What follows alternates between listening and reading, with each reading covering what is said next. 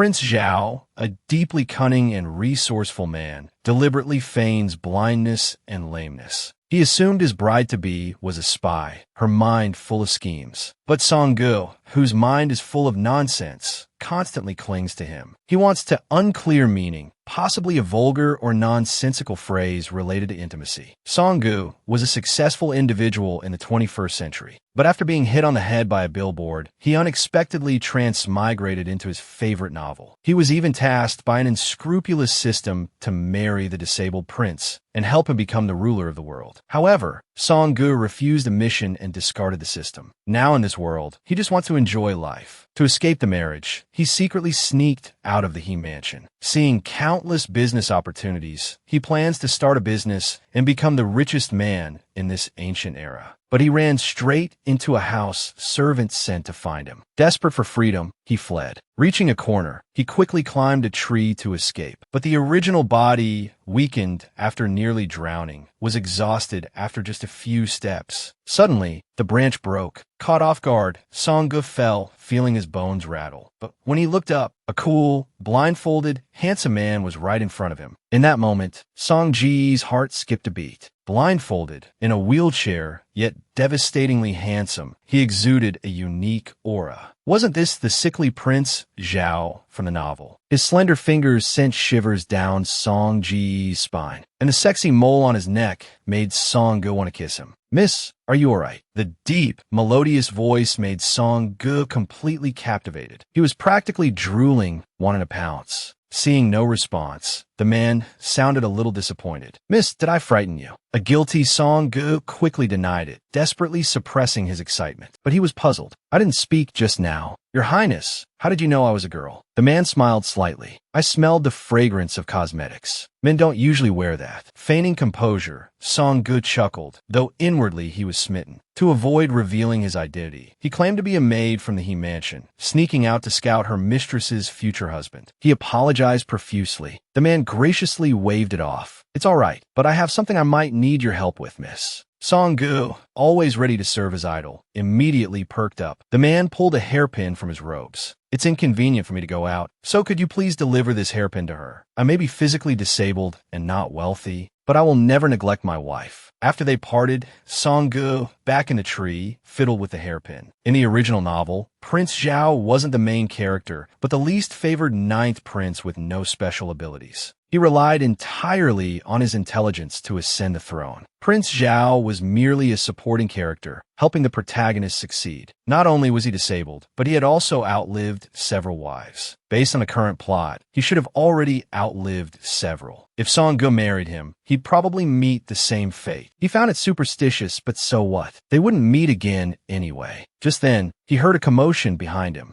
It was Qin Shengtian, the protagonist of the novel. Their conversation made Song-ji's heart sink. It turned out that Prince Zhao's previous fiancés were all killed in accidents orchestrated by Qin Shengtian. Even Yuansheng and Song-ji's original body were deliberately pushed into the water by him, making it look like an accident. As long as Prince Zhao lacked powerful family support, he wouldn't challenge him for the throne and would remain a valuable ally. Feeling betrayed, Song-ji's eyes narrowed. "Fine, I won't let you have your way." Back at the He Mansion, everyone was still frantically searching for the runaway Song-gu. Suddenly, there was an urgent knock at the door. The maid who opened it was stunned. The runaway miss had returned. Her parents were equally surprised. Song-gu laughed, claiming he had just gone out for some fresh air. He was now ready to get married. Wen-yin, the substitute mother, was utterly shocked. After all, he was previously determined to die rather than marry. Song-gu pointed to his injured head. Now, having fallen into the water and injured himself, his appearance is ruined. Only this blind and lame prince wouldn't dislike him. The foolish parents were instantly delighted. As long as Song-gu married Prince Zhao, their son's official position wouldn't be a worry. Song-gu, sympathizing with the original owner of the body, sighed, selling their daughter for their son's prospects. No wonder the original wanted to escape. Arriving in front of the mirror, Song-gu activated the system and expressed his willingness to accept the mission. After all, he didn't like the feeling of being targeted. He wanted to catch all the rats and personally feed them rat poison. Moreover, he had already accepted the young master's money. Eliminating disasters for him was only right. Isn't it just helping him become king? He could help a brainless boss become a CEO, so this was nothing. Meanwhile, in Prince Zhao's mansion, the returning Lin Yang reported that the He Mansion's young lady, who should have drowned and been near death, had somehow revived. The man silently picked up the flower that had fallen by his leg. Every encounter is destiny, and whether to stay or leave after the encounter depends on whether he is worthy of this opportunity. On the wedding day, onlookers flocked to the streets to watch the excitement. Song-gu peeked out, but the groom was not among the wedding procession. Song-gu was a little disappointed. However, it was normal that he couldn't ride a horse with his legs. The onlookers began to gossip. This marriage was bestowed by the emperor. With Prince Zhao's crippled state, how could he receive the bride? Before this, he had already outlived more than a dozen fiancées. Any sane person, how could they be willing to marry a cripple? Even this He Mansion's young lady attempted suicide a few days ago because of this. The vulgar words made Song-gu very angry. He picked up a loudspeaker and started his protective mode. I did not attempt suicide. My Zhao Zhao is so sweet, something you people can't understand. The wedding attendant's jaw dropped. Miss, please get back in the palanquin. We're almost to the mansion. Don't be disrespectful. In front of the mansion, Prince Zhao, dressed in red, was waiting in his wheelchair. Even though a red cloth covered his eyes, it couldn't hide his handsome features. Song-gu, mesmerized, blushed. Quickly retreating back into the palanquin, he trembled with excitement. Oh my god, my Qin Zhao is so handsome. When the palanquin settled, worried about the prince's difficulty with his legs, he prepared to get out himself. Unexpectedly, they both lifted the curtain at the same time, their faces meeting directly. Their breaths mingled. This completely stunned Song-gu. Blushing furiously, he quickly turned away. It was a good thing the veil was covering him. This immediate closeness was too much to handle. The man politely extended his hand. I am ashamed that I couldn't personally ride a horse to receive you today. If you don't mind, let me accompany you for the rest of the way. Song-gu was stunned at first, but the next second, he transformed into a devoted admirer and took the man's hand. How thoughtful of Prince Zhao. Seeing that Song-gu was about to step on the ground, the wedding attendant hurried forward to stop him. The bride cannot touch the ground before entering her husband's house. The surrounding crowd started to stir again. Servants should be strong and sturdy. What's the use of just a fancy title? He can't even carry the bride. Song-gu frowned upon hearing this, but the man remained calm. He must have heard these words countless times. So he thought of an idea. Have his servants bring a red cloth to lay on the ground to walk on. No need to bother. I am capable of carrying my wife over the threshold. Before Song-gu could react, a large hand wrapped around his waist. He was clearly surprised to be picked up. This sudden action made him blush and feel at a loss. He simply snuggled into the man's arms like a kitten. He unconsciously leaned against the man's chest. Wow, these pecs feel amazing. Unable to walk, yet he can carry me. This man's strength is incredible. It's not scary that a man's legs are weak as long as his back is strong. We've arrived, my lady. Do you need me to carry you to the main hall? The man's words brought Song-gu back from his reverie. Facing the man's handsome face again, the shy Song-gu bounced up. And my lord, you actually call me my lady.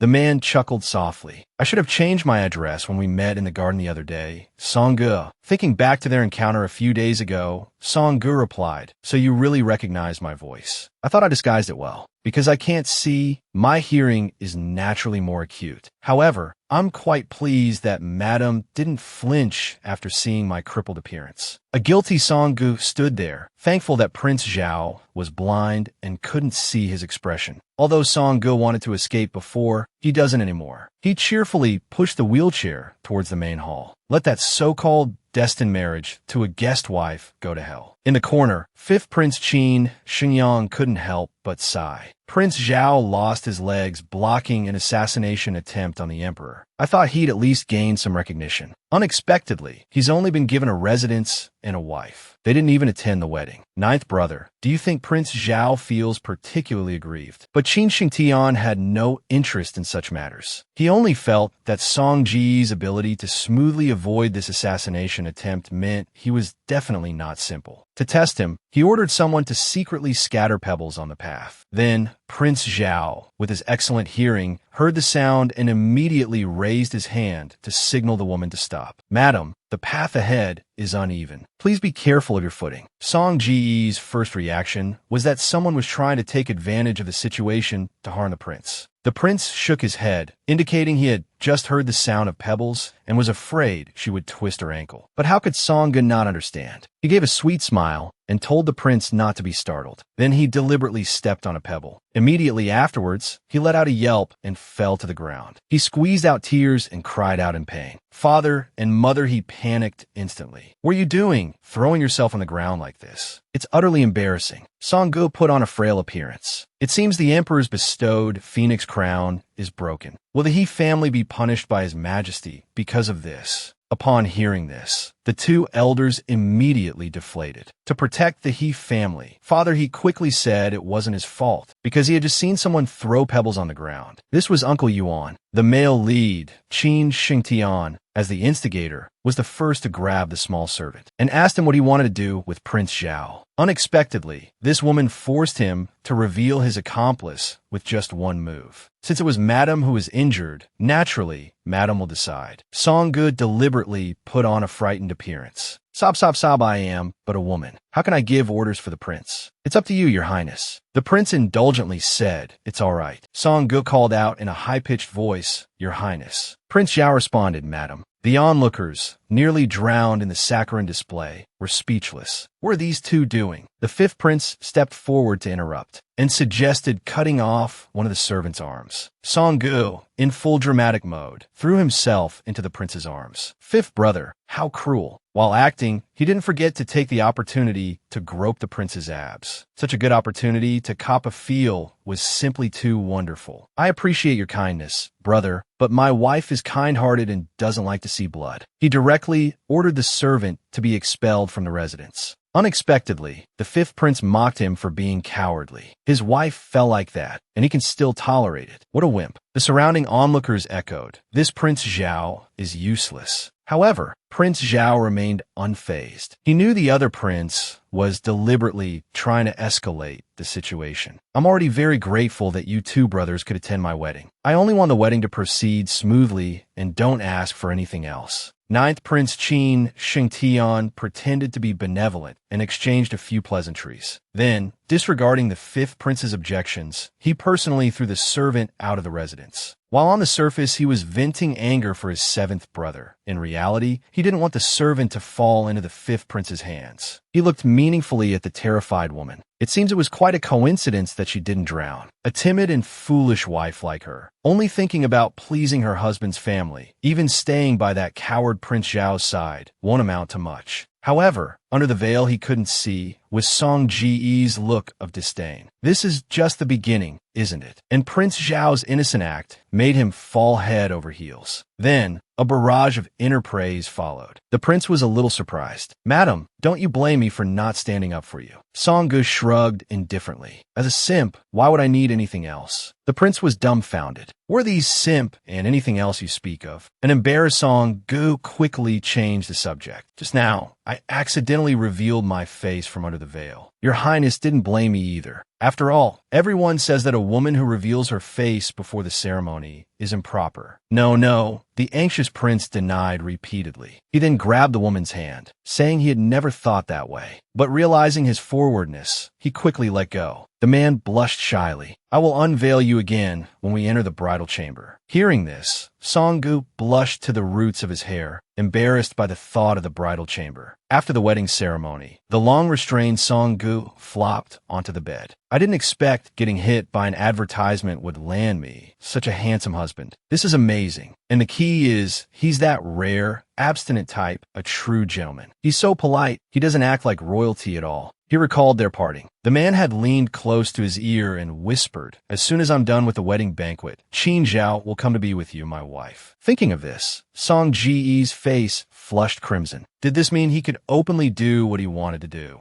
On their wedding night, the bride couldn't wait to undress her husband. When he asked what kind of experience his husband desired, Prince Zhao was dumbfounded. Just a moment ago, Song-gu, his mind full of suggestive thoughts, lay on the bed, fantasizing. In a little while, I'll not only be able to gaze upon his beautiful face, but maybe even touch his hands and abs. In his excitement, he flailed around like an octopus. Suddenly, a maid knocked on the door, saying that the madam had sent her with wedding cakes. Having not eaten all day, Song Ji's stomach rumbled at the sight of the food. He kindly invited the maid to join him, but the maid became flustered, saying she was a servant and couldn't eat with the master. She then excused herself, saying she had other duties. Her reaction made Song Gu suspect something was amiss with the cakes. Elsewhere, Prince Zhao, having finished the banquet, was about to return to his room. Lin Yang expressed her concerns, suggesting the princess might not be who she seemed and could be a spy sent by a rival faction. The prince said he knew what he was doing and told Lin Yang to stay put while he went himself. Pushing his wheelchair, Prince Zhao arrived at the bridal chamber. Song Gu, having planned his moves, turned around and was once again captivated by the prince's stunning beauty, his heart pounding in his chest. He fumbled for the veil he had removed. My husband, please wait a moment. Prince Zhao, with a look of indulgence, told him to take his time. Catching a scent, Prince Zhao asked if there were wedding cakes in the room. Song Gu, halfway through covering his face with the veil, didn't have time to answer. Before the prince reached for a cake, Song Gu quickly stopped him. Prince Zhao then offered the cake to Song Gu. Flustered, Song Gu stammered, I overreacted. It's just that the origin of these cakes is questionable. To be safe, it's better not to eat them. Just then, his stomach growled loudly. Mortified, Song Gu blurted out, I apologize, my lord, I'm just a little hungry. Prince Zhao gently placed the cake in Song Ji's mouth. His mind went blank. Sensing his apprehension, Prince Zhao said, Eat. It's all right. Song Gu looked at him obediently and began to eat. Prince Zhao looked puzzled. My wife, he asked, do you trust Qin Zhao? Otherwise, why would you so readily eat the cake I offered you? Aren't you afraid it's poisoned? Wiping his mouth, Song Gu replied that he trusted his character. Having transmigrated into the novel, he knew very well that in the original story, Prince Zhao was the son of the emperor and a demonic sect saintess, conceived during a secret visit. Despite growing up in the demonic sect and suffering from blindness, he remained humble and reasonable. Even amidst the palace intrigues, he treated his brothers with sincerity. He even shielded his father from a fatal blow without hesitation. However, he was poisoned and could no longer walk. When the emperor asked what reward he desired, he only asked for a secluded estate where he could cultivate flowers and herbs. In the face of danger, he would sacrifice himself to uphold his principles. A true gentleman. Thinking of this, Song Gu smiled faintly. Because your highness is a kind and magnanimous person.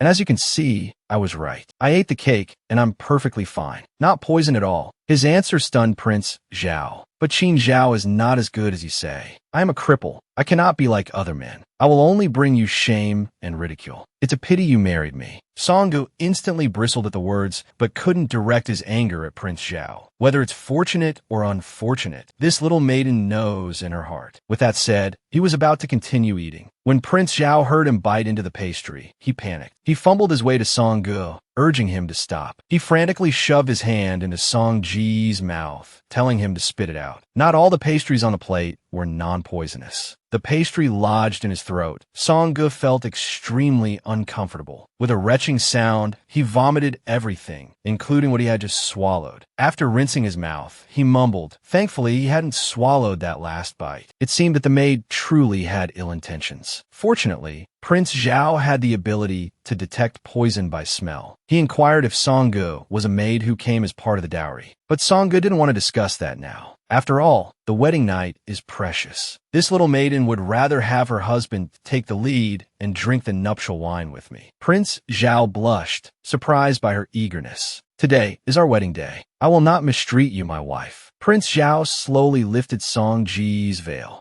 Although he suffered from night blindness, he could still discern her beauty. After they finished the nuptial wine, Song Gu was as happy as a child. This wine is really good. Prince Zhao said he had heard Song Gu enjoy drinking, so he had specially prepared it. But Song Gu was more concerned with what came next. He cleared his throat. So, is it time to change clothes and enter the bridal chamber? As he spoke, his small hand rested on Prince Zhao's chest. Prince Zhao awkwardly pushed away the approaching Song Gu. My wife, are you in such a hurry? Song Gu suppressed his inner excitement, saying he was worried Prince Zhao would be too tired. But inwardly, he was practically dying of anticipation. Who could resist the chance to admire his idol's physique? Seeing Prince Zhao about to undress, he quickly stepped forward to help. As the outer robe gradually came off, a pair of well-defined pectoral muscles were revealed. With a nosebleed threatening to erupt, Song-gu reached out a trembling hand. Wow, such amazing abs. I really want to touch them. Prince Zhao frowned in embarrassment, indicating there was no need to remove his trousers. Song-gu stood up, slightly disappointed, but unwilling to give up any opportunity. Your legs are inconvenient. Why don't I help you onto the bed? But Prince Zhao declined again, saying he could manage himself. So, using the strength of his arms, he slowly moved himself to the edge of the bed. Then, very gentlemanly, he extended a hand towards Song-gu.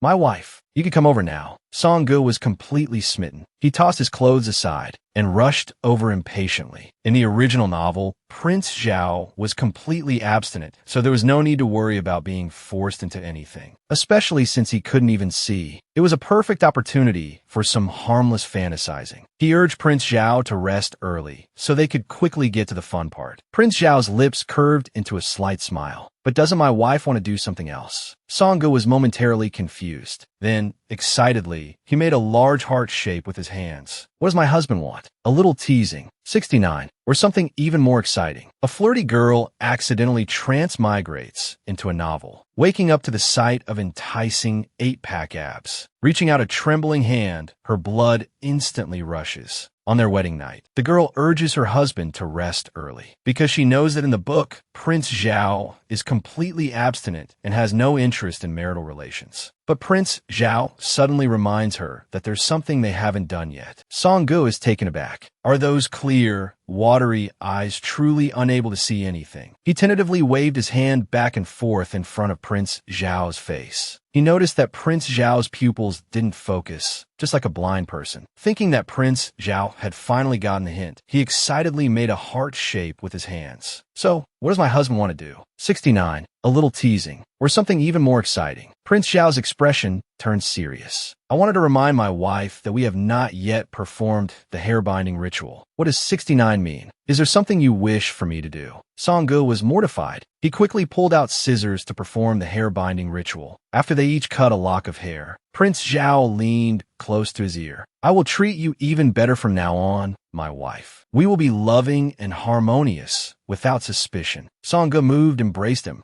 I will also shield you from the wind and rain, my prince. The next morning, Song-gu, still fast asleep, slowly opened his eyes. Upon seeing Prince Zhao's handsome features, he instantly woke up, especially those perfectly sculpted 8-pack abs. Song-ji's blood rushed. While Prince Zhao was still asleep, he reached out and pinched them. Ow, they're hard. Unexpectedly, the man suddenly spoke. Does my wife like my waist so much? Yes, yes. They must be amazing in motion. Song-gu subconsciously replied, definitely. Looking up, he saw the man's godlike, sharp features. Oh my God, I'm screwed. Blushing furiously, he quickly turned around, claiming he was dizzy and had spoken nonsense. The man gently reached out, checking his forehead. If you're not feeling well, then sleep a little longer. Song-gu jumped up. No, no, such gentleness will spoil me. Dressed, Song-gu stepped forward to help the man dress, but a maid's voice came from outside the door. Putting on a high-pitched voice, she called, Your Highness, I, Chue-er, have come to dress you. Song-gu immediately stepped in front of Prince Zhao. What? Do you only dress His Highness? Seeing Song-gu, the guilty Chue-er panicked. Heh.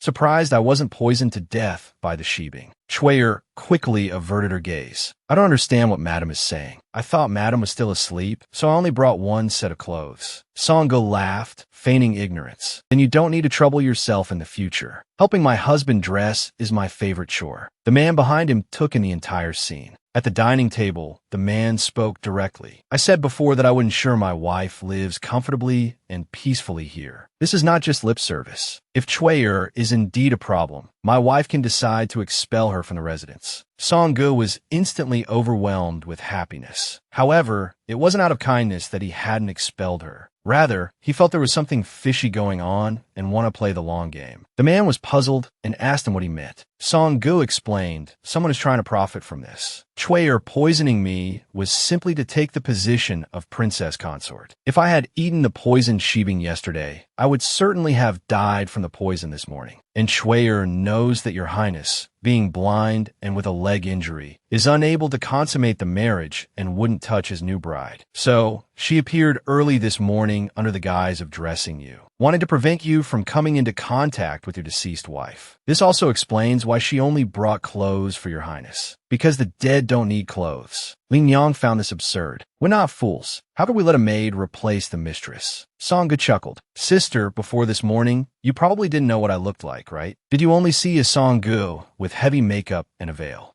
Lin Yang's heart skipped a beat. Now that she thought about it, she really didn't know his face. In the He Mansion, Song-gu was merely a tool for marriage alliances, rarely leaving the house. His appearance was seldom known to outsiders. And the He family valued their reputation, certainly not wanting their daughter's death to affect their son's official position. Therefore, having Chwae, who has a similar voice and build, impersonate the princess consort and deceive the incapacitated prince is the simplest method. And Chwae knew this. After all, Prince Zhao's kindness was well known. So even if she poisoned the bride, the He family wouldn't cause a fuss, and she could successfully take the princess consort's place. Lin Yang found this increasingly preposterous. Our master could never mistake your voice for a maid's. Prince Zhao agreed. After all, his hearing was more acute than ordinary people's. You're right. So this plan probably wasn't conceived by Chwae, who wouldn't have overlooked such a risk. Someone else wants to use Chwae against His Highness and me. Has your highness never suspected that your difficult life might be deliberately orchestrated by someone? Inwardly, Song-gu knew the ninth prince was behind all of this. He said all this to subtly probe Prince Zhao's rigid mind. He wanted to know Prince Zhao's reaction to this information.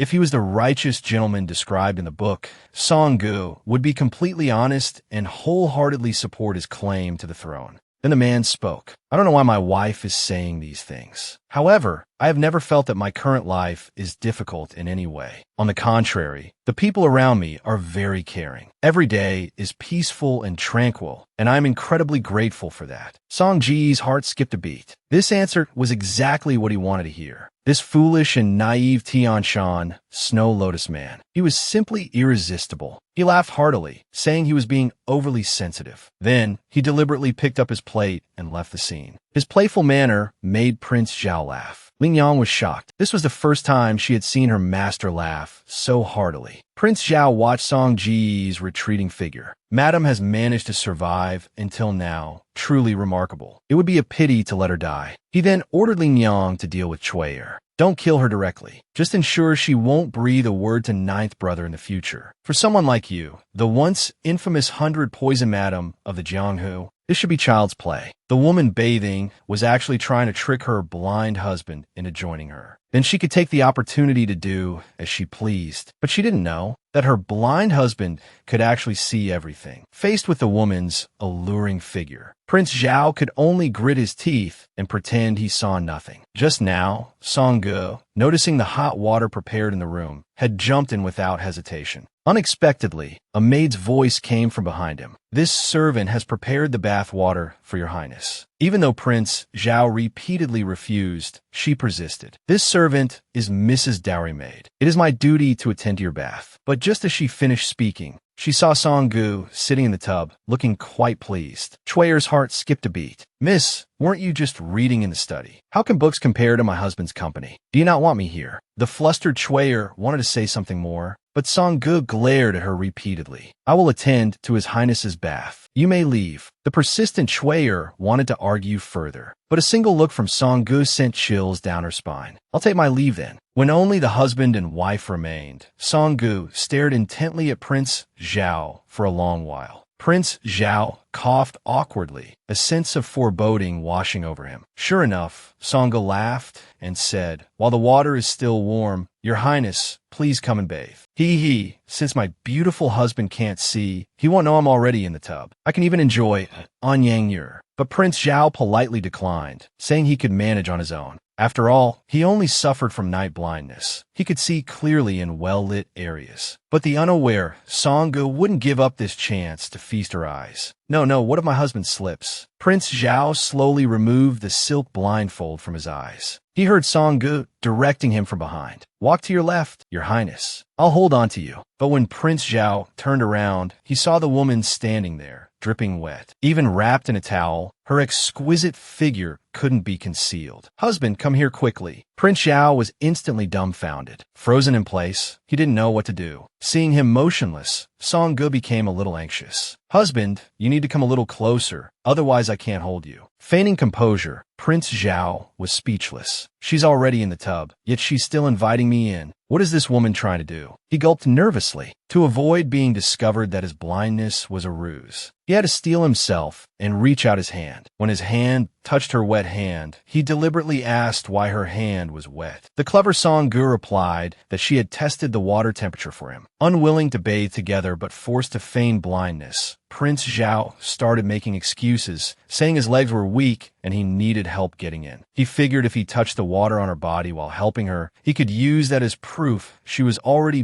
bathing and then excuse himself. Song-gu deliberately splashed the water with her foot, wanting him to think she had entered the tub beforehand to help him. Prince Zhao was once again dumbfounded. How could she do this? Before he could come up with another excuse, Song-gu suddenly scooped him up into her arms. My dear husband, please hold on my neck. The utterly innocent Prince Zhao's face flushed crimson. He even felt a little breathless. This woman is too brazen. Carried into the tub, Prince Zhao quickly raised his hand, signaling her to stop. I can manage the rest myself. But how could Song-gu stop there? Taking a towel, she said, allow me to wash your back, my husband. Prince Zhao was completely flustered. This woman truly is shameless. The moment Song-ji's hand touched him, Prince Zhao went completely numb. My lady, you've had a busy day. Why don't you rest early? You don't have to accommodate me. Song-gu, drooling, replied, it's all right. It's no trouble at all. Hearing this, the man's face darkened. Glancing back, he saw Song-gu wiping his mouth with a mischievous grin, his hands still restlessly exploring. This woman is utterly shameless. Prince Zhao frowned, struggling to maintain his facade. He thought that a lady of noble birth should be shy and reserved. Why was she behaving like a commoner, so forward? Could it be she wasn't suited to be his wife after all? While bathing, Song-gu plotted to trick her seemingly blind husband into joining her, so she could take advantage of the situation. But her every move nearly drove the feigning blindness Prince Zhao to the brink. Her behavior was completely unlike a noble lady. This made Prince Zhao suspect that she might not be the real Song-gu.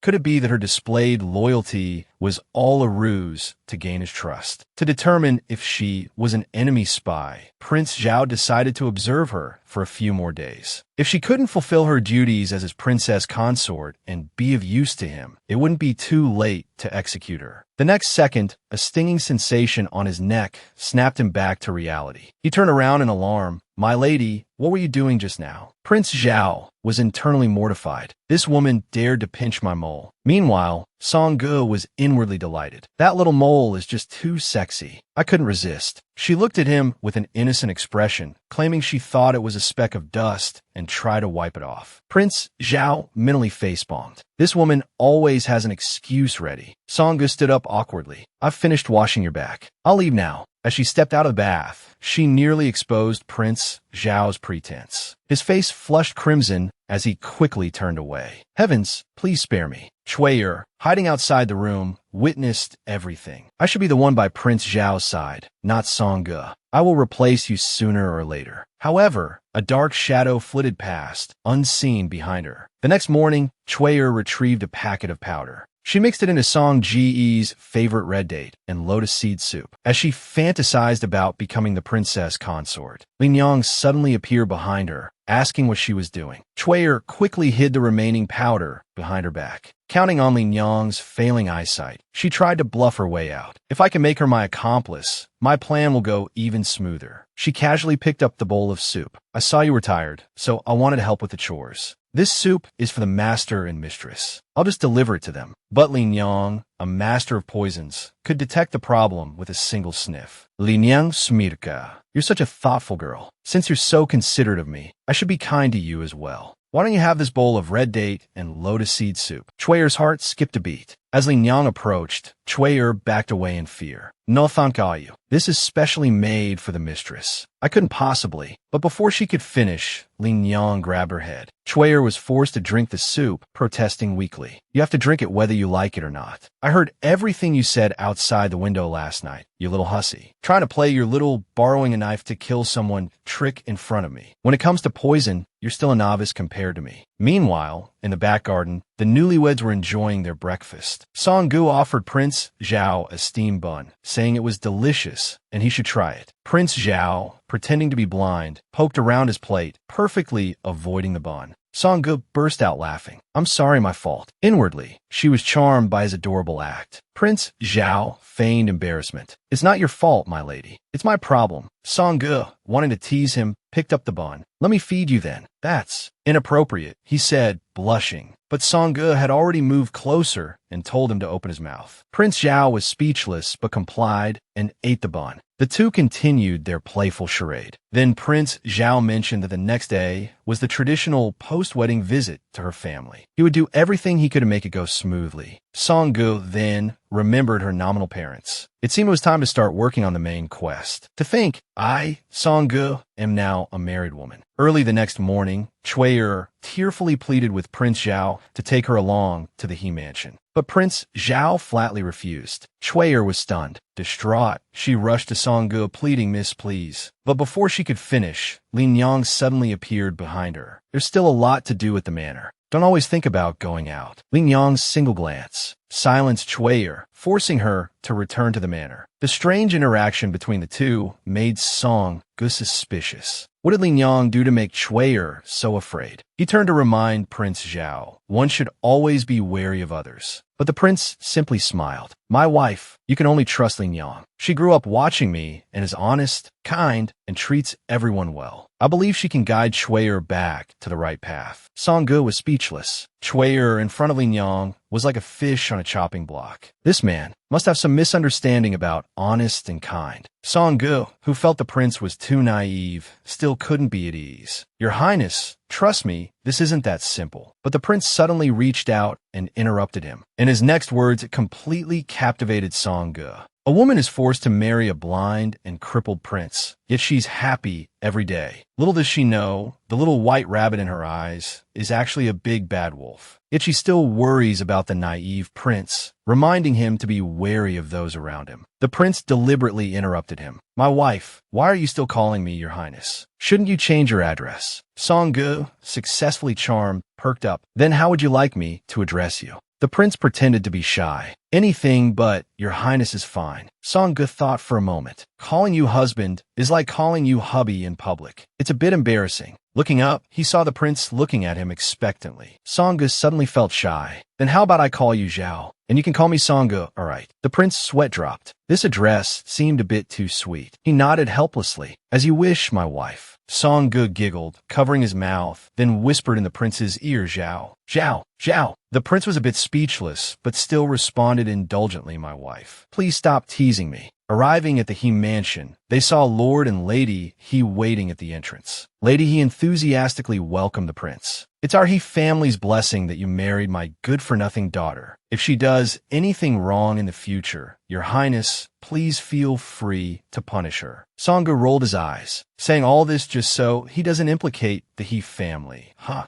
The prince suddenly spoke. Song Gu is wonderful. Even though I cannot see, he is the most precious wife in my heart. His words stunned Song Gu. Blushing, he quickly turned his face away. Saying such sweet things in this setting is so embarrassing. Lord and Lady He, force-fed this display of affection, were shocked. Since the prince seemed to genuinely care for their daughter, the following matters should be much easier. So, the He family immediately sent someone to call their son. Then, they served tea to the prince with extra attentiveness. Your Majesty previously said that if our daughter married your highness, our son would be granted an official position. Has your highness heard anything about this? Song Gu was speechless. This fake enthusiasm, it's all for that good-for-nothing brother. I dare not speculate on the emperor's intentions. However, the emperor's words are his bond. Perhaps an edict will be issued in a few days. But the anxious lord, he wanted to confirm the matter as soon as possible. Prince Zhao apologized profusely. Due to my poor health, I am rarely summoned by the emperor. I'm afraid I can't be of much help in this matter. Disappointed, the He family immediately changed their demeanor. Song-gu was so angry he almost flipped the table. He just started to defend his husband when his foolish brother, He Zongxing, walked in, barely married and already siding with outsiders. A married daughter is like spilled water. Counting on you is like buying a scholar's degree. Song-gu suppressed his anger and ignored Lord He. He quickly interrupted and urged He Zongxing to sit down and have tea with the prince. But He Zongxing, taking advantage of the prince's blindness, yawned repeatedly and acted rudely. Drinking tea is so boring. Wouldn't it be better to have some wine? Haha, sorry. I forgot your highness is frail. You probably can't drink this wine. Song-gu raised his wine cup, intending to drink in Prince Zhao's place. But the prince gently grasped his hand, stopping him. Don't worry, my dear. Zhao has a good tolerance for alcohol. Song-gu, momentarily charmed, blushed. Oh my god, my Zhao is incredibly handsome. But before they could finish a few rounds, the prince collapsed on the table, unconscious. Song-gu poked him tentatively, but there was no reaction. He was utterly speechless. This is what you call a good tolerance. I shouldn't have believed you. He sighed in resignation. Then, picking up the prince, he prepared to take him back. The obnoxious He Zongxing walked in and started running his mouth. Marrying this useless man must be hard on you. It's a good thing you're a woman. If you serve this love-starved prince well, maybe he'll treat you like a treasure. Haha, right. This cripple can't even walk. I bet he can't do that either. But the next second, Song-gu grabbed the wine jar and gave him a thorough drenching. Fortunately, Prince Zhao was still unconscious. He could finally drop the act and teach this jerk a lesson. He Zongxing's father, rising to intervene, cursed at him to stop. Song-gu sneered and, right in front of the idiot's father, slammed him face first into the ground. He was no longer the submissive servant who let people walk all over him. Facing the grounded He Zongxing, Song-gu knew a swift victory was the most satisfying. Enraged, He Zongxing grabbed Song-gu and started to lash out. However, a single sentence from Song-gu scared the crap out of him. He, as Prince Zhao, blind in one eye and lame, unable to consummate his marriage, was called impotent by his brother-in-law. The time-traveling girl's expression changed drastically. She pinned his idiotic brother to the ground and rubbed his face in it. The protective, doting father wasn't having it. He grabbed Song-gu, demanding the return of all the dowry and ordering him out of the He mansion. Song-ji's eyes narrowed. Then you'd better hurry and have your son-in-law kick me out. Song-ji's forceful demeanor scared the father back. He accused Song-gu of being rebellious. Song-gu scoffed. What? Are you afraid? That's right. If I'm no longer the eldest daughter of the He family, then your son's imperial appointment will probably be revoked. Even the betrothal gifts will have to be returned to the prince. That's worth a lot more than the dowry. If you refuse, you'll be guilty of deceiving the emperor. The two men were instantly dumbfounded. The enraged He Zongxing started cursing at Song-gu.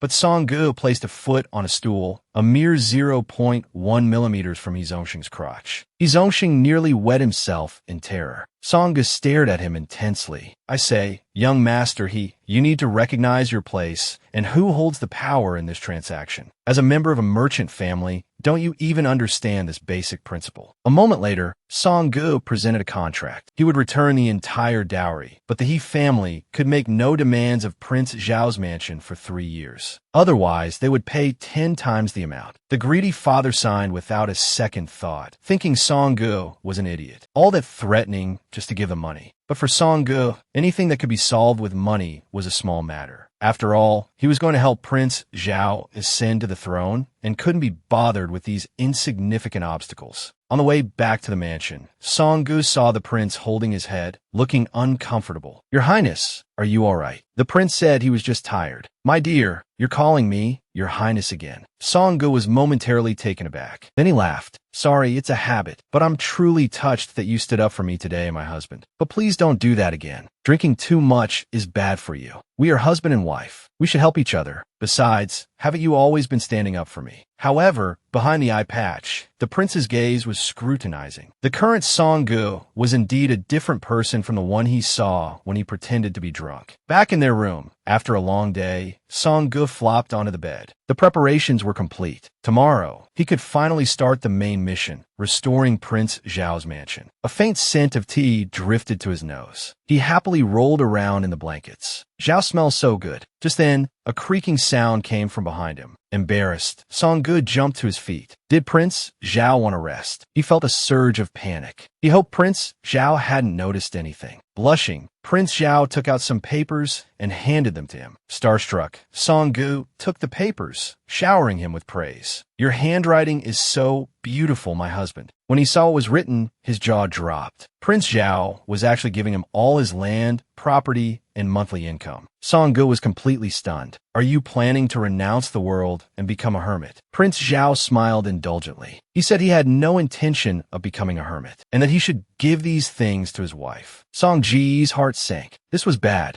Had he overheard their conversation while drunk? Did he mistakenly think Song Ge was helping his family swindle him? Anxious, Song Ge quickly explained that he wasn't trying to cheat him out of the dowry. At the same time, Prince Zhao explained that he hadn't intentionally eavesdropped. Both of them, speaking at once, froze in awkward silence. One pretending to be a gold digger, the other a delicate flower. They both fell silent. Prince Zhao coughed awkwardly and gestured for Song Ge to speak first. Song Ge was a little embarrassed. Prince Zhao probably thought he was helping the He family get rich by asking for the dowry. After all, using so much money in exchange for a 3-year agreement with no demand seemed outrageous. But that wasn't my intention. Prince Zhao suddenly interrupted him, saying he understood. His wife's brother was spoiled and arrogant. If he were to take office in the future, he would definitely cause trouble for the prince's mansion. That's why his wife wanted to use this request to avoid problems in advance. Right? Song Ge was surprised. He actually understood Song Ji's thoughts so clearly. Prince Zhao suddenly took his hand. I know you're doing this for the mansion, so the mansion should rightfully have a share for you.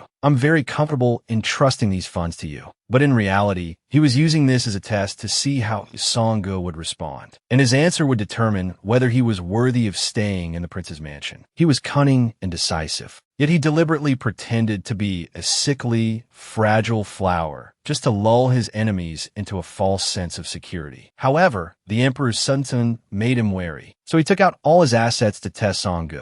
Whether he accepted gratefully or felt insulted by the money and flatly refused, neither would be the result he desired, and this test would determine his fate. Faced with this huge sum of money, Song Ge hesitated. After a moment of thought, he slowly said, if possible, I'd like to add a clause to the agreement. Prince Zhao looked puzzled. He asked him what he meant. Song Ge picked up the contract. The value of this paper lies in mutual benefit. Both parties must give and take to achieve stable cooperation. However, this agreement only involves giving. It doesn't achieve mutual benefit at all. It's the type of contract most prone to collapse. And I'm simply not interested in a business with no potential for growth. So, how do you propose to amend it? Song Ge picked up a pen and added a stipulation. Prince Zhao would entrust his mansion and stipend to Song Ge. Song Ge would use this as capital and, within 3 months, triple the original funds. But he also had his own ulterior motive. The party who breached the contract would have to act as a servant and unconditionally fulfill any request to the other party. This result clearly surprised Prince Zhao. Song Ge, you're truly remarkable. Having passed the test, he smiled faintly. I'll leave everything to you. The next morning, Lin Yang said she had controlled Chui'er with poison. Now a puppet, Chui'er wouldn't pose a threat to the mansion. She asked Prince Zhao if he wanted to plant the bone poison in the princess consort as well. But Prince Zhao said no. There was no need to target him anymore. Just treat him as the mistress of the house. Lin Yang was surprised. After all, the initial agreement to the marriage was to create the image of a weak, doting prince to lower the guard of the other princes. Worried, Lin Yang asked Prince Zhao if he had fallen for Song Ge. Prince Zhao smiled faintly. How could that be? I just think he still has value. At that moment, Song Ge, carrying a bag, greeted them, saying he would be back late and they didn't need to wait for him for dinner. Lin Yang and Prince Zhao were dumbfounded. My lord, your newly approved princess consort doesn't seem very obedient. Night fell. Exhausted from the day's activities, Song Ge finally returned to his room. Before Prince Zhao could speak, Song Ge had already collapsed onto the bed and fallen asleep. Prince Zhao, who had wanted to take this opportunity to connect emotionally and subtly probe him, was left dumbfounded. He blew out the candle, thinking he would ask the next day. However, early the next morning, Song Ge left again with his bag, still repeating the same phrase about not wanting Prince Zhao to wait indefinitely for his return. But when Prince Zhao waited for Song Ge to return, he immediately fell asleep. sleep again. On the third day, Song-gu left with the same farewell. Only this time, he returned reeking of alcohol and unconscious. Unable to get any information out of him, Prince Zhao resentfully wiped him down, feeling utterly speechless. For the next few days, Song-gu rushed out the door early each morning. Finally, Prince Zhao couldn't stand it anymore and stopped him, asking what he had been so busy with lately. Song-gu, in a hurry, only told him not to wait for dinner and that he would be back later. With a slam of the door, he left the repeatedly abandoned Prince Zhao completely bewildered. Lin Yang informed Prince Zhao of the news she had gathered. "Your Highness, he's been frequenting various gambling dens and spending money like water. Presumably, that money is from your dowry." A sudden awkwardness hung in the air. Prince Zhao coughed lightly. Song-gu must have his reasons. Let's wait and see. But Lin Yang felt that Prince Zhao's trust in Song-gu was excessive. The prince chuckled. "If he doesn't ultimately produce results worthy of my trust, then he could be discarded." Lin Yang seemed relieved. "It's truly reassuring to work for a ruthless, vengeful demon like you, Your Highness, who would even betray himself to achieve his goals." "How can you say that? In my wife's eyes, I'm a very gentle person." Under the moonlight, Prince Zhao, waiting in the back garden, saw Song-gu approaching him, carrying packages of various sizes. Upon learning that Song-gu had been out all day just to queue for pastries, Prince Zhao was momentarily speechless. He frowned slightly. "I need an explanation." When Song-gu looked up at him, Prince Zhao put on an innocent expression, asking why he was being so cold and distant, coming and going at odd hours. Seeing Prince Zhao acting coquettishly nearly gave Song-gu a heart attack. It was quite captivating. Song-gu offered him the pastries, urging him to try them. Prince Zhao accepted the pastries impassively, thinking that if Song-gu dared to give him some foolish excuse about wanting to surprise him, he would call for Lin Yang to deal with him. Song-gu explained that he had been visiting various restaurants to look for business opportunities. But after looking around, he found it was simply impossible. Prince Zhao, completely ignorant of business, calmly ate the pastries. Commerce is a complex field of study. It's normal to not grasp it immediately. Enjoying the pastries, Prince Zhao decided to let it go, seeing that Song-gu had at least put in some effort. But Song-gu shook his head repeatedly. "When I said it's impossible,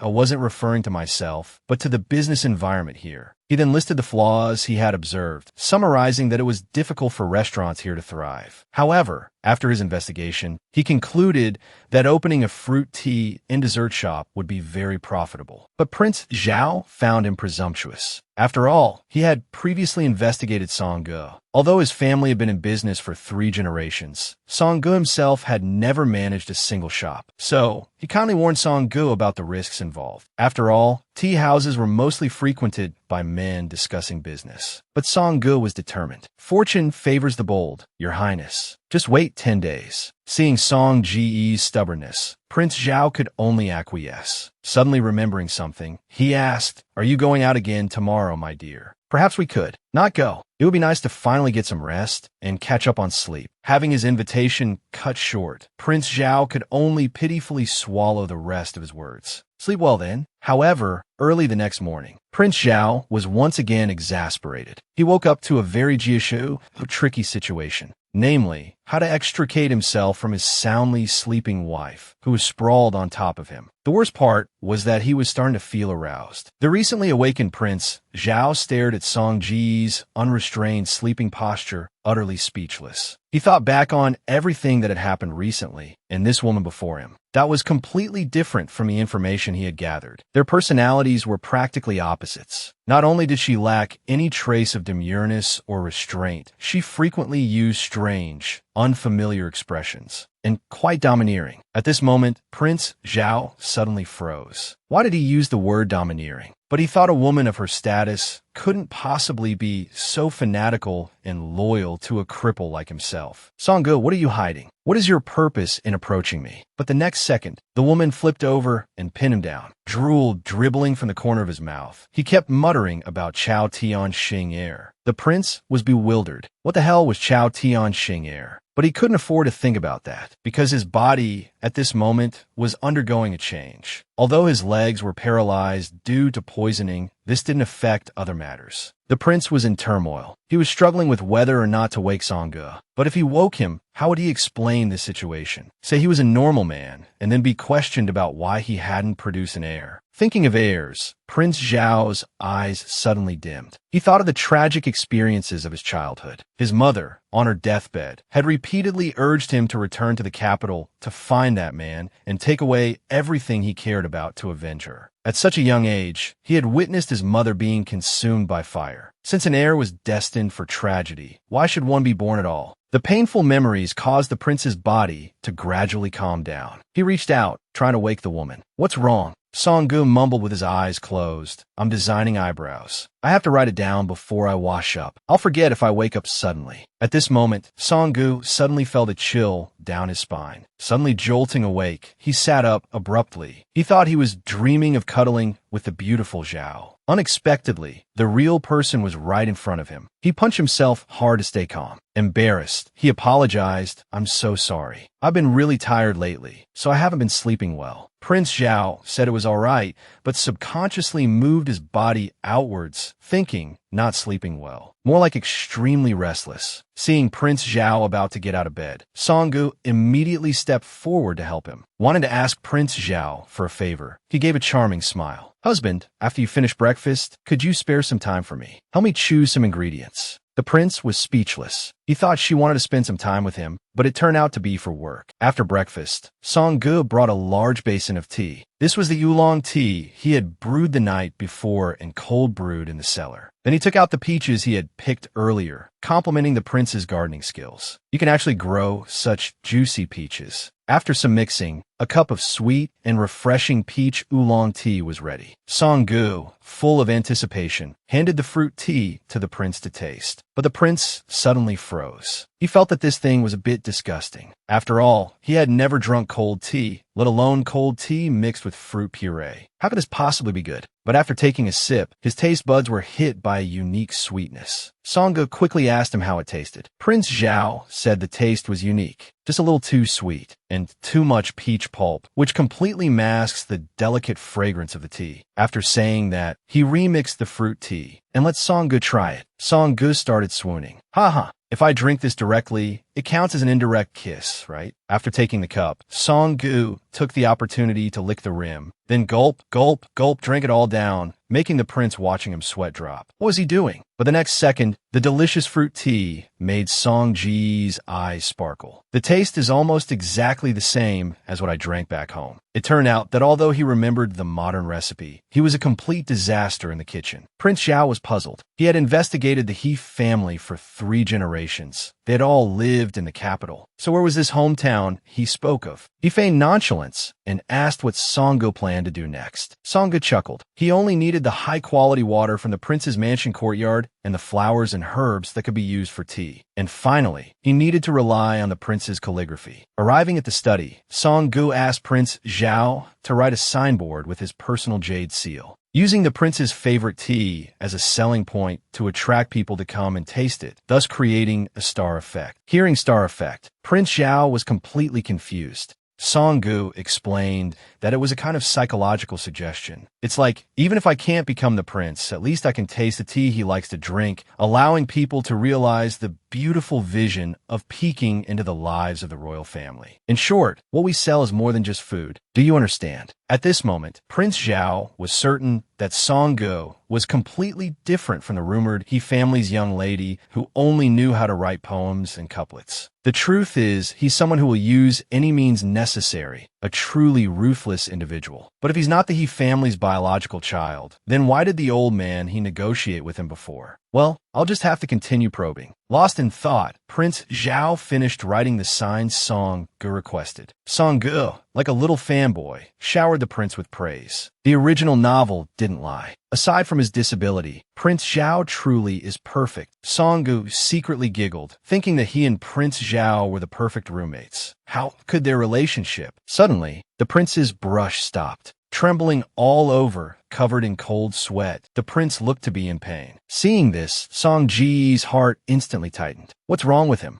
Gasping for air, the prince lay in bed in agony. But the physical pain, that was not even 1/10,000th of the pain in his heart. Because he was born for revenge. During his long and lonely years, he had never felt even a shred of love, until he suddenly appeared in his life. Just now, the prince suddenly convulsed, curling up into a ball. His pale face was covered in sweat. Seeing this, Song Ji's heart instantly tightened. "Prince Zhao, what's wrong? Why are you trembling like this?" The prince forced a smile and said it was nothing, just a relapse. He just needed a rest for a while. Hearing this, Song Gu remembered the original novel mentioning that Prince Zhao had been poisoned by a cold toxin when he shielded the emperor from a sword. But even after consulting all the physicians, they couldn't completely remove it. They could only force the remaining poison into his legs. From then on, Prince Zhao not only lost the use of his legs, but also suffered a relapse every month, leaving him cold as ice and in excruciating pain. But now, he deliberately acted nonchalant, enduring the unbearable pain alone. Songgu grabbed the wheelchair. "Your Highness, don't panic. I'll take you somewhere warm right now." The prince was surprised. How'd he know he was cold?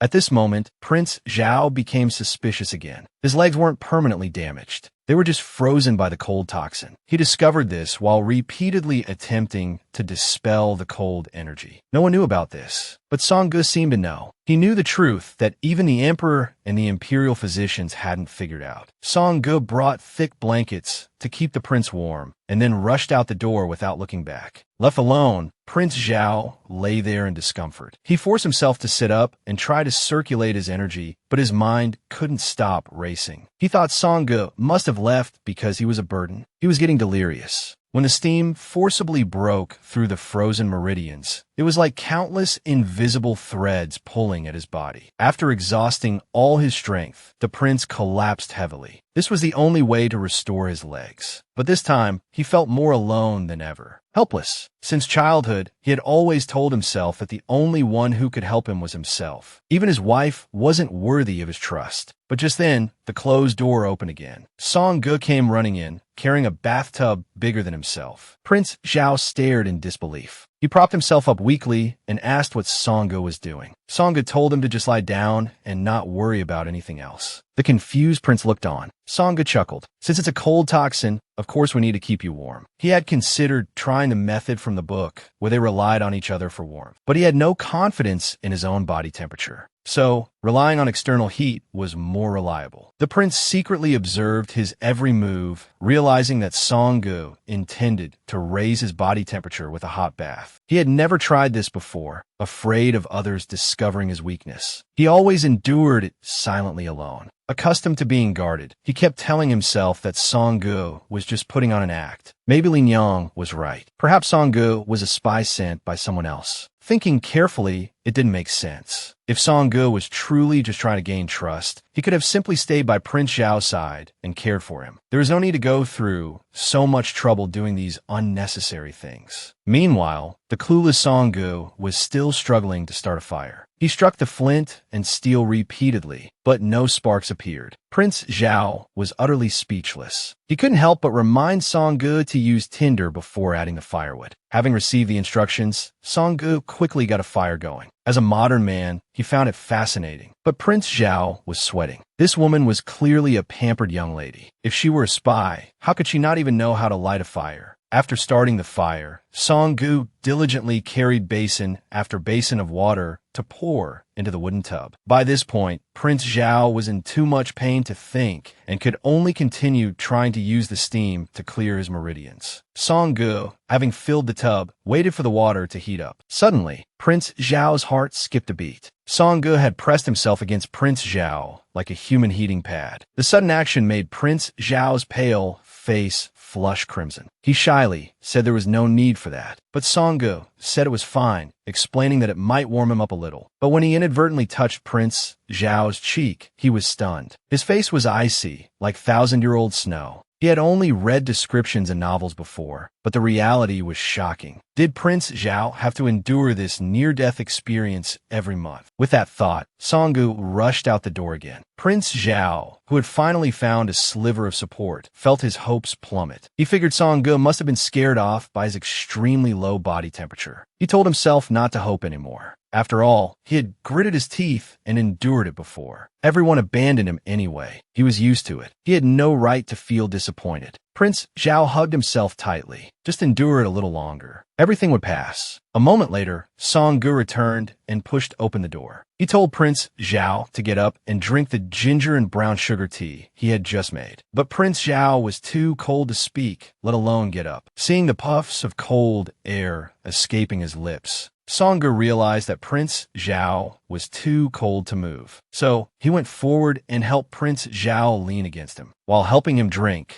Song Gu couldn't resist adding, in novels, the hero and heroine would feed each other mouth to mouth in this situation. Prince Zhao's heart skipped a beat. Did Song Gu want to do that too? Prince Zhao hadn't expected his weakness to be discovered. But even though the cold poison was causing him excruciating pain, he still wanted to test whether Song Gu was a spy sent by the enemy. Unexpectedly, Song Gu confessed to being a transmigrator from another world. Just now, while giving Prince Zhao the medicine, Song Gu had mentioned that in books, medicine was given mouth to mouth. Hearing this, the innocent Prince Zhao was flustered, thinking Song Gu wanted to take advantage of him. Seeing Prince Zhao's displeasure, Song Gu thought the tea was too hot. While wiping Prince Zhao's mouth, he continued, "Don't worry, Your Highness, I wouldn't do that. You can still drink it yourself. Besides, we're not close enough for that." This almost made Prince Zhao choke. What did he mean, not close enough? They were married. How dare he say they weren't close? This woman was trying to infuriate him. Song Gu, holding the empty bowl, praised him for being a good boy. This angered Prince Zhao even more. This woman clearly didn't see him as her husband. "Get out." A second later, Song Gu said with a mischievous grin, "Husband, the water is ready. Let me help you undress and bathe." This expression drove Prince Zhao mad. He must be a spy. Prince Zhao was blushing but couldn't refuse. He found himself back at the same question. If he were truly a spy, there would be no need to do these foolish things. Unable to understand Song Gu, Prince Zhao was incredibly frustrated. Meanwhile, Song Gu was smitten with Prince Zhao. "Ha! This little vixen is so beautiful." With surprising strength, he scooped Prince Zhao up, making him too shy to lift his face. He didn't understand where Song Gu got such strength. Song Gu quietly sliced ginger. Prince Zhao's pale face gradually regained its color. He could feel his meridians opening. If he used the steam now, it shouldn't be as excruciating as before. But he was curious. So he asked Song Gu how he knew this could alleviate the cold toxin. Song Gu chuckled and said he didn't understand these things. "I just thought since your body is cold, you should warm yourself up first." Prince Zhao suddenly realized, that's right, if it's uncomfortable, then find a way to make yourself comfortable. Such a simple principle, yet he had gradually forgotten it amidst his daily pretense. He had now mostly recovered, but Song Gu was still diligently slicing ginger. Prince Zhao couldn't help but remind him, "You can't put too much ginger in the medicine." Embarrassed, Song Gu apologized repeatedly. "I don't understand medicine very well, but I'm a quick learner. If anything is wrong, Zhaoer, just tell me directly." At this moment, Prince Zhao decided to test him. "My wife, why do you trust me so much? Clearly, I appear so unreliable." Song Gu fished out the extra ginger slices. "Regarding medicinal ingredients, Your Highness knows best. After all, in the entire Jianghu, besides the peerless Yi Ju 1 and Deng Gue, no one can compare to the divine hands of Prince Zhao." Prince Zhao's heart tightened. "My wife, how do you know I have medical skills?" "That's simple. On our wedding day, Zhaoer stopped me from eating the poison wedding cakes." How could an ordinary person discern whether something is poisonous just by smell? Prince Zhao broke out in a sweat. So it was because of that. But even so, he still had doubts. He felt something wasn't quite right, especially those names Song Gu mentioned. Song Gu suddenly leaned closer, a playful curve on his lips. "I tricked you." Prince Zhao was bewildered. What was this woman up to? Song Gu deliberately played with a strand of his hair. He stared unblinkingly at Prince Zhao, who felt inexplicably flustered under his gaze. Song Gu leaned in close to his ear again. "The reason I know your status in the Jianghu is because I've read a novel." The bewildered Prince Zhao was dumbfounded. What is a novel? A novel is similar to the illustrated books here. It's something with all sorts of stories written in it. Prince Zhao was stunned. "My wife, are you saying someone has written about me in an illustrated book?" Song Gu smiled faintly. "What if I told you I'm from another world?" Prince Zhao, who had maintained his disguise for years, had his weakness exposed by his wife. However, this wasn't the worst part. The worst part was his wife confessing to him that she was a transmigrator from another world. Just now, his newlywed wife said she had read a novel about him, similar to the illustrated books here. This made Prince Zhao think he had been betrayed by a confidant. After all, he had concealed himself well. How can anyone else know? Prince Zhao couldn't help but ask, is the person who wrote this illustrated book someone from the Jianghu? Yes and no. Song Ji's ambiguous answer made Prince Zhao fall into deep thought again. At this time, Song Ge noticed that Prince Zhao's hands had regained their warmth. He held Prince Zhao's hand, overjoyed. It seems this method really works. However, his genuine smile caught Prince Zhao's attention. In the past, when the cold toxin flared up, he suffered alone, with no opportunity to try the warming method. He never thought he would fall into the predicament of a doctor who couldn't heal himself. Unexpectedly, Song Ge bent down to add more firewood to maintain the water temperature. Husband, soak a little longer. Each attack seems to last for several hours. Prince Zhao stared intently at the person before him. This woman even knew the exact duration of his attacks. No, she must be hiding something. He couldn't let her distract him. If he was truly betrayed by someone he trusted, things would be difficult. Prince Zhao deliberately returned to the previous topic. My wife, I still don't understand the novel you mentioned. Can you explain it? The clever Song Ge knew his intentions. He reached out and touched Prince Zhao's forehead. Zhaoer, you're deliberately testing me today, aren't you? Then he put on a wronged expression. Boo-hoo, I'm so sad. Although my husband has been cooperating with me, I can feel your distrust. But please rest assured, husband, Song Ge will tell you everything I know truthfully to regain your trust. Prince Zhao was instantly flustered, embarrassed. He apologized repeatedly. It's my fault that my attitude made my wife unhappy. However, the divine hands of Prince Zhao is just a rumor spread by those in the Jianghu. There shouldn't be anyone writing about this in an illustrated book. It's truly embarrassing. But this illustrated book isn't from this era. Song Ge, who had been smiling playfully, suddenly turned serious. Perhaps Wang Yinming has a wife from another world. Prince Zhao was standing there. This sentence felt strangely familiar, as if he had heard it when he was little. His mother had complained about their terrible life. Her vacant eyes were like an abyss, and she kept muttering, "It's all rotten. Whether here or in another world, it's all rotten." But at that time, Prince Zhao didn't understand what it meant. Even now, he was still puzzled. What did another world mean? Song Ge tapped on a small blackboard and started explaining the details of his chang'e. Anyway, that's it. I wonder if my husband understands. Although Prince Zhao was a bit slow, he basically understood through his narration. So, my wife came back to life in this body from a place I know nothing about. And my wife needs to help me successfully ascend the throne, and then she can go home. My husband is indeed clever. Because Song Ge knew you had no intention of inheriting the throne, he decided to have a good chat with you. The man, pretending to be blind, looked away. Fortunately, Song Ge had now blindfolded him with a ribbon. Otherwise, he wouldn't be able to keep up the act. But this contradicted Song Ji's earlier explanation. He wasn't sure if Song Ge was deliberately trying to get information out of him, but his words also puzzled him. Long-standing questions were gradually becoming clearer. He decided to play it safe for a while. At this moment, Song Ge, thinking the man was blind, was shamelessly admiring him, leaving the pretending to be blind Prince Zhao speechless. Since the other party had revealed everything to dispel suspicion, he also needed to offer something in return. He asked Song Ge if he missed home. Probably, after all, his family and friends were all there. Besides, many things here were inconvenient. Cell phones and flush toilets were the way to go. Then, the man revealed to Song Ge that there was a possibility his legs could be healed. Song Ge was surprised because even the novel hadn't mentioned this. Why would he suddenly tell him? The man explained that he had deliberately concealed it before. However, regarding the succession, he couldn't give an answer yet. But my wife, since you have told me your secret, I must also share my secret with you. At this moment, Song Ge thought he had gained the other party's trust, but he didn't know that this wasn't the man's only secret. He was the scheming Prince Zhao.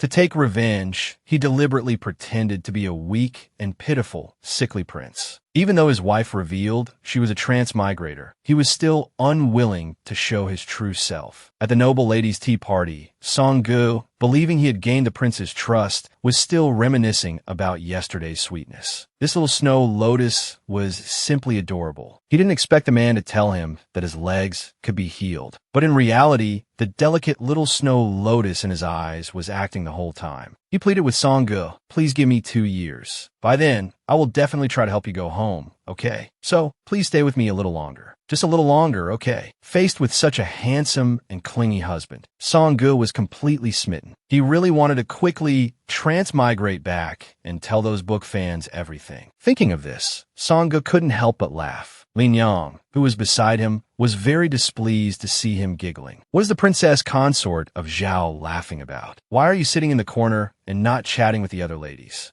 Song-gu quickly thought of an excuse. He said that the stories the other ladies were telling were very interesting, and he was enjoying them so much that he didn't want to interrupt. Song-ji's humility pleased Lin Yang. She had thought that the princess consort of Zhao had come to steal the spotlight, but now it seemed he was quite pleasant. So, she immediately ordered the servants to bring more refreshments. Song-gu took the opportunity to bring out a large basket of pastries. Sister, there's no need to go to any trouble. I just happen to have some pastries I'd like to share with everyone. The plump-looking pastries were very tempting. Impressed, Lin Yang asked, were these made by the royal chef? Song-gu, preparing for his business opening, enthusiastically explained, these are all pre-release samples, pastries that haven't been sold on the market yet. You ladies are the first to try them. Of course, I've also paired them with some sweet fruits. If you don't like the bitter tea, you can try these. The novel treats fascinated the ladies. After taking a small bite, it was like a whole new world opened up to them. Not only were they exquisitely shaped, but they also had a rich egg yolk filling. Chestnuts can be made into desserts. They even have a remarkably delicate texture. Even the sweet tea has bits of fruit in it. The delicious and novel desserts instantly captivated the ladies. Song-gu was quite pleased with this outcome. It seemed the test was a success. Before this, he'd specifically sought out a young, daring chef and had them experiment multiple times according to his methods. He wanted to offer customers not just flavor, but also novelty and a sense of occasion. This way, the place would garner endless adoration. Before the tasting ended, Song-gu prepared a portion for everyone to take home for their families to try. This way, even before the shop opened, he'd already cultivated some popularity. Lin Yang, who was waiting outside at this time, was instantly stunned upon seeing Song-ji's arms full of things. Madam, where are all those things in your arms? Song-gu laughed heartily. These are all return gifts from the Guan family, madam. But Lin Yang remembered that the madam here was notoriously stingy. She asked Song-gu with bewilderment, didn't they give you a hard time today? Song-gu happily tossed the packages into the carriage. Why would they give me a hard time? The ladies were all quite pleasant. Hearing this, Lin Yang was instantly relieved. I thought those nobles would gossip behind your back and embarrass you.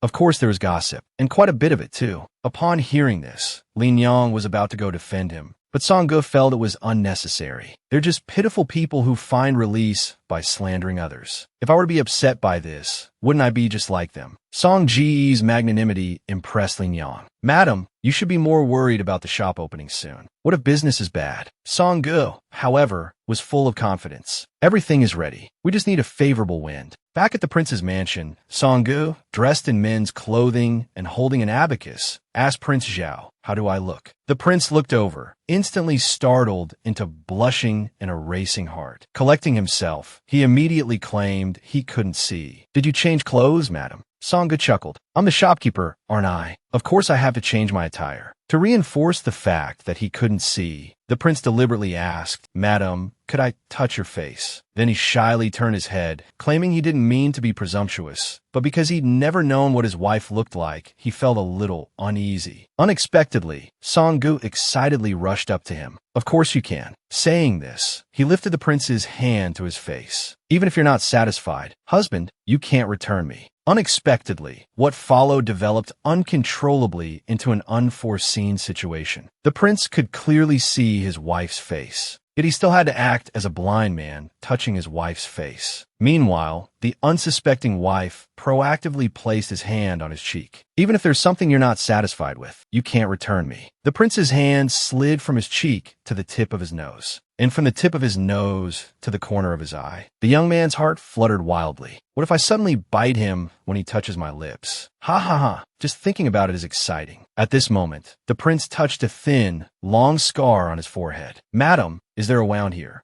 Song-gu, like a husky, nuzzled the prince's palm. Yes, I got it when I nearly drowned before I transmigrated. But it's also because of this that scumbag father believed I would obediently marry the prince. Luckily, my bangs cover it. You can't see it unless you look closely. Though he kept smiling, he was wondering if Prince Zhao would find it repulsive. It must have hurt a lot back then, the prince said with concern, surprising Song-gu. Oh my, as expected of my prince. So charming. It didn't hurt. This small injury is nothing. It's also convenient for distinguishing between me and Zhao Wangfei. So, madam, are you wearing men's clothing now? The prince, who had already noticed, asked deliberately, because it's more convenient to do business in men's clothing. In this era, there's still prejudice against women doing business openly. If I did these things as Zhao Wangfei, it might cause trouble. So, I simply disguised myself as Song Ji's distant cousin. Prince Zhao was stunned. Every action she took was in consideration of the prince's mansion. Madam, wear whatever you want. You don't need to worry about these things. Song looked at the prince playfully. What if I wear women's clothing and people spread rumors that Zhao Wangfei is always flirting with others and cuckolding the prince? Wouldn't husband be angry if you heard such things? Will my husband be angry? Perhaps he will. But since my wife has taken on the responsibilities a man should bear, then I naturally must also shoulder a wife's duties. His words fill Song Ji's head with questions. What does Prince Zhao mean by the responsibilities a man should bear? A man should stand tall and support his family, allowing his wife to live a peaceful and worry-free life. And what are a woman's responsibilities? A woman naturally manages the household and bears children. I just said I would take on a woman's responsibilities, but I can't bear children. I apologize. I've always done the housework, but I'm afraid I can't have children. Does that make me an unqualified wife? Panicked, he waves his hands repeatedly, not knowing what to do. Song-gu finds him utterly adorable. As long as my husband doesn't think that a man who earns money outside is superior to a woman who manages the home, I'm content. Besides, in my opinion, people who can do housework are truly amazing. I can't handle that kind of work at all. Do you really think this is all right, my wife? Everyone thinks a useless person like me is unworthy of being a man. As long as my husband doesn't think, like others, that I am unworthy of being a woman, then our life will be smooth and carefree. The division of labor within a family is not about gender, nor does it need the judgment of outsiders. Just be yourself, my husband. Prince Zhao hadn't expected Song-gu to think this way. He feels touched and resolves, I will certainly strive to be a gentle and virtuous husband. You must be good to me too. You can't be fickle.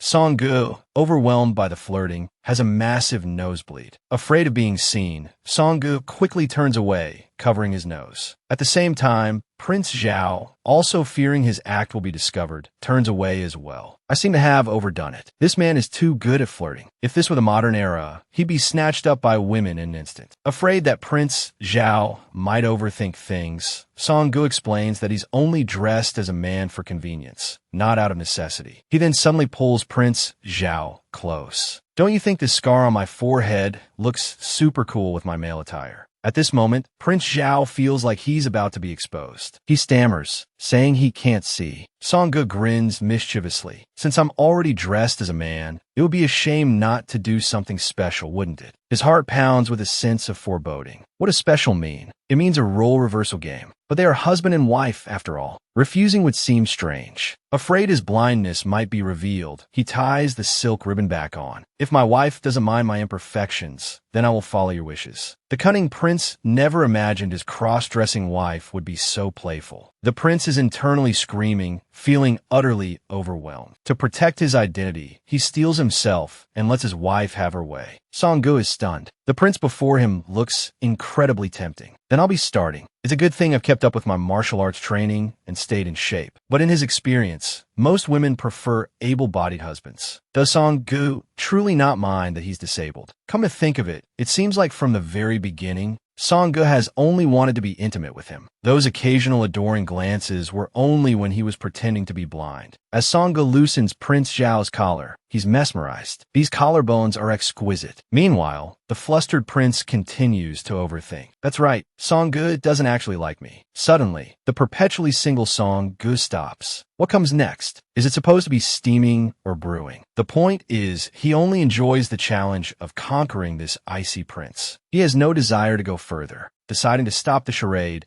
Song-gu says, "Forget it, let's just rest." Prince Zhao panics and grabs Song-gu, preventing him from leaving. "Will you tell me your real name?"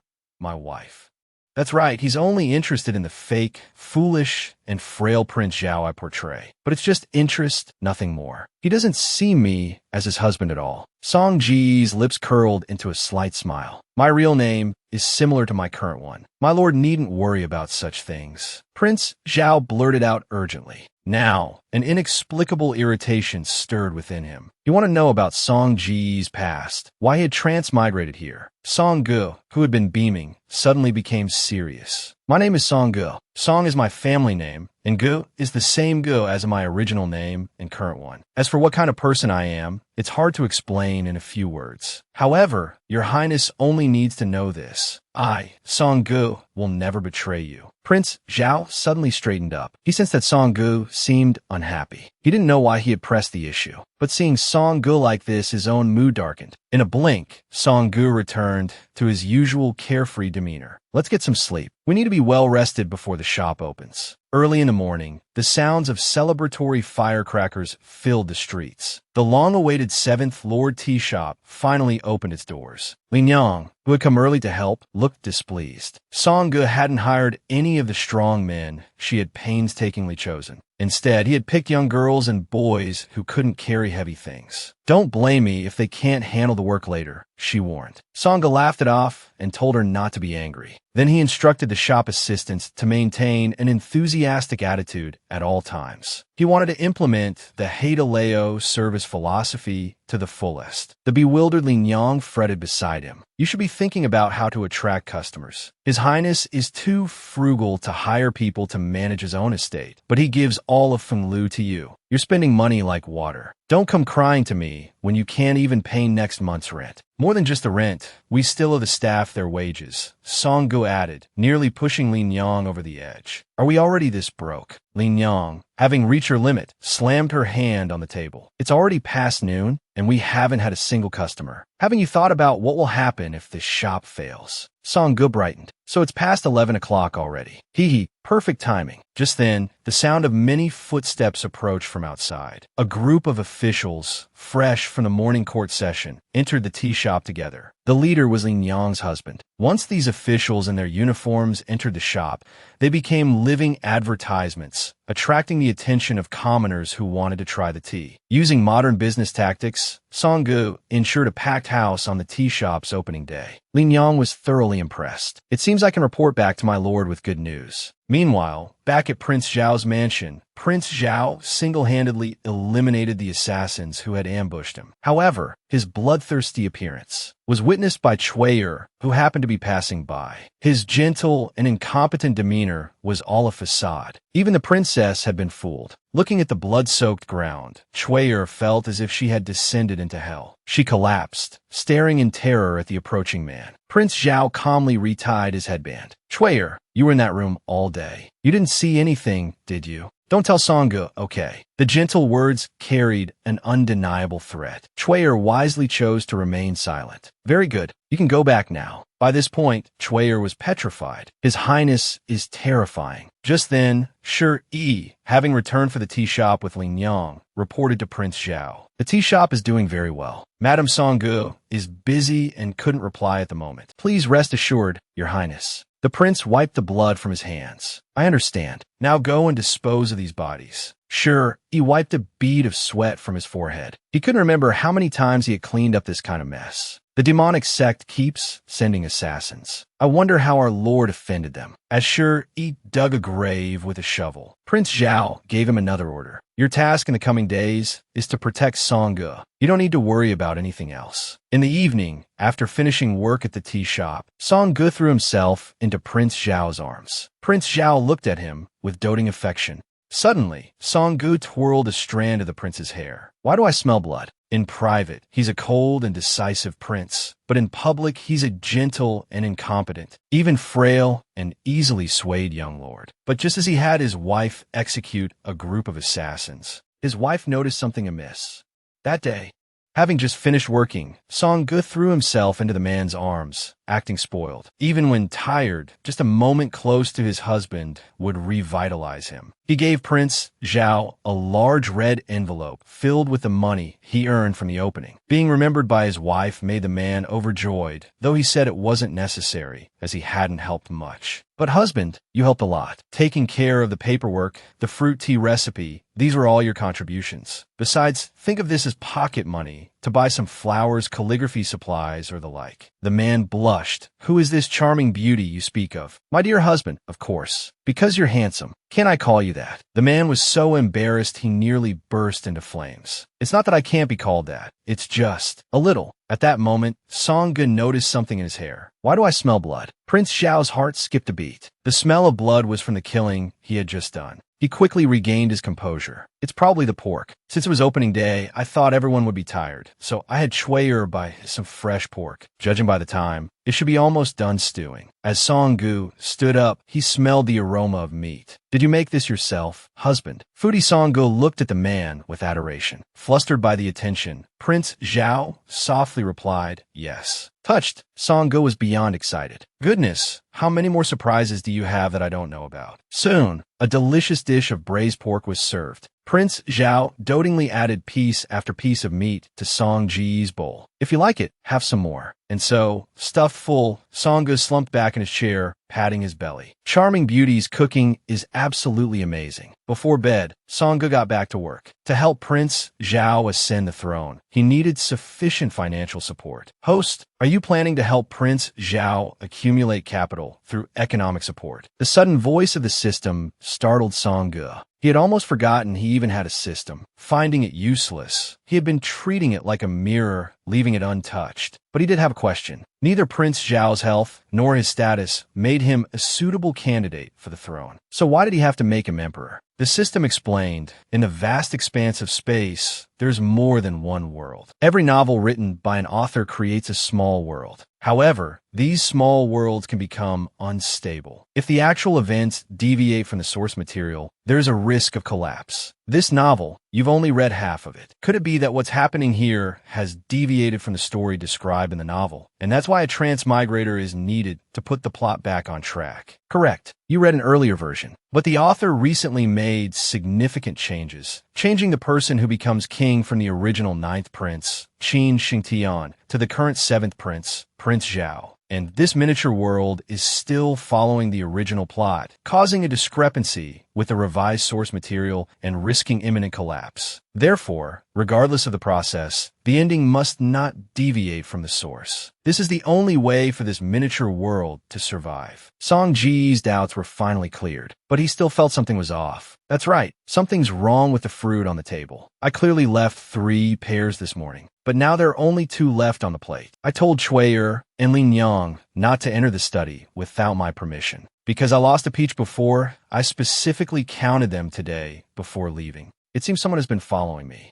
With that, Song-gu tossed the fruit in his hand into the air. In the next second, a dark figure on the rafter caught it steadily. How did you find me? Didn't you understand my deduction about the missing fruit just now? Song-gu felt a little guilty, worried that his conversation with the system had been overheard. Moreover, he had only been guessing. He hadn't expected to actually flush someone out from the rafters. Thinking the figure was an enemy, Song-gu quietly reached for the box of throwing darts beside him. The next second, a flying dagger blocked his path. Song-gu was startled by this sudden action, breaking out in a cold sweat. If the dagger had been aimed at him, he would likely be dead. Don't move, don't scream. If the master finds out I've been exposed, I'll definitely be punished. The naive 11 spoke while wiping a piece of fruit. But in his mind, Song-gu wondered, was this woman just talking to herself in the mirror? The master is, of course, Prince Zhao, and I, 11, am a subordinate brought to the capital from Sangxiong Palace by His Highness. He paused. No, wait, I've digressed. What I meant to say is, these peaches and plums weren't stolen by me. Don't wrongly accuse me. As a secret guard, I have professional integrity. I would never snack during work hours. Really? But you clearly look like a glutton. Seeing himself questioned, 11 instantly bristled. I'm not little. I'll be 15 after the new year, and we'll be able to take a wife. Chuckling inwardly, Song-gu thought, it's so easy to trick this kid. So, You were sent by the prince to follow me. Of course not. The master told me to follow you to protect Madam's safety. Although I don't know why the prince would secretly be so kind, please don't tell him about today. Song-gu grinned mischievously. What's in it for me if I keep your secret? I can guarantee I won't tell the master about Madam cuddling and hugging the male guests in the shop. Damn, this brat is insidious. Forced into a compromise, Song-gu was speechless. Deal.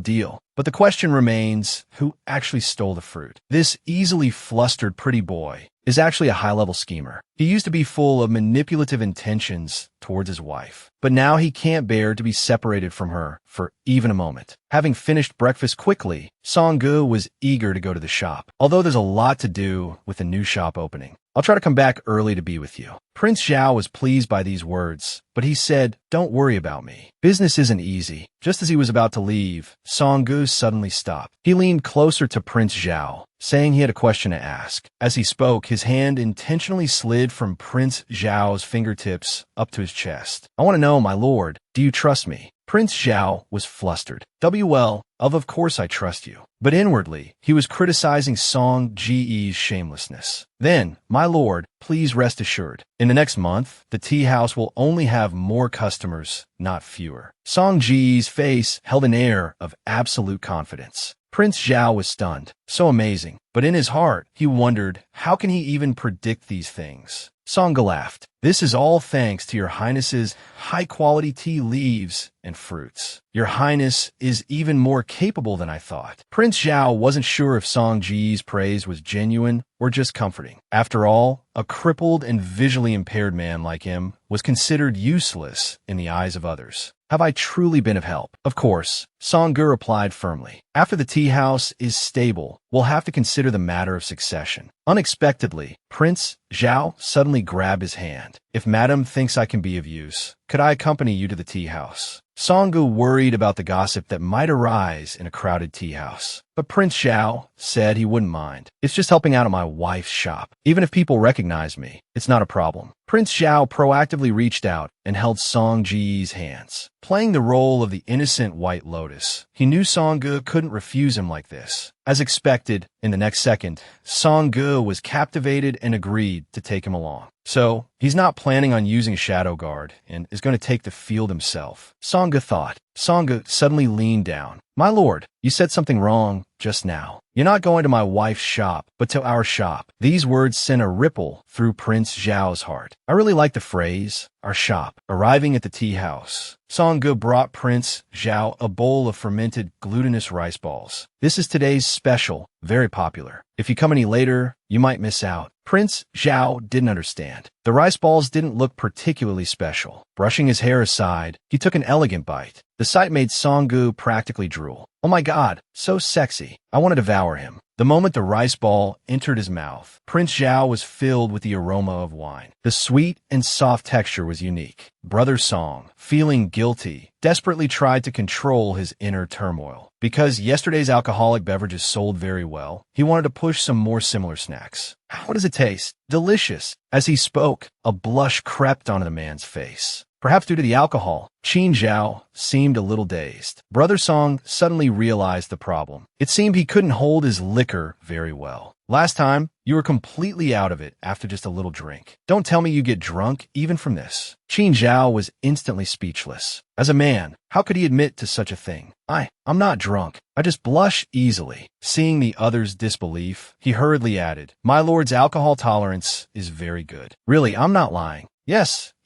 my lord is the best. Brother Song couldn't stop smiling at his adorable demeanor. However, the harmonious atmosphere was suddenly broken by the fifth prince's unexpected arrival downstairs. Brother Song immediately had a bad feeling. It was only the second day of opening. This tea house hadn't become popular enough to reach the palace yet. To say it was a coincidence that he passed by, it was more likely that there were eyes hidden in the corners, constantly watching everything. The arrogant fifth prince, as soon as he entered, demanded to see the owner. His appearance instantly caused a commotion among the surrounding crowd. The fifth prince is here. Should we pack up and leave? Fortunately, Brother Song appeared in time. One honored guest. My surname is Song, and I'm the manager here. I'll take you to a private room. But in his heart, he was relieved that the original story's male lead, the ninth prince, hadn't come with him. So you're Princess Zhao's distant cousin. Pleased to meet you. But I'm not here for you this time. I recently acquired a fine white jade chessboard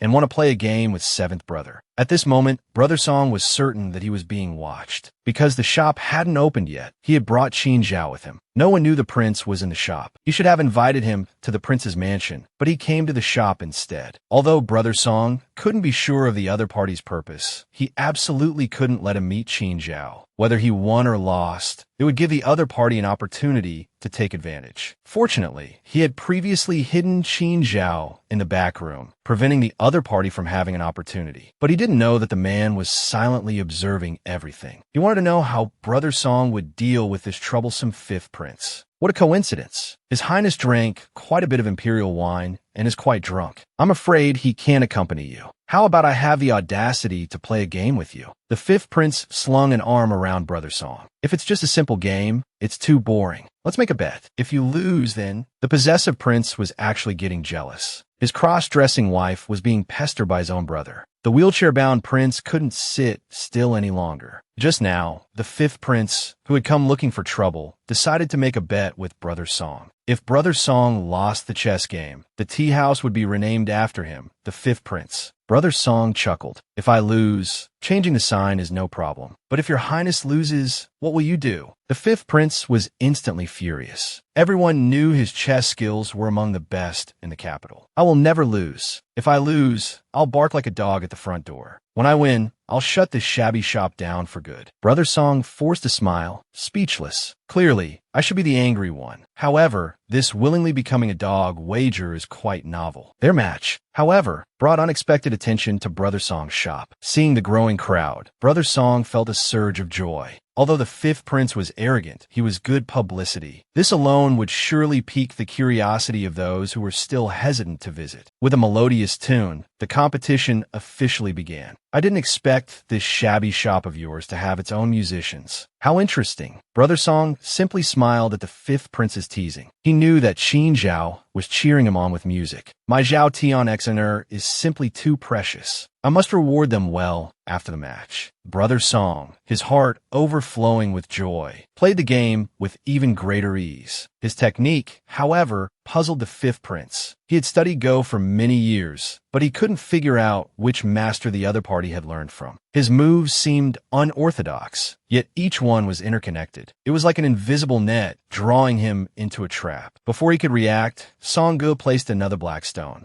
This move shocked the fifth prince. The previously seemingly scattered placements were now all connected. Seeing Song Ge gaining the upper hand, the fifth prince began to feel uneasy. No longer underestimating his opponent, he decided to turn the tables. He finally started taking it seriously. Although he acknowledged Song Ji's skill, it ultimately couldn't compare to a modern Go player. Upstairs, Prince Zhao, playing the Qin, wasn't watching the game directly. However, the fact that it had gone on for so long against his fifth brother indicated that Song Ge was also skilled in the game. My dear wife, just how many surprises do you have that I don't know about? He was puzzled, however. Who was this person spying on the prince's mansion? They even deliberately stole fruit and left clues. Just then, 11, having returned from his investigation, reported, "My lord, the matter you asked me to investigate seems to be shrouded in mystery. Although I haven't been able to find the person who was secretly watching, I did hear that the Tang clan has been active recently. It seems a young member of the family has snuck out." Prince Zhao hadn't expected to hear about the Tang clan at this time. He knew them well. They were an assassination family who never revealed their true faces. 11 thought that there were very few families whose movements could escape even his lord's notice. Therefore, he suspected that this matter was related to the Tang clan. But without evidence, it was just speculation. After careful consideration, Prince Zhao worried that it was all a coincidence and ordered 11 to continue investigating.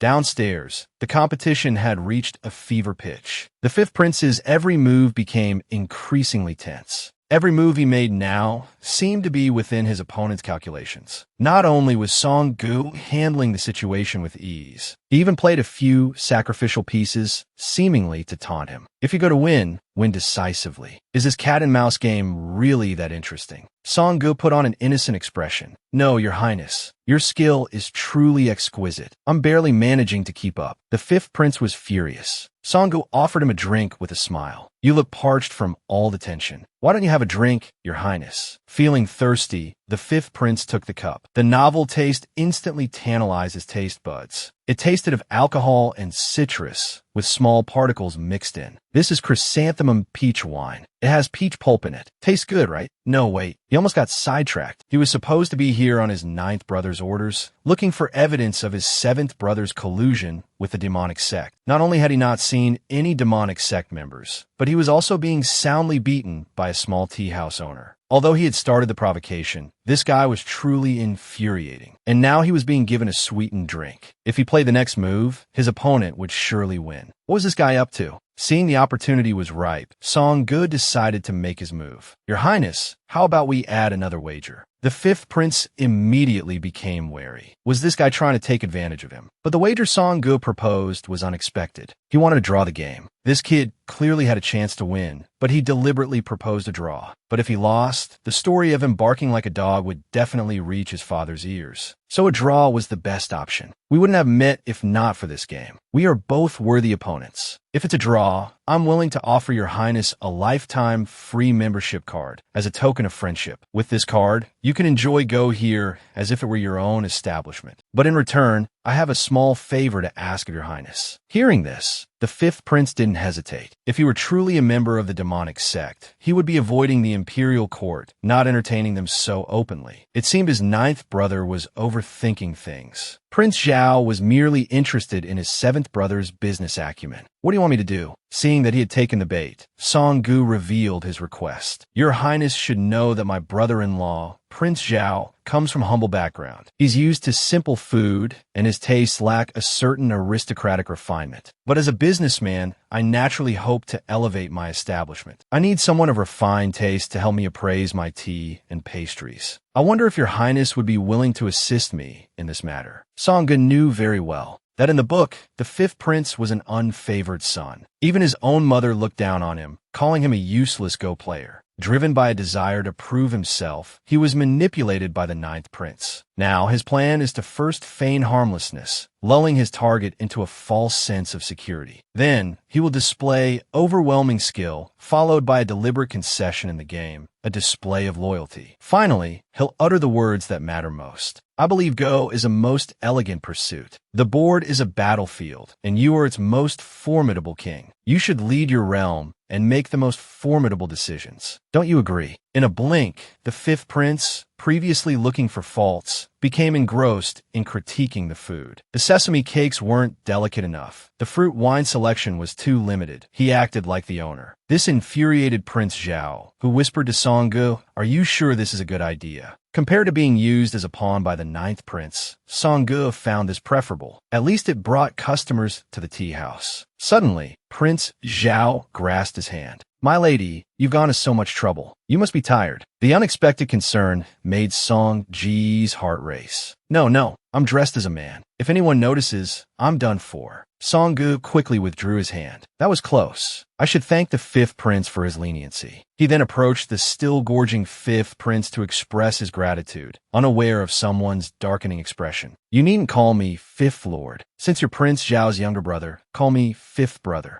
After hearing Song-gu respectfully address the fifth prince as fifth brother, Prince Zhao, his face dark the entire time, wheeled himself over to them. "Fifth brother, you can't play Go with my younger brother, right? Now that he's sobered up, why don't you two play a game?" The fifth prince was momentarily stunned. Why does seventh brother seem a bit frightening today? Meanwhile, in a corner outside the door, stood a masked man holding a piece of fruit. Just as he bit into it, another dark figure landed above him. When their eyes met, he placed a slender finger to his lips. Elsewhere, Yuan Shu's male lead found the fifth prince and inquired about the day's events. The fifth prince nervously claimed, "I didn't find any demonic sect members. And even though I crushed Prince Zhao at Go, no one came to help him." In reality, having not won a single game, he was determined to take this secret to his grave. The young woman thought she was the only one who had transmigrated, just as she was diligently working on her mission. Another transmigrator suddenly appeared, whose level was several times higher than her own. Was this person friend or foe? Just now, while preparing for the poetry gathering, Song-gu learned that female companions of princes could only sit in the outer area. The emperor was particularly strict about social hierarchy. Prince Zhao apologized profusely. A gathering intended only for the nobility might bore you, my lady. Sangha said it was fine. Besides, nothing particularly interesting happened in the original story's poetry gathering, and her current capital accumulation was far from sufficient. It was better to calmly play out this scene. Hearing this, the man's eyes dimmed. Does he consider everything between us just a performance? Arriving at the palace, Song-gu curiously took in the beautiful scenery. Although seated some distance from Prince Zhao, she could still see him. To solidify her foolish Wang Fei persona, she waved enthusiastically in the prince's direction. The clueless fifth prince thought she was beckoning to him. The ninth prince facepalmed. Fifth brother, you've misunderstood. That's sister-in-law greeting seventh brother. Song-gu vigorously sent air kisses, perfectly portraying a lovesick princess. Prince Zhao responded with shy smiles. Satisfied with her performance, Song-gu settled back, ready to relax. Suddenly, a young woman beside her whispered a complaint. Is this all there is to ancient tea parties? So boring. Song-gu looked over. She said ancient. Could she also be? The young woman kept looking around. Where's the male lead? He better be handsome, or he won't be worthy of me. Then, she whispered to a butterfly on her hand. I know that to stop the ninth prince from becoming king,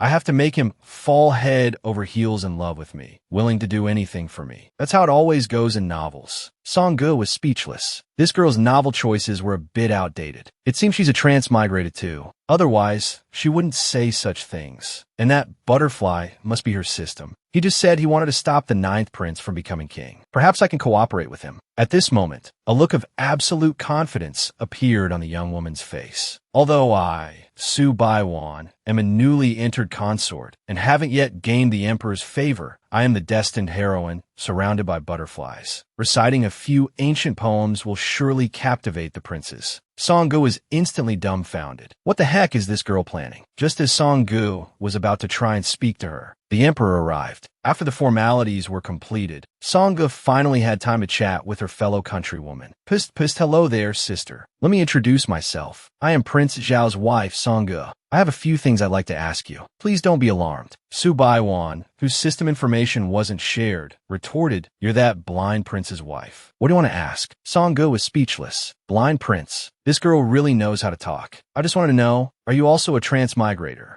Su Baiwan face register de surprise. What? Are you too? Of course. My mission is to help the seventh prince, Prince Zhao. But judging by what just happened, it seems our missions are different. Song-gu deliberately concealed the part about helping Prince Zhao become king, wanting to see Su Baiwan's reaction. So what if they're different? Why should I tell you anything? Song-gu was a little taken aback. Since we're both transmigrators, wouldn't it be better to share information and help each other so we can go home? That's why I took the initiative and told you the truth. Seriously, didn't your system tell you? Transmigrators are rivals. Song-gu, whose system information was delayed, was completely confused. Rivals? That broken mirror never mentioned anything about that. Su Baiwan's butterfly system suddenly appeared in front of Song-gu. So you have the mirror system. That thing is so low level. How dare it give you such a high level mission? Shaowan, there's no need to waste your breath on a low level host. Just focus on completing your mission. Su Baiwan nodded in agreement. Song-gu was speechless. There was even a hierarchy among the systems. But she didn't understand. Why compete when we could cooperate and both benefit? That's because systems need to divide attack points to determine the ranking of points. Moreover, each system has different preferences and methods. And today, Shaowan's mission is to shine at the Autumn Poetry Gathering, captivating the Emperor and all the princes. Don't even think about trying to steal her thunder. Song-gu started to speak, then stopped. This idea was too outrageous. She must have read too many old harem novels. She kindly reminded Su Baiwan, the Emperor has always disliked the involvement of outer court women. Being too flashy will backfire.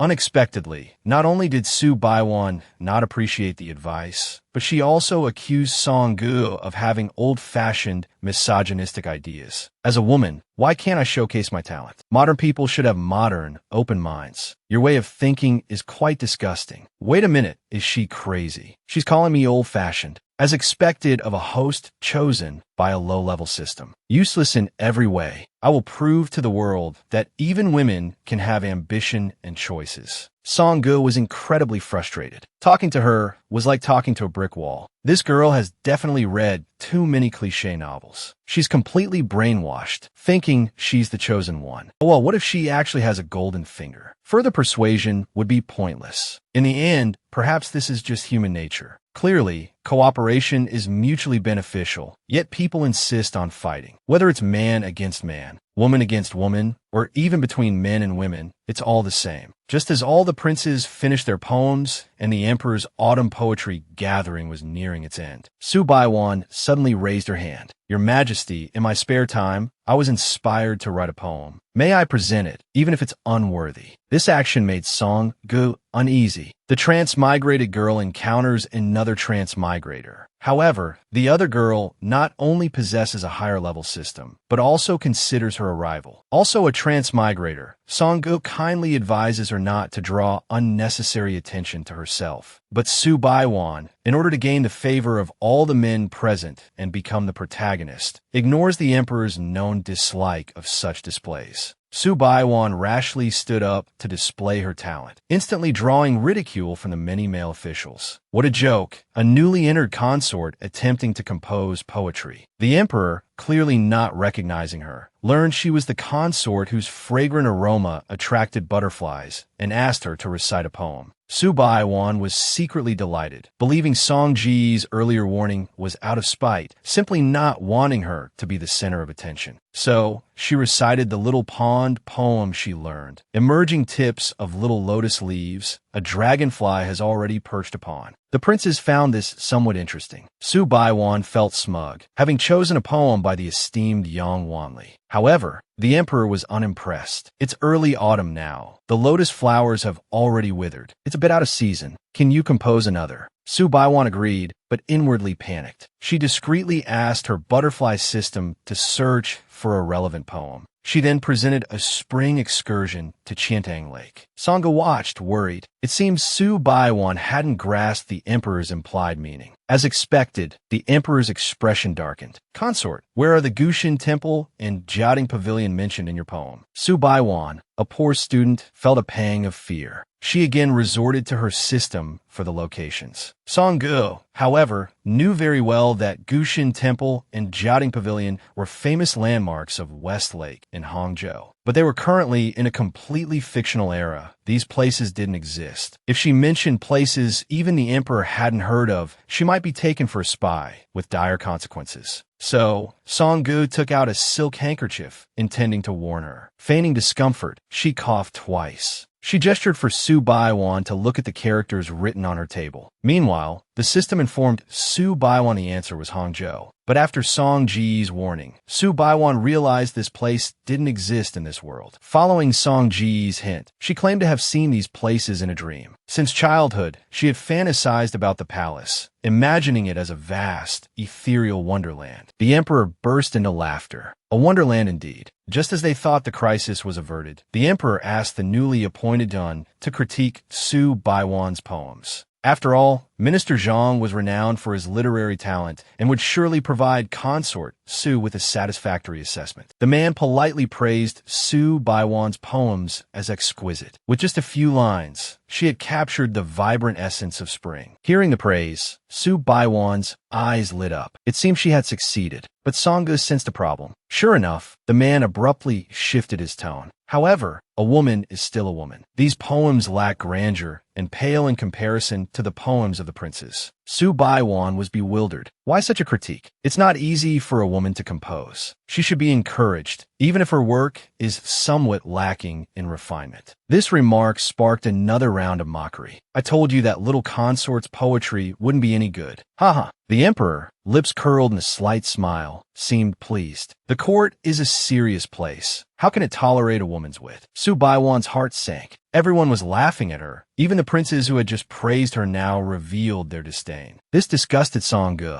These sycophantic wretches were truly repulsive. Overwhelmed by the ridicule, Su Baiwan collapsed. I used famous poems. There's no reason I shouldn't be appreciated. Sangha took a sip of tea and sneered. Su Baiwan glared at her. What are you laughing at? Are you happy to see me humiliated? Do you think it's easy for these high-ranking men, so full of themselves, to admit they are less talented than a newly arrived consort? Su Baiwan's heart tightened. Was the emperor doing this on purpose? He's the emperor. Does he need a purpose? Under imperial power, if the emperor says you're black, everyone will agree. If the emperor dislikes women writing poetry, even a goddess descending from heaven would be useless. This clash of human nature and power hasn't it always been this way? Now that you live in this deep palace, you'll understand soon enough. On the way back to the prince's residence, Sangha looked out the window, silent. His every move was observed by Prince Zhao, who was feigning blindness. Are you tired, my lord? Would you like to lean on me and rest for a while? Sanggu suddenly became energized. He happily nestled into the man's arms. Your poem today was superb. It was all right. My lord's poetry. It's not as captivating as the presence of the lady beside you. Her presence is more flavorful. Sanggu suddenly addressed the person directly. He looked at the veiled Prince Zhao. How did you know that person was sitting next to me? Did you rely solely on sound localization? Sanggu burst out laughing in the man's arms. A bewildered Prince Zhao looked confused. Why are you suddenly so happy, my lord? Sanggu, now laughing with tears in his eyes, said, interesting. It's truly interesting. Although the world I came from wasn't great, this world is clearly worse. Song Ji's hands started to wander. Such a rotten place is truly unworthy of such a wonderful husband. So, let's change it together. The innocent and easily flustered prince blushed again. His cross-dressing wife had just initiated a kiss. The man couldn't handle it anymore. He could only steel himself and kiss her back. Just as Prince Zhao was returning to his room, he saw his wife rummaging through their belongings. But just as he approached her, Sangha plopped down on his back. The man shyly turned his face away. My lord, what are you looking for in these old things? Because I need to find something from before. Earlier that day, upon arriving at his shop, Sangha learned that someone had opened a tea house next door. Not only were the menus similar, but the prices were also much lower than Song Ji's. What's worse, the competitor had colluded with the landlord, promising to pay 5 times the current rent for Song Ji's shop. Faced with the suddenly enthusiastic landlord, Songgu immediately understood what was happening. His tea house was now established. As long as he maintained it, there would be a steady stream of customers. What his former boss wanted wasn't just the space, but also the renovations, the reputation, the customer base, and a complete monopoly on the fruit tea business. But even though Songgu had figured it out, as the landlord, all he cared about was who could offer the highest rent. So he bluntly urged Songgu to move out by the next day. Unexpectedly, Songgu remained calm and made a proposal the landlord couldn't refuse. Therefore, Songgu currently needed money. He needed to find the phoenix crown bestowed upon him by the emperor. Hearing this, Prince Zhao felt apologetic. Although he was a prince, he wasn't taken seriously. If he had more power and influence, his lord wouldn't be bullied. But Sangha didn't care about that. Perhaps you don't know, Your Highness, but it's precisely because I married you in name only that I had the opportunity to keep this imperial treasure. Seeing the phoenix crown, Prince Zhao was puzzled. Didn't you give the dowry, including this, to the He family? Sangge landed gracefully after a small jump. This is the small piece that broke off when the servant tripped during the wedding. The He family, fearing they would be blamed, didn't say anything. So, I secretly kept it in case of an emergency. I didn't expect it would come in handy today. Prince Zhao deliberately asked Sangge, are you planning to use this to negotiate a higher rent with the landlord? Sangge denied it outright. If I continue to raise the price, it will only lead to a pointless expenditure. Furthermore, the landlord will likely choose to ally with one side and intentionally drain the other's finances. I plan to dismantle this high-quality jewelry and directly purchase the tea house property. After all, with the quality of these gold and pearls, buying the entire building shouldn't be a problem. However, since this is an imperial gift, I need to make some arrangements before proceeding. So, my lord, are you planning to personally destroy the phoenix crown you only get to wear once in your life? Yes. This way, we'll have other properties besides the prince's residence and won't be subject to external constraints. Isn't that good? The man looked at the hair ornament in his hand, silent. Sangha wondered what was wrong. The next moment, he suddenly covered his mouth. Am I particularly detestable right now? I didn't think of this. After all, the phoenix crown was a gift from your father. I not only gave it to the He family, but I also hid a part of it intending to sell it. I truly lack basic human decency. Prince Zhao quickly shook his head, indicating he hadn't thought that way. I'm truly sorry, but this is the kind of person I am. Your Highness asked before what I was like before I crossed over. This indifferent, opportunistic, and manipulative person you see now is pretty much it. Back then, to secure business deals, he would resort to any means, feared by those around him. He lived a solitary life and had long since seen the coldness of the world. So, even if your Highness is disappointed, it's only natural. It's just that I'm afraid I can't change my personality. I'm truly sorry. Unexpectedly, the man pulled him into an embrace, while saying, "My wife doesn't need to change." He was inwardly relieved that Song-ge had this kind of personality. If Song-ge were merely someone who longed for a phoenix crown and fine clothing, it would have disappointed him. Now it seems Song-ge trusted him enough to risk secretly selling an imperial gift. And to control someone, one must start when they loathe themselves. Song-ge had always been too impeccable. Today, he finally found the right opportunity. The man deliberately leaned close to Song-ji's ear. "I know my wife did all this for the prince's manor. If my wife hadn't spoken, I would have been completely unaware. But my wife told me everything exactly as it happened and showed me the side you most want to hide. I'm truly happy." Hearing this, Song-ge broke out in a sweat. He's actually this happy about this, unaware that the other party was doing it on purpose. The man's face was sincere. "Is there anything my wife needs my help with? Although Father Emperor may not remember how many pearls are on the crown, my wife must still feel some heartache selling her dowry." Song-ge was completely charmed, but in his heart, he loved houses more than gestures. "It's my incompetence, but I also hope I can share some of the burden for my wife." Song-ge was sweating profusely. This warm and soft white lotus. Did he get another one of his saintly nerves crossed? His whole body was radiating a saintly glow.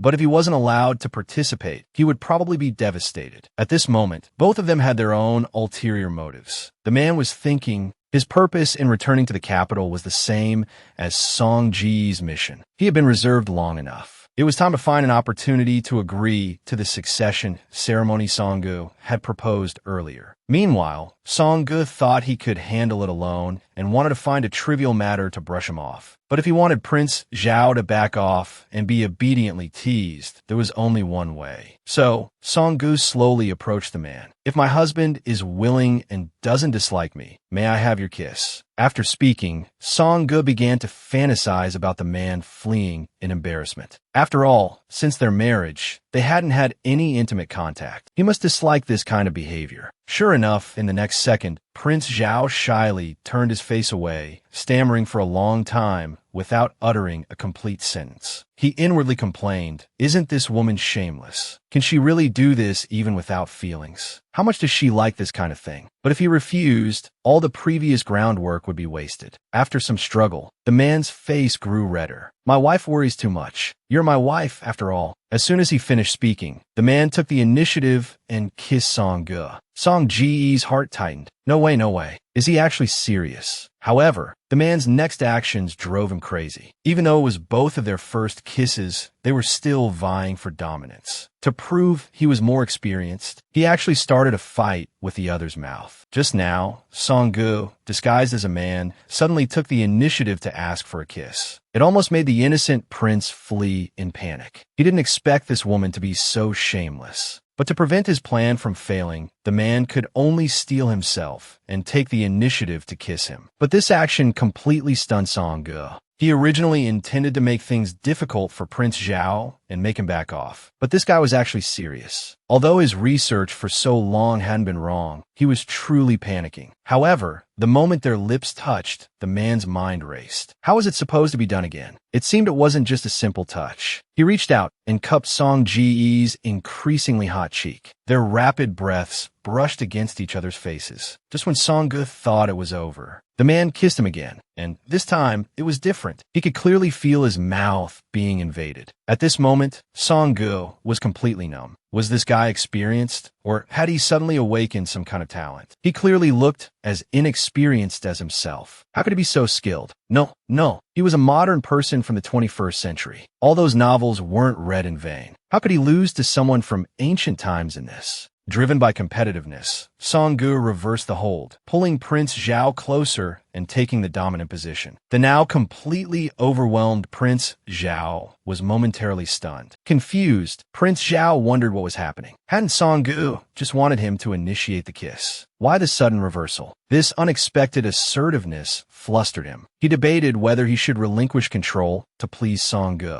But then he thought, he was the man, how could he be submissive in this? Thus, neither willing to yield, they engaged in a battle of lips. After an indeterminate amount of time, the near-asphyxiated pair finally broke apart. Flushed, they both turned away, avoiding eye contact. Prince Zhao quickly wiped his mouth. Heavens, he'd completely abandoned all restraint. Suddenly, he noticed a distinct flavor. He abruptly turned back to Song-gu. "My lord, what did you eat earlier?" It was a sweet, fragrant taste. Song-gu, also wiping his mouth, replied without thinking, "I had an orange." The air thickened with awkward silence. They stared at each other, the realization of their indirect kiss dawning on them. Both blushed crimson. Unable to bear the awkwardness any longer, Song-gu abruptly stood. "Well, I'm going to rest now." Prince Zhao, completely stunned, could only mumble, "Go." The next second, Song-gu fled the scene. "Save me. Why'd he ask what I ate? Does he? Ugh, this is so embarrassing." He'd intended to fluster Prince Zhao, but he was the one who ended up running away. "Ugh, I'm getting old. My heart can't take this." Back in his room, Song-gu splashed cold water on his face to cool down. But kissing Dai Ti felt so soft and tingly and exciting. It was almost addictive. What am I thinking? Losing control, Song-gu started banging his head against the wall. "Get a grip. He's just acting. I can't let this affect the mission." Regaining his composure, Song-gu lay in bed, reasoning with himself. "I've already decided. Someone like me isn't suited for marriage or any kind of conventional romance. This is just a tactical marriage. Once the mission is complete, I can go back to the modern world." However, as he drifted off to sleep, Prince Zhao quietly entered the room. He gazed at the sleeping Song-gu, a faint smile playing on his lips. Just watching him brought an inexplicable sense of joy. He gently blew out the single candle in the room. He leaned closer to his spouse, observing Song-ji's peaceful, emotionless face. A pang of unease struck him. Why is he so calm? Is this all just an act to him too? The next morning, Song-gu awoke to find the man he'd passionately kissed the previous day right beside him. To control his inner turmoil, he decided that after his intense make-out session with the handsome prince, the love-struck maiden within him couldn't handle it anymore. To prevent himself from losing control and doing something rash, he even considered sleeping separately. But faced with such a clingy husband, he didn't know how to bring it up. So, he slipped out of bed while Prince Zhao was still asleep and headed to the shop to work. Prince Zhao woke up to find Song-gu gone, a wave of disappointment washing over him. Meanwhile, a yawning Song-gu bumped into shopkeeper Qian, who was also up early. Shopkeeper Qian deliberately asked Song-gu if he'd found a new location. Song-gu chuckled. "Why would I need a new location?" He then presented the deed to the entire building. "It seems you'll be paying rent to me from now on, Shopkeeper Qian." Shopkeeper Qian was shocked. Song-gu had bought the whole building. His shop was doomed before it even properly opened. To his surprise, Song-gu said he wouldn't evict him or raise the rent. Confused, Shopkeeper Qian asked, "Just say what you want, Shopkeeper Song. What are you planning? I know you're a smart man." Shopkeeper Qian, "I have a mutually beneficial proposition. I call it a franchise agreement." Song-gu explained the modern concept of franchising. He knew Shopkeeper Qian was ambitious and wouldn't be satisfied with just one shop. With this agreement, he could quickly expand to other locations, while Song-gu would receive 10% of the net profit. With Shopkeeper Qian on board, the task of tripling Prince Zhao's estate's assets was nearly complete. Song-gu returned to the shop to begin interviewing staff. He had other tasks and couldn't stay there long. After dealing with a pile of matters, Song-gu realized it was already late. Wearing a fake smile all day had left him exhausted. This was the first time he'd come home so late. He wondered if Prince Zhao would be worried. No. He couldn't keep treating him like a virtual boyfriend. He would have to return to the modern world eventually. He had to find a time to explain things to him. It wasn't that he wanted to be irresponsible, but he simply couldn't have this relationship. Suddenly, the sounds of clashing swords came from behind him. He saw a white-haired man being chased by a group of assassins. Their appearance seemed to match the Tang clan, a family of assassins mentioned in the book. In the novel, the Tang clan acted as spies and assassins for various factions. Why were they here now? The next second, a large hand pulled Song-gu backwards. "Don't be afraid. It's me." These martial artists are generally quite skilled, and the Tang clan is known for its ghostly movements. It's best if you don't get involved. Song-gu wondered why he had suddenly appeared. He couldn't see. Wasn't he afraid of grabbing the wrong person? He wanted to ask him, but unfortunately, he could only make muffled sounds. Even worse, he couldn't pry the other man's hand open no matter how hard he tried. Prince Zhao, seemingly teasing him, just smirked. When he finally let go, Song-gu immediately asked, "Why are you here? And how did you know it was me standing there?" Prince Zhao put his arm around Song-ji's waist. "Because you hadn't returned, I was worried. So I came looking for you." Prince Zhao nuzzled Song-ji's cheek as he spoke. "As for how I knew it was you, it's because I will never forget the sound of your footsteps." His words made Song-ji's heart race. Even worse, Prince Zhao was holding him tighter and tighter. He was practically lying on top of him. But just like before, no matter how hard he struggled, he couldn't break free. Prince Zhao pretended to be physically impaired. "I can only protect you if you stay close. Please don't leave. Of course, if you could also observe the movements of those martial artists for me, I would be even more grateful." Song-gu was internally screaming. How was he supposed to observe anything in this position? Poor Song-gu tried to remain calm as he awkwardly described the situation to Prince Zhao. The silver-haired, masked man being chased was skilled, but he was outnumbered. Song-gu suddenly remembered an important character from the book. That character was the silver-haired, masked man. In the novel he'd read, this man, Chiu Si Hui, was the catalyst for the entire story. After this point, the story shifted perspective to the male protagonist, the ninth prince, Qin Shingtian. From his introduction, Qin Shingtian was accompanied by a subordinate named Jiu. The protagonist had mentioned that Jiu had become eccentric after Qin Shingtian accidentally caused the death of his beloved. It seemed this man being chased was Jiu. However, as the two observed, something unexpected happened. The prince, flustered by his wife, was about to rest. He had just removed his blindfold. But when he saw his wife lying on the bed, bare back exposed, Prince Zhao was dumbfounded. What was he trying to do? Song-gu, having just finished bathing, was exhausted. "I'm so tired these past few days. My shoulders are so sore. Could you give me a massage?" Prince Zhao broke out in a cold sweat, frantically backing away. "I'm not very good at that." Unaware that Prince Zhao could see, Song-gu said casually, "It's fine, just a quick rub." Prince Zhao had no choice. He closed his eyes and nervously approached. Song-gu enjoyed the comfortable massage. He hadn't expected him to be so good at it. He didn't know the man behind him was on the verge of a breakdown. "I must have lost my mind pretending to be blind. Heavens, someone save me." A while later, Song-gu, who had seemingly fallen asleep, suddenly sat up. He looked curiously at Prince Zhao. The book said Prince Zhao's legs were paralyzed due to a cold toxin. And because of that, he was also impotent. Although they were just roommates now, and he didn't intend to develop a real marital relationship, that he was really curious. Prince Zhao, pretending to be asleep, suddenly felt a chill down his spine. What was he planning? Damn, this woman is shameless. Author, doesn't your conscience hurt? The next morning, Song-gu strolled leisurely. The fragrant flowers and bird song made the environment particularly pleasant. At this moment, Prince Zhao's voice came from behind him. Worried about the prince's discomfort, Song-gu ran over. "I didn't expect the flowers in the prince's residence to be even more beautiful than the ones outside. However, some of them look difficult to keep alive. Did you hire someone to take care of these medicinal herbs?" The prince blushed slightly, embarrassed. "No, I didn't hire anyone. These are just some of my hobbies." Song-ji's eyes widened in disbelief. "Do you mean to say you planted all of these yourself?" Although the novel mentioned that Prince Zhao liked to grow flowers and plants, seeing it with my own eyes is still quite shocking. It's rather embarrassing to admit, but although my father bestowed upon me this residence and status, I haven't returned to the capital often in the past 10 days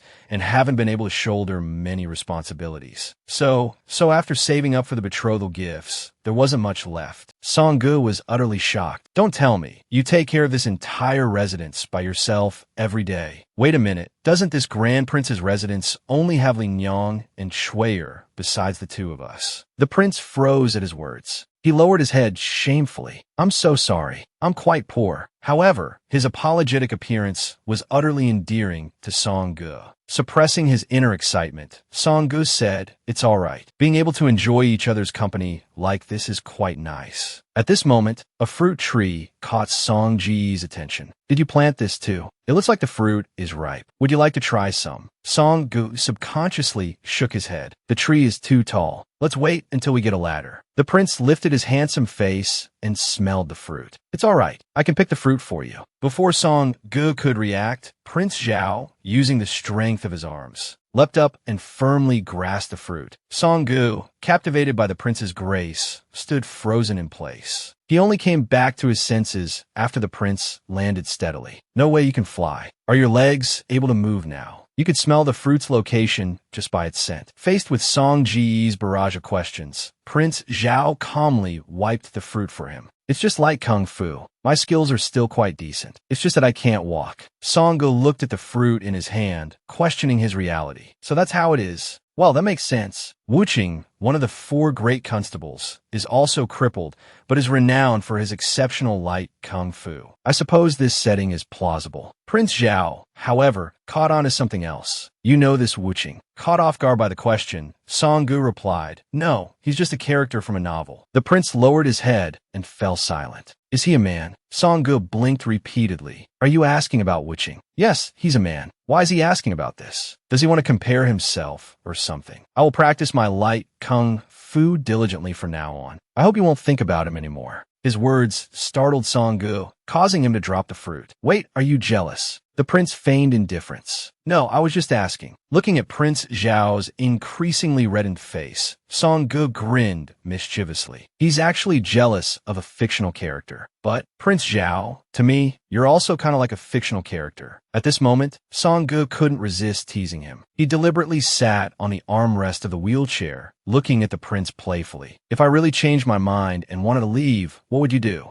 The prince panicked at his words and then pulled Song-gu into his arms. "No, you can't abandon me. It took me so long to finally meet you." Song-gu was relieved that he didn't say something cliché like, "Once I marry you, you can only be mine." Instead, he sounded like he was pleading. It truly made him feel pity from the bottom of his heart. He took the initiative to embrace the prince. "I'm sorry. I shouldn't have said that. Don't worry, I won't leave. I'll stay with you until you no longer need me." "How could I not need you? I'm willing to give you everything I have, as long as you don't despise me." Song-gu suddenly reached out and touched his lips, stopping him. The soft, warm touch was mesmerizing. "Wow, this feeling of flirting in broad daylight is amazing. You worry too much. I don't need everything you have. All I want is for you to pick fruit for me whenever I want to eat some." In order to help Nanpei become the ruler of the world, the young woman decides to steal the protagonist's capable assistant, and his actions push someone's emotions to the extreme. Just now, as the two were preparing to go home, they stumbled upon the young master of the Tang clan being chased. It turns out that the old leader of the Tang clan suddenly passed away, and the deputy leader wanted to eliminate the soon-to-be successor, the young master. Just as the two thought the young master was about to die by the blade, a woman suddenly stepped in front of him and saved him, and her skills seemed quite good. After dealing with several of the assassins, she quickly escaped with a man, but the killers were still hot on their heels. Song-gu quickly got up. "We have to catch up." Prince Zhao, who was being pushed along, asked puzzled, "Why is Madame so agitated? Could it be related to the plot of the storybook you mentioned earlier?" Unaware that Prince Zhao was fishing for information, Song-gu explained, "This man is a key character in the book. He's also the subordinate of the 9th prince, the one who framed you and killed your fiancée. And the 9th prince, you know, is far from as harmless as he appears." Since the main storyline had already begun, Song-gu felt he should reveal some information to him, lest this pretty boy always suffer. "That's impossible. 9th brother usually takes good care of me. My husband believes him. Whatever you say, but you should understand, I am not from this world. I have no vested interest with you. Therefore, there's no need for me to lie to you." In fact, Prince Zhao had been feigning ignorance. He certainly knew what his younger brother was doing, but it had taken him a lot of effort to figure it out. Yet Song-gu knew it so clearly. Could it really be from a storybook? "So, about tonight's Tang clan conflict, what does Madame intend to do?" Song-gu replied, "In the storybook, the plot here is that the Tang clan's plan doesn't succeed. Instead, the injured young master is found by the 9th prince passing by and taken in as an assistant. I originally wanted to follow this person person in order to eliminate any future threats. After all, with his abilities, he would be too troublesome as an enemy later on. However, just now, seeing him with that girl, I've changed my mind. To make the stone-cold assassin in the novel show such a human expression, besides the deceased beloved mentioned later in the book, there probably wouldn't be anyone else. Perhaps from spending so much time with my husband, I've also developed a soft heart. Of course, I also want to know if love can change a person's life. Song-gu followed the blood trail left by the injured man, pushing Prince Zhao along. But now the blood trail disappeared. That silver-haired man's injuries are unclear. It's unlikely the bleeding would suddenly stop, Song-gu mused, imagining the scene of the man being carried. After all, only that way would the blood not drip on the ground. Prince Zhao, using his keen sense of smell, picked up the scent and directed Song-gu to head north. Song-ji's nerves were on edge. The Tang clan assassins were also nowhere to be seen. They're probably searching separately. It wouldn't be good if we ran into them. Although Prince Zhao had practiced martial arts since childhood, that due to his current physical condition, he could only use techniques that didn't require his legs. If they really encountered the assassins, it would be difficult to defeat them. Song-gu suddenly stopped, feeling apologetic. This is all due to my curiosity. My husband, please rest here where it's safe. I'll come back to you after I've taken care of this. No, I said earlier that we should stay together. We can't separate. Please believe me, I can protect Madam. A ripple of emotion spread through Song-ji's heart. At this moment, Prince Zhao was just as described in the book,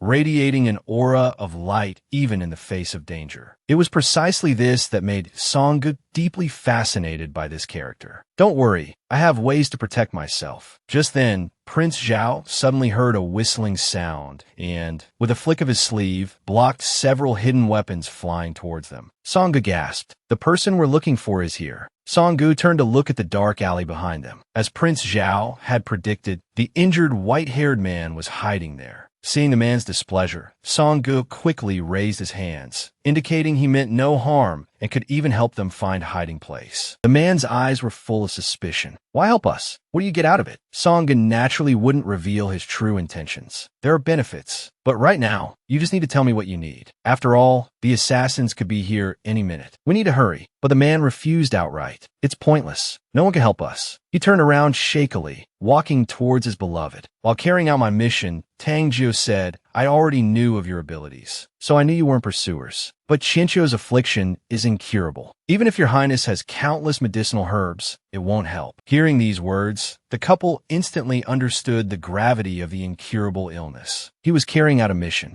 Actually, I've been observing the prince's residence for a long time, envious of the life you two share. Unfortunately, envy is just envy. I can only blame myself for being too weak. Not only can I not resolve my own problems, but I've also disturbed her even in her final days, making them restless. Hearing this, Song-gu realized that this was the plum thief who had been surveilling the prince's residence. At this point, Prince Zhao asked him what he meant by incurable illness. The man was silent for a moment, then replied, Duan Changyou. Meanwhile, the woman kept murmuring, it hurts so much, as beads of sweat the size of beans rolled down her face. The man gently patted her shoulder, comforting her, it doesn't hurt anymore, it doesn't hurt. Just go to sleep. His eyes were filled with self-blame. Perhaps this is retribution. Do too many bad things, and everything you care about will be taken away. Song-gu still had many questions, but saving the woman was the priority. He quietly asked Prince Zhao, what is this Duan Changyou? Why is it said to be incurable? Even for you, the renowned Prince Zhao, the divine healer. Prince Zhao explained that the illness caused excruciating pain and would gradually worsen over time, eventually leading to the patient's coma or death. Listening to Prince Zhao's description, Song-gu felt a sense of familiarity. Could this illness be? Because the man ate a jar of vinegar and had nowhere to vent his frustration. So he pulled his wife and slapped her mouth, asking for forgiveness. This action left Song-gu dumbfounded. Just now, based on the symptoms Prince Zhao described, Song-gu deduced that the young woman's incurable illness was likely appendicitis. And this illness, in modern times, could be cured with a simple surgery. To save the woman, Prince Zhao asked Song-gu to explain the details of the surgery. Perhaps he could try it. Song-gu was surprised. He hadn't expected Prince Zhao to dare to touch something completely unfamiliar like Western medicine. I can't guarantee I can save her, Prince Zhao said, but if I don't try, there won't be even a sliver of hope. What do you think?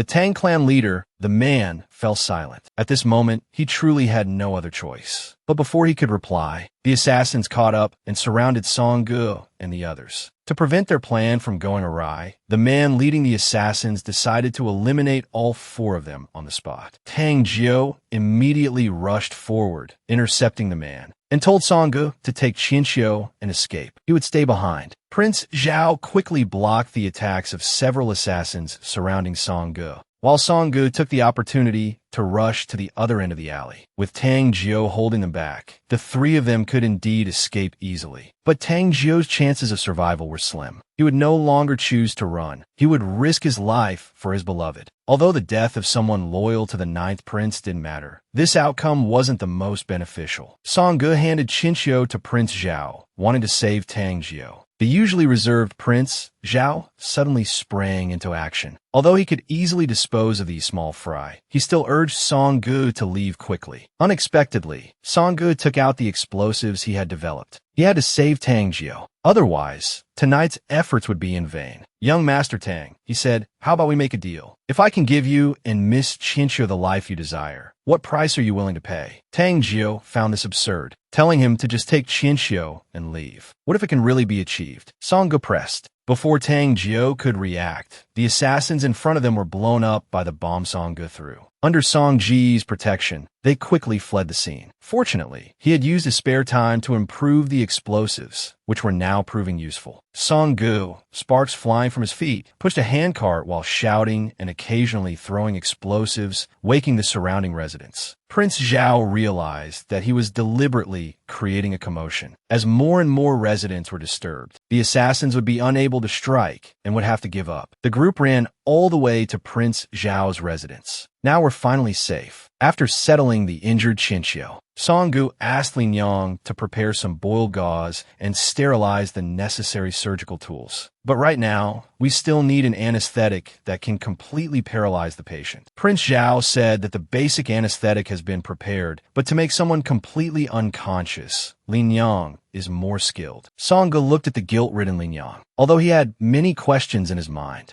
saving a life was the priority. After Lin Yang administered the medicine, Song Gu briefly explained the entire surgical procedure to Tang Jiu.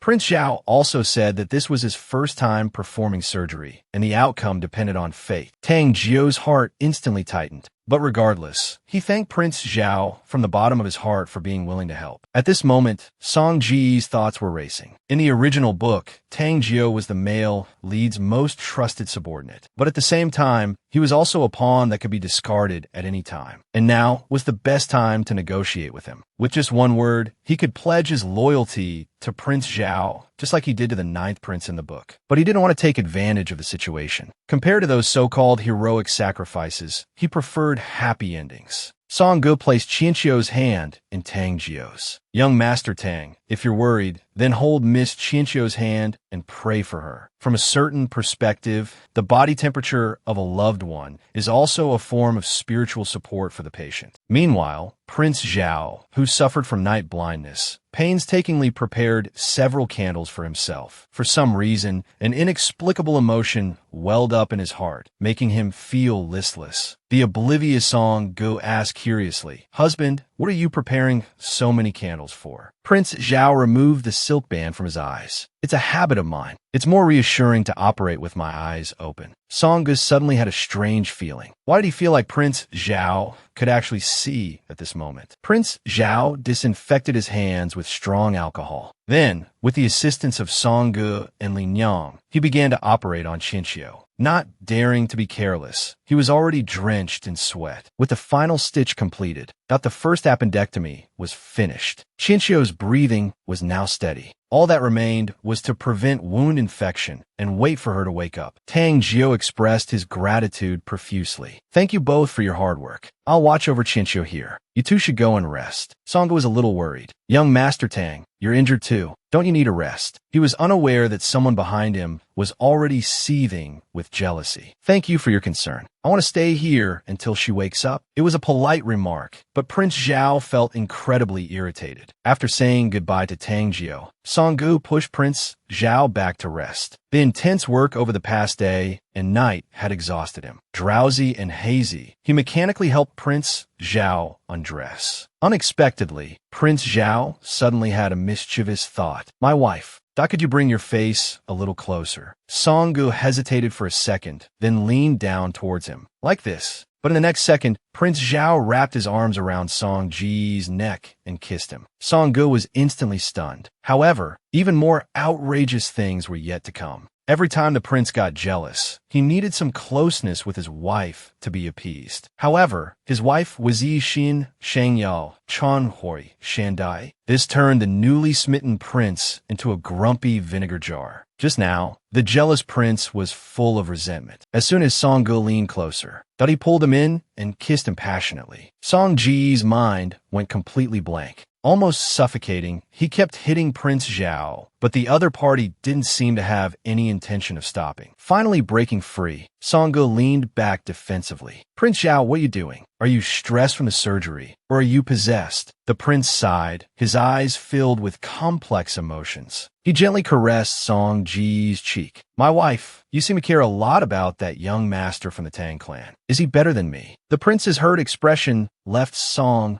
bewildered. He wondered what was going on. Why was he even comparing them? Husband, why are you comparing us? You should know that the reason I care about Tangjio is simply because of his crucial role in the plot of the book. Did I disturb you? Your husband is in the book. Is that the problem? Prince Zhao's sudden closeness made Song Ji's heart flutter. His eyes were clearly unseeing. Yet why did Songgu feel like he was being seen through? Feeling uneasy, Songgu created some distance, looking away. What's wrong with him? It's like he's become a bit clingy since that kiss. Seeing Songgu didn't answer, Prince Zhao felt increasingly gloomy. Perhaps I should ask this. In your eyes, are you looking at me or the me in that picture book? A guilty Songgu instantly broke out in a sweat. He hadn't expected his little secret to be discovered. Although the Prince Zhao in the novel and the Prince Zhao before him were the same person, there were indeed some differences. Realizing the other was jealous, Songgu repeatedly apologized. It's my fault, my lord. Have I made you feel insecure? Then what do you want me to do to make you feel better? Prince Zhao said this, but his heart felt heavy as if weighed down by a stone. He didn't understand why he felt this way. He knew he could follow up on Song Ji's words and extract the plot from the picture book, but doing so wouldn't make him happy. Songgu sighed helplessly. How about this? I'll tell you everything I know from the novel Rise of the King right now. If you could tell me your thoughts after hearing it, I would be very grateful. Song Ji's offered to discuss the contents of the picture book surprised Prince Zhao. Is he actually willing to tell me? Songgu began to narrate the plot of the novel. Among all the princes, the eldest prince, born of the empress, and the emperor's most favored third prince, were the most likely to inherit the throne. But after the emperor fell seriously ill, worried that the old emperor would appoint the third prince as his successor, the prime minister, who was the empress's father, took the eldest prince to the emperor and forced him to abdicate. To eliminate any opposition, the eldest prince then eradicated all the other imperial sons. So, by the time the story pauses, only the ninth prince, who had left the palace early and was disabled, had escaped the eldest prince's notice. And the Tangjio we rescued yesterday was the one who sacrificed his life to cover the ninth prince's escape at that time. Finally, the ninth prince fled to your residence to seek refuge. And this part is my favorite. At that time, you stood alone at the gate of the residence, facing thousands of troops without flinching. What imposing presence. But I've only read this far in the novel. I haven't finished it yet. However, I did see some spoilers before and know the ending. The ninth prince joins forces with martial arts factions to attack the imperial city and ultimately becomes the new emperor. After listening, Prince Xiao's voice was a bit dry. So, do you really like the me in the picture book? Songgu suddenly felt overwhelmed. He had wanted to change the subject, but the conversation returned to this point again. A guilty Songgu broke out in a cold sweat. My lord, are you missing the point? Under normal circumstances, shouldn't you be asking about your own ending? Unexpectedly, Prince Zhao lunged forward. But I care more about what you think. To reassure him, Songgu took the initiative to embrace him. Don't worry, I can distinguish between fiction and reality. And my fondness for the characters in the novel is mostly just a kind of appreciative liking. I also understand that you are the one who will help me go home. Prince Zhao's heart sank at these words. Go home. Does he want to go home that much? By the way, I asked you before if you wanted to ascend the throne. Have you decided? Of course, if you really don't want to, I won't force you. Prince Zhao's heart was now extremely complicated. He thought of how he was always mocked as a child, of his mother's obsession with revenge. His sole purpose in life was to obtain the throne. At this moment, Song Ji's call brought his thoughts back to reality. If I become emperor, will you leave? Sangha looked at Prince Zhao's serious expression. When I explained time travel to you before, I said that my body in reality is critically injured, so I need to complete the system task to come back to life. Of course, I don't have any obsession with going back quickly. It mainly depends on your choice. I understand, Prince Zhao said, his grip on Song Ji's hand tightening. He knew the price of ascending the throne, Song Ji's disappearance. The thought made him lose his composure. Song Ji's heart trembled as he was suddenly pushed down. However, what happened next left him even more dumbfounded. The prince had just fallen for his wife, but she was Yi Xin, Shengyao, Huidao, Shandai.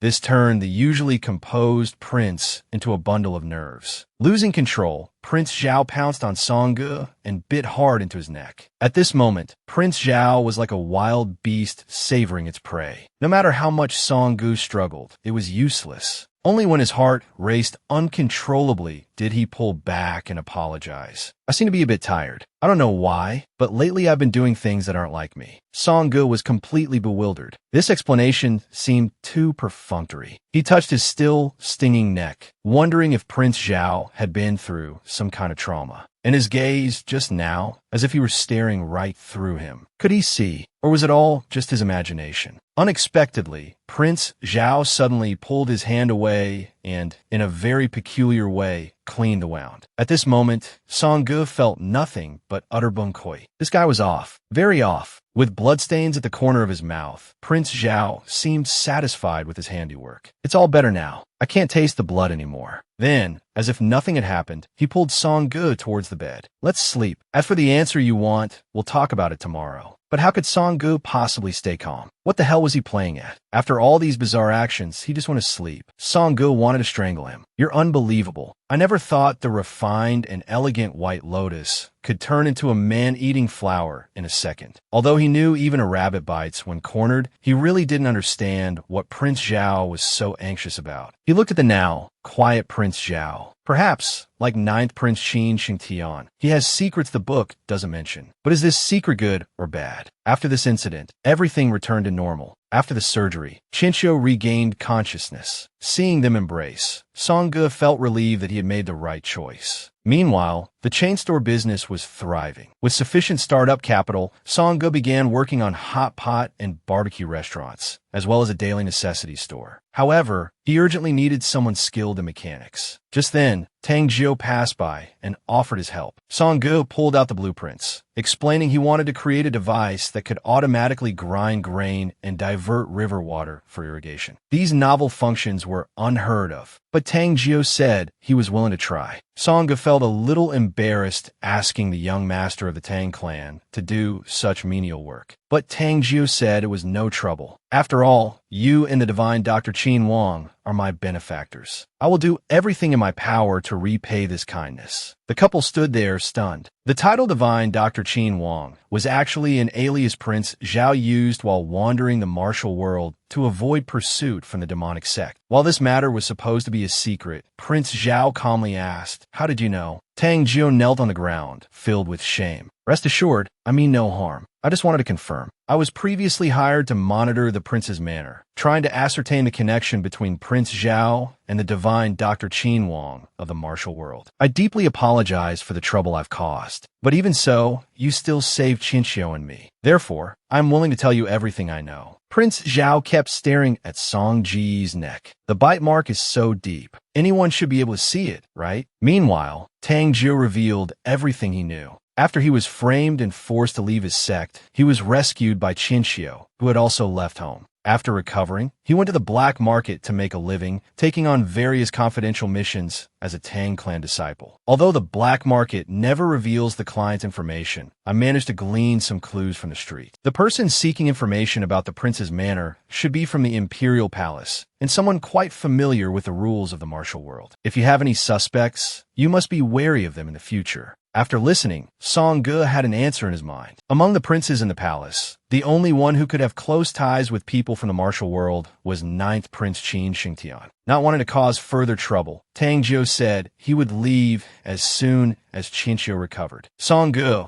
who had finally found a capable assistant for Prince Zhao, wouldn't agree. It's no trouble at all. If you have nowhere to go for the time being, why not stay at the manor and work as guard for a few days? I suspect the assassins from that night are already aware of my presence and Prince Zhao's. After all, the prince's wheelchair is quite conspicuous. Anyone asking around can easily figure it out. Since the danger already exists, it's better to face it head on. A few days later, Qinqiu, who had been bedridden, had mostly recovered. If it weren't for the two benefactors who saved me, I, Feng, would have thought I was done for this time. Hearing the surname for the first time, Song-ge furrowed his brow slightly. He actually has the surname Feng. If he remembers correctly, in the novel, those with the surname Feng, besides the general bestowed the surname by the emperor and the Dichuan lineage, there shouldn't be anyone else. Miss, could you be a descendant of General Jinghua? The young woman looked embarrassed. That's right. I, Feng Qinqiu, am the general's daughter. Due to some family matters, I'm temporarily unable to return home. At this moment, Tang Jiu's jaw dropped. Why didn't you ever mention this to me before? The young woman blinked playfully. You didn't ask. Song-ge looked at the two with a gossipy expression. Are you two eloping? The young woman slung an arm around Tang Jiu in a carefree manner. Little Jiu and I are like brothers. How could we elope? Song-ge was shocked. It seems this girl hasn't realized the other party's feelings. I ran away because I wanted to see more of the outside world. After all, the army doesn't use female generals. Being confined to my room, waiting to be married, is really boring. So I thought, no matter what, I have to indulge myself first. After seeing all the wonders of the world, I can obediently go back and accept my fate. Song-ge understood her feelings very well. After all, her martial arts skills were no less than a man's, yet she had to suffer the constraints of feudalistic thinking. At this time, Chuier rushed in, flustered. It turned out that his good-for-nothing father was causing trouble at the prince's residence again. The cunning Prince Zhao had originally intended to coax his wife and make her happy. However, overcome with possessiveness, he started kissing his wife again. Just now, having learned that his good-for-nothing father had come to the door, Song-ge knew he was up to no good. Sure enough, as soon as his father entered, he started complaining, saying that Song-ge didn't know how to respect his elders. Song-ge couldn't be bothered and didn't even want to look back at him, because the two of them hadn't come because they missed him. Instead, it was because their good-for-nothing older brother had caused trouble, and they came to ask him to smooth things over. Himu was sweating anxiously. Her eldest brother, Li, worked at the yamen, but had suddenly been imprisoned, accused of embezzling grain. Although Li was outspoken, he was always generous to others and would never do such a thing for personal gain. Song-ge couldn't help but complain inwardly. With his arrogant and domineering personality, it was more than just being outspoken. Letting him work in officialdom was like digging his own grave. So he knew that this guy would eventually cause trouble and implicate the prince's residence. Otherwise, why would he have used all of his dowry to sign that contract? Since they chose to take his dowry, why should he bother to help them when things went wrong? What's the use of looking for me? You should go to the authorities. Hearing this, his good-for-nothing father flew into a rage. He's your brother. If you ask the prince to intervene, maybe they'll let him go. Disgusted, Song-ge used almost all his strength to say, You say you're asking the prince, but you don't have the slightest attitude of asking for a favor. It's more like you're ordering him. Song-ge truly despised how they looked down on women and the disabled prince. Since you don't even understand basic etiquette, there's nothing more to say. Please leave. Wanting to save her son, Himu stopped Hifu, who was about to explode, and persuaded him to calm down as saving their son was the priority. So the two of them lowered their posture and asked for help again. At this moment, Prince Zhao took Song-ji's hand and wrote in his palm, Do you need help? Song-ge, who had been irritated, suddenly felt a little better. Yes, at least he was on his side. He gently squeezed Prince Zhao's fingertip, indicating no. Then, he took out the previous contract from his pocket. It's not impossible for the prince's residents to help, but the premise is that the He family can truly pay the corresponding price. As the breaching party, not only do you have to pay the prince's residents 3 times the dowry, but you also have to hand over 3 sets of imperial wedding garments. Realizing he had been outmaneuvered, He Fu instantly exploded. Asking my own daughter for help doesn't count as making a demand. This is absurd. Even if you went to the authorities, they wouldn't uphold this. Precisely because it's absurd and no one would uphold it, I simply won't help. After all, the signatures are all there. Even if you accuse me of being unfilial, what would people say? Of course, it's not that there's no room for negotiation. After all, you were once my family. You can choose to trade the entire He family for your precious son.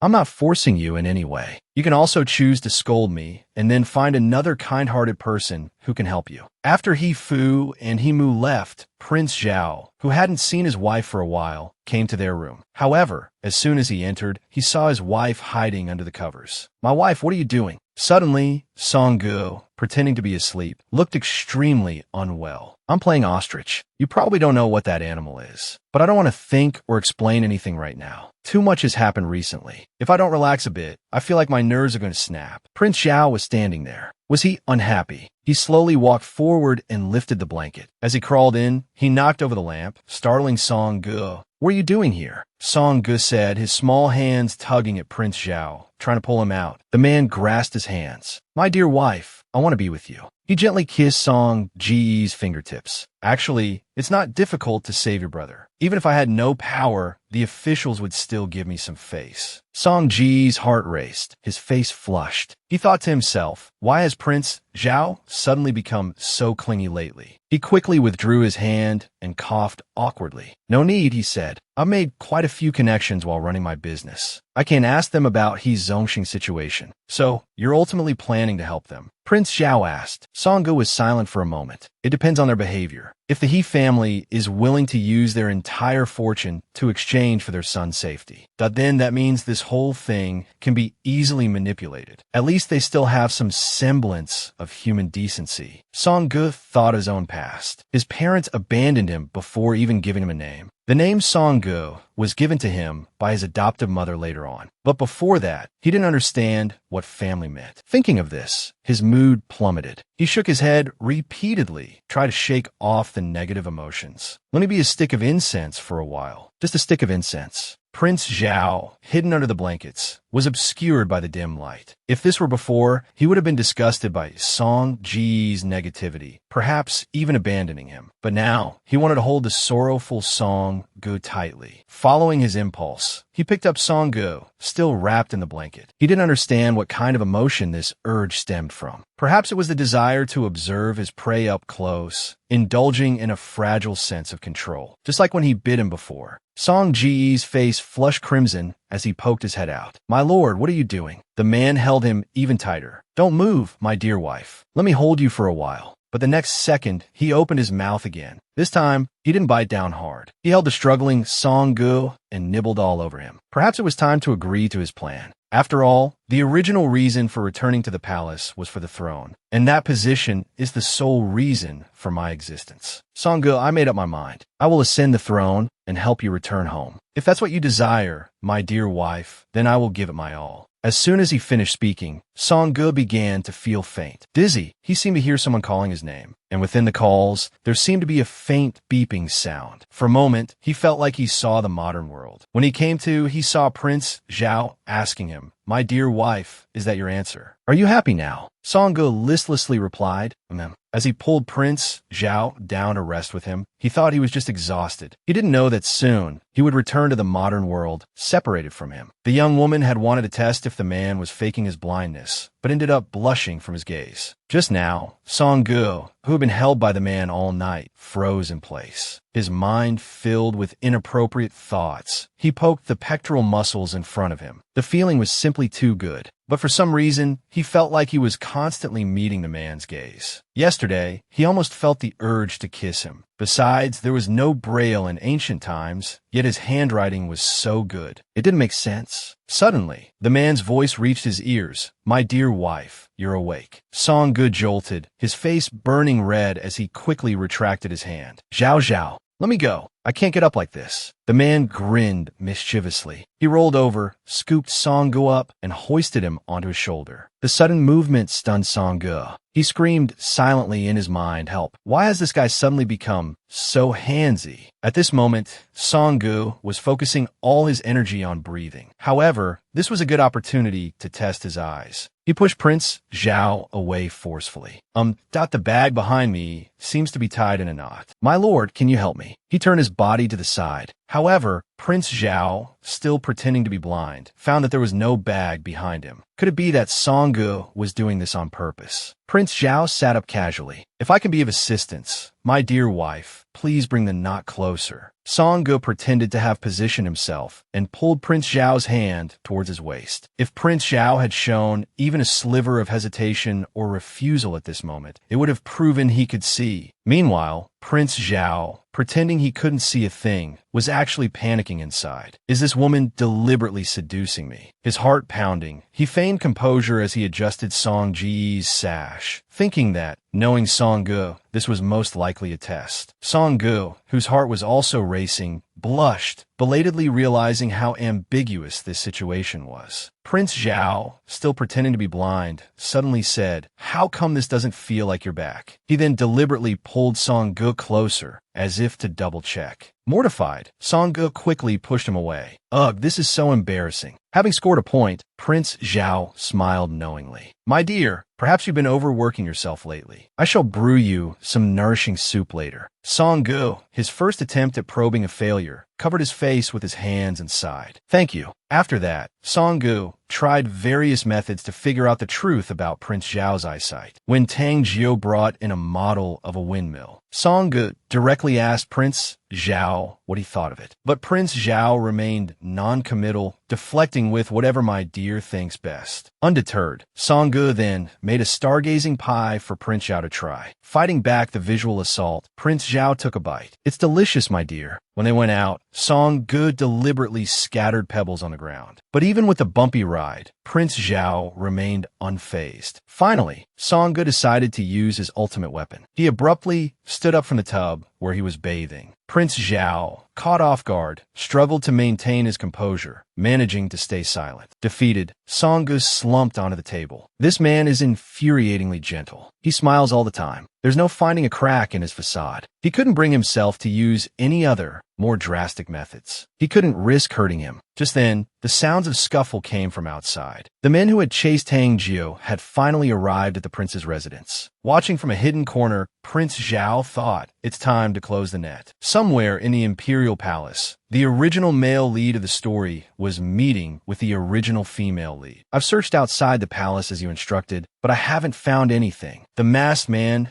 gravely injured, wondered, could it be that the divination was wrong this time? "Not that I doubt your divine abilities, of course. After all your previous prophecies have come true." The girl, who had also transmigrated into this novel, was surprised. According to the original plot, there shouldn't be any mistakes. "Unless, Your Highness, perhaps you could tell me a bit about your siblings. It might help with my calculations." The ninth prince chuckled. "While your abilities are impressive, you are still a descendant of a heavenly master. Knowing too much won't do you any good. It's best not to get too involved." He still found the whole situation absurd, especially her claim of being able to see the future and her offer to help him ascend the throne. Nevertheless, he remained cautious. The girl sensed his hesitation. "You needn't worry, Your Highness. I am here because of you. I am entirely devoted to you." However, their conversation was overheard by someone outside the door. Su Baiwan, who had snuck out to recite poetry in the middle of the night, never expected to encounter another transmigrator. And this one seemed to have malicious intentions, with a mission completely opposite to his own. "I must inform Song-gu." Back at the prince's residence, Song-gu, having laid an ambush, easily captured the intruders. To prevent future trouble, he decided to make a deal with them. After all, they had trespassed into the prince's residence. They couldn't escape the charge of attempted assassination. But if they were willing, the prince's residence would provide them with food, shelter, and clothing. They would no longer have to live in the shadows as assassins, but could live in the light. Several days later, the former assassins quickly became valuable assets to Song-ji's business. Everything was proceeding smoothly according to plan. That evening, Song-gu cheerfully discussed future arrangements with Prince Zhao, who who was working on jade carvings. But then, a wave of dizziness washed over him, and he heard someone calling his name again. The voice kept urging him to wake up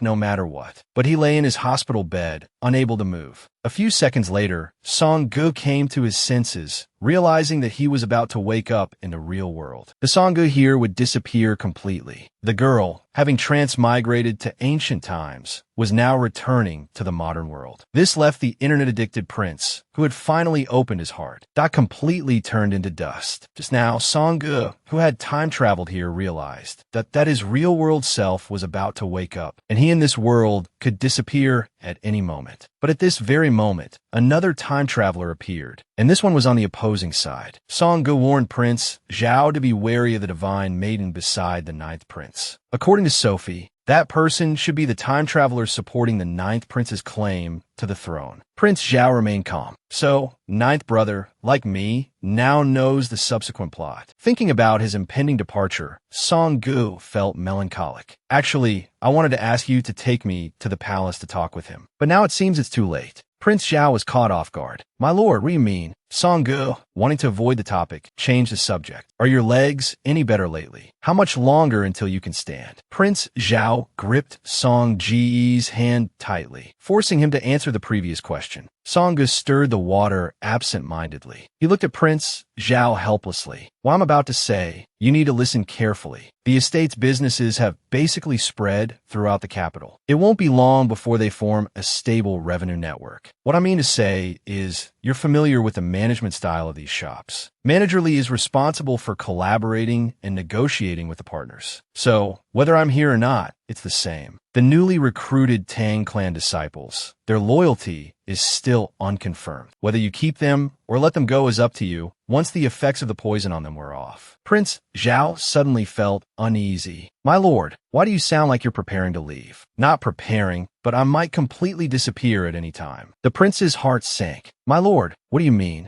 Unable to meet his gaze, Song-gu looked away. How should I put it? Perhaps my body in the real world has been revived, causing me to sense its call recently. But this is still unknown. I'm just worried the separation will be too sudden, so I wanted to tell you in advance. With complex emotions, Song-gu stroked his hair. If I go back, there's no need to force you to ascend the throne. If you're not interested in the throne, the current businesses are enough for you to live a prosperous life. Of course, if you want to ascend, I suggest you don't get involved in the power struggle for now. You can let the other princes. Are you sincere? Prince Zhao suddenly interrupted him. Song-gu was taken aback, speechless. Before he could react, Prince Zhao pulled him halfway into the water. My lord, you once said you would change this world for me. Were you sincere? Song-gu stammered, of course. Even though you might not understand my true intentions right now. I originally wanted to shake the foundation of this entire society indirectly. And now, the initial groundwork has been laid. As long as we produce rubber, we can consider developing the steam engine and liberate productivity. But you're leaving. The prince suddenly felt a pang in his chest. Everything you're saying now is just a pipe dream, my lord. You're deceiving me. And when you leave, you won't even look back. Song-gu panicked. It's not like that. I don't want to leave. I'm just giving you a heads up. If I can.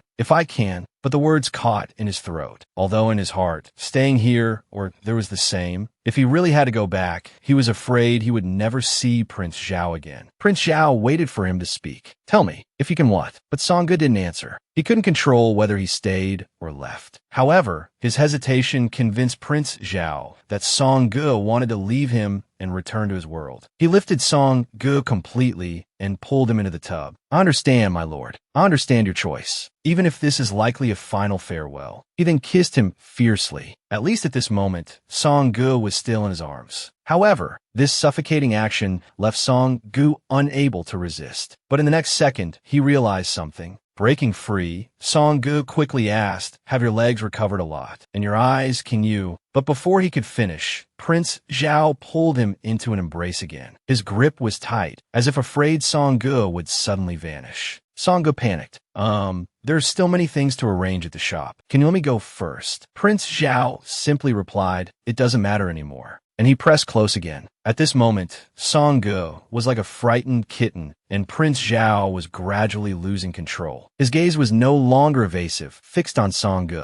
After saying the words he most wanted to say to Song-gu, He held Song Ji close again. But in the next second, Song Ji's soul was once again summoned by reality. His vision began to blur. Prince Zhao might. At the same time, in another world, Song Gu slowly opened his eyes. His gradually clearing vision took in the modern medical equipment. Have I returned to the modern era? On the other side, Song Gu suddenly became unresponsive, alarming Prince Zhao. His expression shifted from confusion to terror. Trembling, he reached out to touch Song Ji's nose, but felt no breath. His heart shattered completely. He laughed derisively. Good, very good. The only sound in the room was his laughter. He had abandoned him, after all. Just like everyone else, he had cruelly cast him aside. From now on, he was alone again. His absurd life felt like a joke. Meanwhile, Song Gu, having regained consciousness, hadn't yet adjusted. He looked at the person talking in front of him. For a moment, he couldn't tell if the previous time travel had been a dream or reality. He could only try to restrain himself from thinking about it, pretending to ignore it and living his present life. Another year, the first snow fell. Prince Zhao, having lost Song Gu,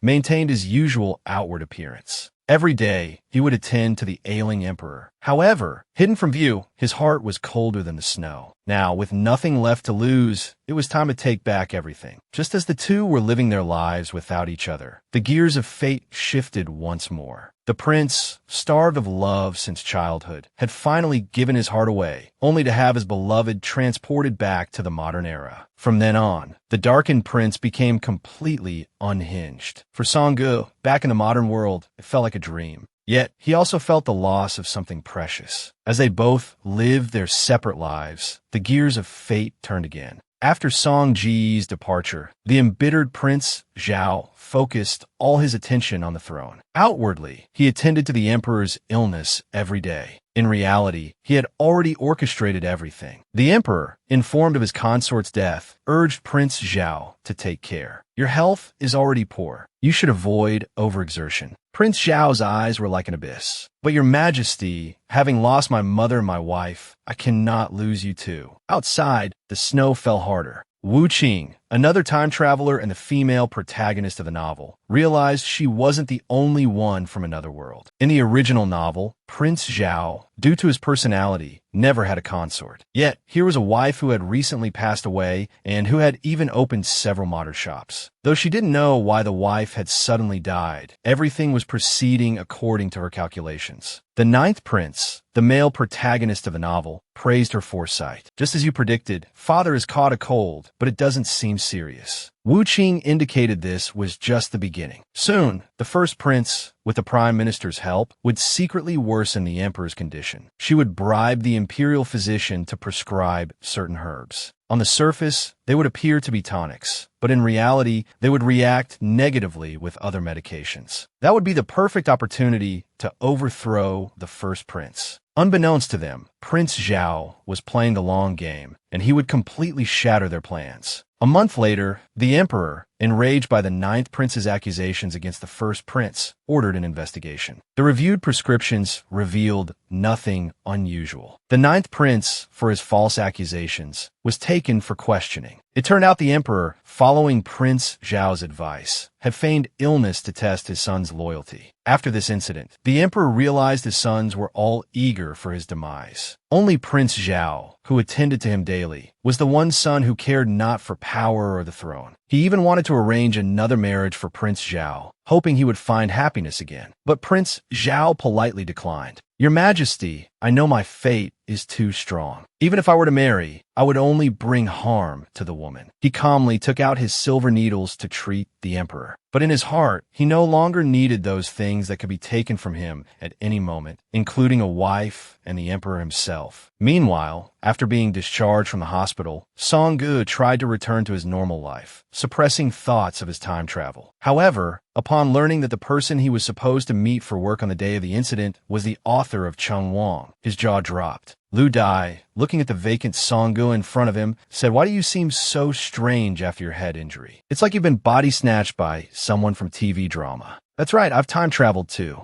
Lu Dai wiped a drop of sweat. Seems like you're pretty sick. Song-gu decided to take over the collaboration again and go see Hui Hui, the author of the novel. So he started reviewing the novel Chungwang. But this novel, shortly after being revised, had been on hiatus, and he tried various methods, but couldn't contact the author. Helpless, he could only go to the author's door in person and try his luck. But he rang the doorbell for a long time, and no one answered. For some reason, he had a bad feeling in his heart. At that moment, a woman came up behind him, and she happened to be the mother of the child Song-gu had risked his life to save before. Even more coincidentally, the author of Chungwang was her nephew. Unfortunately, however, Xiao Ruo had fallen into a coma last month due to overwork. Even the doctors couldn't be sure when he would wake up. Song-gu was shocked. Last month, wasn't that around the same time he was in a coma? He stared blankly at the balcony filled with flowers and plants. The author's preferences were exactly the same as someone else's. As the woman went to the balcony to water the flowers, Song-gu was drawn to a picture frame on the table. Unable to see the photo, he stood rooted to the spot in disbelief. Seeing Song-gu staring intently, the woman came forward and said jokingly, "My nephew is handsome, isn't he? He's 27 this year and unmarried. When he wakes up, how about I introduce you to? Of course, if you have a boyfriend, then forget it." A tense Song-gu swallowed and said, "Of course, I don't have a boyfriend. If he wakes up, please do introduce us." The man in the photo brought his thoughts back again. He hadn't expected him to look exactly like Prince Zhao. In the days that followed, although he had many questions, he didn't want to explore the truth. He just wanted to forget everything about his time travel and return to a normal life. Until 2 months later, a car accident left his friend in a coma due to serious injuries. Just when he didn't know what to do, the long-gone system reappeared, and he would return to that world in this body. However, when the two met again, everything had changed. The former innocent lotus flower was no more. The girl who had traveled to ancient times and returned to modern times traveled back to ancient times again. But she found that the prince she longed for had already turned into a ruthless tyrant. Just now, Song-gu, having once again gained the opportunity to time travel, was standing in place. And to his surprise, Prince Zhao in the novel world was actually the author himself, and he had lost his memory when he time traveled. Therefore, he considered himself Prince Zhao. At this moment, Song-gu was shocked and terrified. So his father, the prince, had been the author himself all along. No wonder he always felt that Prince Zhao's personality was quite different from the original. It turned out that this was all a blunder caused by the system. But because Song-gu in the novel world had already died, this time, Song-gu could only travel back using his own body. And his mission this time was to push the story to its conclusion, thereby dissipating the obsession of that world. At that time, the author's soul would be able to return to reality, and he would also get a chance to have a wish fulfilled. In the blink of an eye, Song-gu traveled back to the novel world. Prepared, he carried a whole suitcase of modern supplies. Although he had already changed into a hanfu in advance, his neat short hair still made him look like an outsider. Seeing his long-lost companions again, Song-gu couldn't help but smile with joy. It felt so good. However, the current Song-gu was traveling in his own body. Therefore, in everyone's eyes, he was a strange stranger. So Song-gu lied and claimed to be Prince Zhao's consort's shadow, even expressing deep sorrow for the consort's death. Hearing about the consort from someone else, the people in Prince Zhao's residence were first surprised, then began to grieve. Seeing this, Song-gu felt a little helpless. So he quickly changed the subject. "This is shampoo. I will share this formula with everyone as a thank you for your hospitality today." At the gate of Prince Zhao's residence, it was the peach blossom season again. Back then, it was the first time he met him. Everything felt like a world away. If he were to see him with his current appearance, he would surely be frightened. Although he had only been gone for 2 months, 2 years had passed here. Climbing that tree once more, Song-gu wanted to take a look at the place where he used to live. He learned from Lin Yang that Prince Zhao was currently in the palace and not at the residence. Moreover, the emperor was still alive and well, not bedridden as described in the original story. Therefore, the first prince's faction hadn't had the opportunity to rebel. And the cause of this change must have been someone manipulating things from the shadows. Just as Song-gu was pondering the plot with a melancholic expression, an all too familiar figure appeared before his eyes. The wind blew, petals fell, and it felt as if something had pierced his heart. His whole body tense, Song-gu unconsciously held his breath. His heart was racing. He tried to stay calm, thinking that since his eyes were covered with a silk ribbon, he shouldn't have been noticed. He just needed to leave quietly. Otherwise, he would definitely be seen as a pervert peeping into someone else's privacy. But Prince Zhao had already sensed his presence. "Guest, you came here specifically to visit me. Why are you leaving in such a hurry?" With that, he shot out 2 hidden weapons, striking Song Ji's pressure points. Song instantly lost mobility and couldn't move. As he slowly collapsed, he subconsciously cried out, "Prince Zhao, save me. I am Song Yi." The man's heart trembled at his words. He reached out and caught him. Then he tightly gripped his throat. At this moment, there was no joyful reunion, only a chilling, murderous aura. "What are you talking about?" Prince Zhao's questioning made Song Gu break out in a cold sweat. Why had the former White Lotus become so terrifying? He urged him to calm down, explaining that the situation was complicated. "In short, I am Song Gu,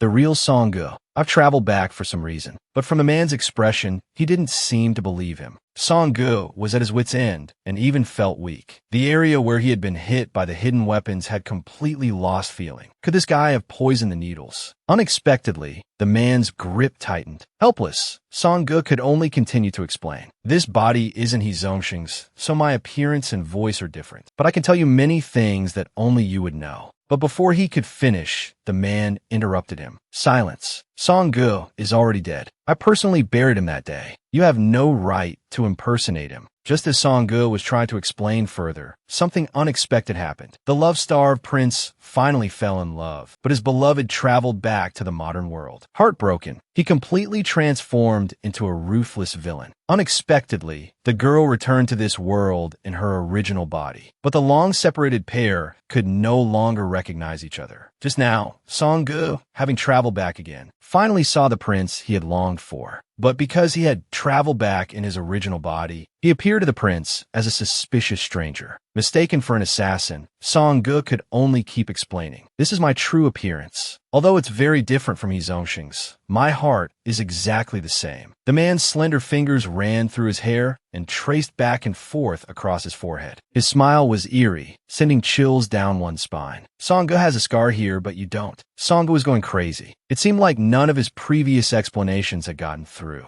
"Do you know how many people want me dead? Perhaps it's because I've recently gained the emperor's favor and am about to be crowned crown prince, that those who wish for my demise are increasing." Song Gu felt a pang of heartache. He must have suffered a lot during his absence. Suddenly, Prince Zhao took out a pill from his pocket. Powerless to resist, Song Gu was forced to swallow it. Having been deceived multiple times, Prince Zhao no longer trusted anyone. "I must say, of all the pretenders, you're the most convincing." How amusing. Song Gu never imagined their reunion would be like this. "What did you give me?" "It's a puppet pill, a substitute for pressure point control to make you obedient. After taking it, every 3 days you'll experience excruciating pain, like your bones are being crushed. Only a special antidote can alleviate it." Song Gu had so many questions. The former Prince Zhao would never have done this, let alone use poison on someone. And what was this about being crown prince? But in the next second, the man let go, throwing him to the ground, stubborn to the end. If the girl doesn't take the antidote, she will die in excruciating pain. So, no matter who sent you, if you want to live, don't try any tricks. Song Gu lay leading on the ground. However, after the silver needles were knocked away, his body didn't seem as stiff as before. And this Prince Zhao was clearly different from the one described in the book. He no longer had the air of a gentle nobleman. In its place was a kind of cruelty. Although the system said that the Prince Zhao he knew was the novel's author from the modern world, how could this White Lotus suddenly turn into a man-eating flower? He was completely different. Even so, Song Gu still wanted to make one last attempt. "Does your highness still remember the agreement you made with your wife?" Prince Zhao, who had been leaving, stopped abruptly. He turned around, puzzled, and asked what he meant. Song Gu struggled to sit up. "Although it's been 2 years, I once said that if I could triple your assets within 3 months, then my husband would have to unconditionally fulfill any request I made within a day. Now, triple the assets that IT really does seem quite similar." The man suddenly interrupted him. Song Gu froze. The man turned around. "Pretend to be him. If you do a good job, but then this prince might just spare your life." Song Gu was stunned. What was he trying to do? Then Prince Zhao ordered Lin Yang to prepare a guest room for Song-ge. Lin Yang looked at the girl in shock, thinking that she was quite bold to have caught the eye of her master. Song-ge frantically shook his head, indicating it was a misunderstanding, but it clearly had no effect, because in the next second, he was thrown into the guest room, bag and all. For the next few days, Song-ge didn't see Prince Zhao. Lin Yang's answer was always the same. His Highness is at the palace. He's not in the residence. He had thought he could quickly find Prince Zhao and explain the time travel situation, but now it seemed that everything was spiraling out of control. This time travel trip was truly ill-fated. Moreover, every 3 days, Song-ge would suffer unbearable pain from the poison. His whole body felt like it was being gnawed by ants as he curled up in bed, drenched in cold sweat. He couldn't understand how Prince Zhao, who had been so gentle and considerate towards him before, could change so completely after switching bodies. Song-ge was furious. Men really were pigs. But in the next second, he felt that it was all his own fault. If he hadn't left so suddenly before, perhaps things wouldn't have turned out this way. While Song-ge was lost in thought, the long-absent Prince Zhao walked in. However, his next action, that was even more unexpected. The girl returned to the modern era, and then her original body returned to ancient times. But the prince she longed for had turned dark and sinister. Not only did he mistake her for an assassin, he even forced her to swallow a pill that caused excruciating pain throughout her body. Just as Song-ge was trembling in agony, the prince, who had been absent for days, strolled in. "I almost forgot you were here. If you don't take the antidote today, that you'll probably die in agony." Covered in cold sweat, Song-ge trembled as he reached out a hand. Give me the antidote." However, Prince Zhao withdrew the bottle and placed it on a cabinet. "Getting this isn't so easy. Tell me, who sent you here? And how do you know about Song-ge?" The man's sharp gaze seemed to want to devour him alive. Song-ge was speechless. He let out a helpless chuckle. "Isn't your highness being a bit too cautious? I've already told you many things that only you and I would know. Isn't that enough to prove my identity?" Those few sentences seemed to have used up all his strength. Song-ge hadn't expected the pill to be so potent. The previous Song-ge could also say many things that only this prince knew. Besides, quite a few people know about the plot. Even Ninth Prince has a mysterious, prescient person by his side. So, even if you know those things, it doesn't prove anything. Now Song-ge finally understood why he refused to believe him. Before returning to the modern era, he had learned from Su Baiwan that the goddess has told the Ninth Prince the entire contents of the original story. He can definitely deduce from the original story that Song-ge is a variable that didn't exist in the novel. Coupled with those shops with modern ideas, he'll definitely guess that Song-ge, like him, is a transmigrator. Perhaps they sent people to test Prince Zhao before, which is why he no longer trusts anyone. But now, Song-ge was in so much pain that he was losing consciousness. If he didn't take the antidotes soon, he was afraid he would really die. Even though Song-ge was in pain, Prince Zhao remained unmoved. "Have you thought about confessing yet?" "There's nothing to confess." In unbearable pain, he gripped Prince Zhao's hand tightly. "The antidote. Give me the antidote, please." Prince Zhao stood there, looking incredulous. "It hurts. It really hurts. Please give me the antidote. Save me." Song-ge, desperate to end the torment, continuously pleaded. At this moment, he had completely forgotten any pretense of pride. Unexpectedly, Prince Zhao flung his hand away. Song-ge would never beg. Song-ge coughed up blood in anger. "If I had the strength, I wouldn't beg you, you ghost." But given the current situation, he had no chance to play any mind games. Doing so would only hasten his death. He decided to gamble. He bet that Prince Zhao would still recognize him somewhat and wouldn't actually be so ruthless. So, he grabbed Prince Zhao again. "Please, save me. I'm really dying." Prince Zhao stared at him coldly, like an icy stone. He reached out and yanked Song-ge up. How could I think you're him? You're nothing like him."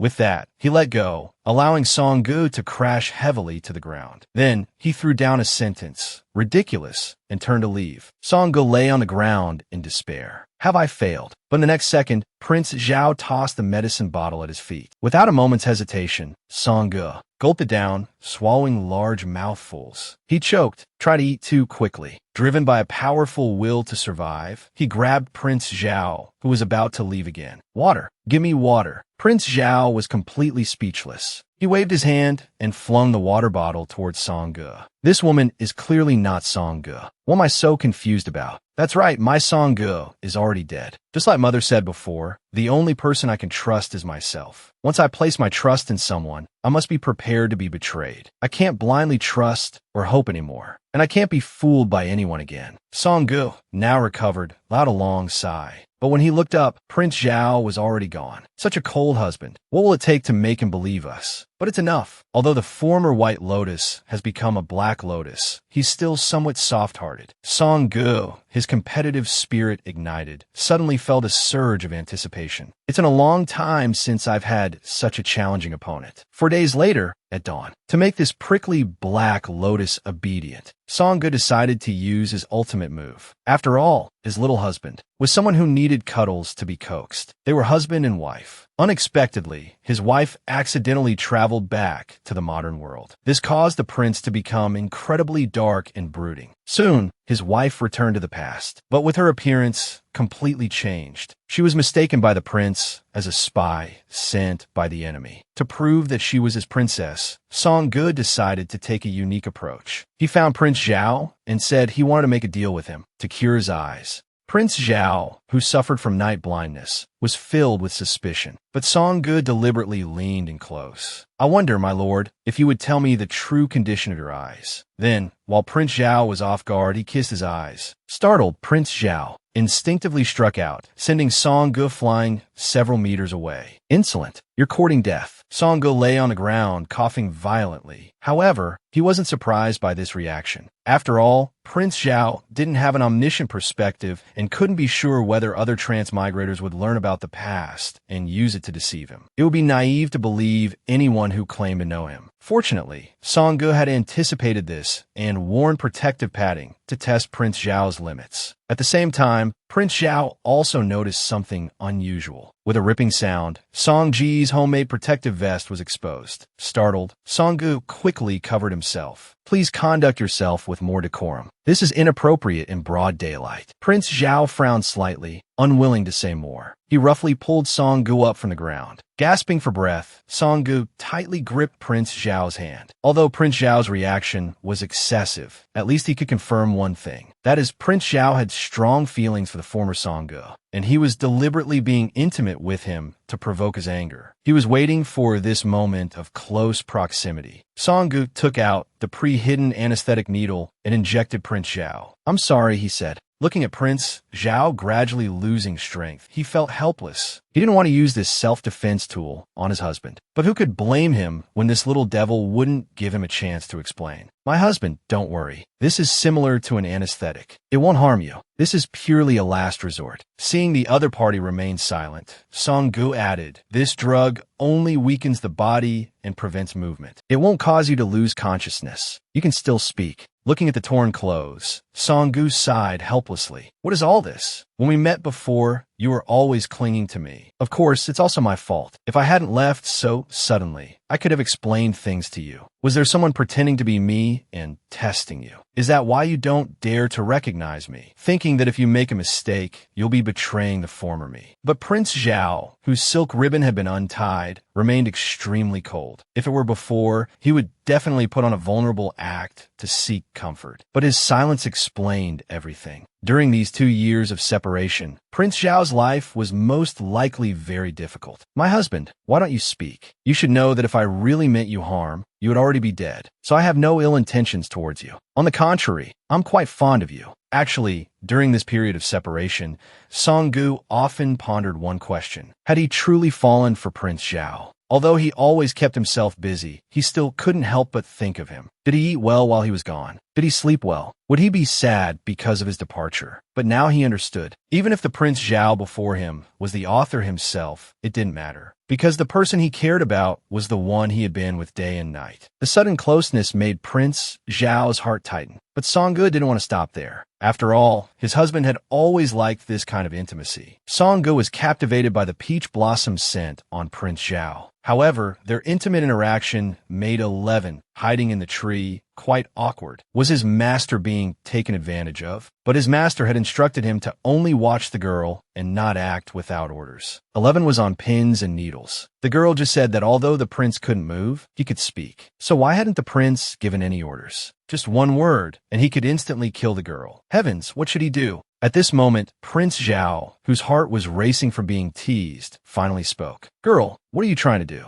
Right now, I just want to kiss you, and then tell you everything that happened after I time traveled from beginning to end. 11, who thought he was about to receive an order, instantly crumbled. What the heck? They're actually chatting now. Humming a tune, Songgu pushed Prince Zhao back into the room. I didn't expect this bedroom to be the same as before. It hasn't changed. Prince Zhao, unable to move, made a sour face. Get to the point. I've already told you a lot of things that only the two of us know, but I suppose you have your own considerations, so I can only explain the whole story to you like this. So, Songgu recounted everything that happened after he returned to the modern world. After the time it takes an incense stick to burn, Prince Zhao, who was already mostly convinced, deliberately pretended not to understand. I am Prince Zhao. I'm not the author you speak of. It's normal for you to find it bizarre, but you can ignore that for now. In short, if I were a spy sent by some faction, I would never use such an absurd story to gain your trust. Many have tried to deceive this prince with similar, ambiguous words. Besides, you just poisoned me. That wasn't poison, brother. If you weren't so unwilling to calmly communicate with me, I wouldn't have used it. Songgu turned, looking into Prince Zhao's eyes. I'm guessing your eyes haven't reached the point of blindness yet. I've been curious about this since before I left. If you don't want to die, my lady, don't refrain from asking questions. Prince Zhao's stubborn silence left Songgu speechless. Fine, I won't ask, since my husband has spared my life.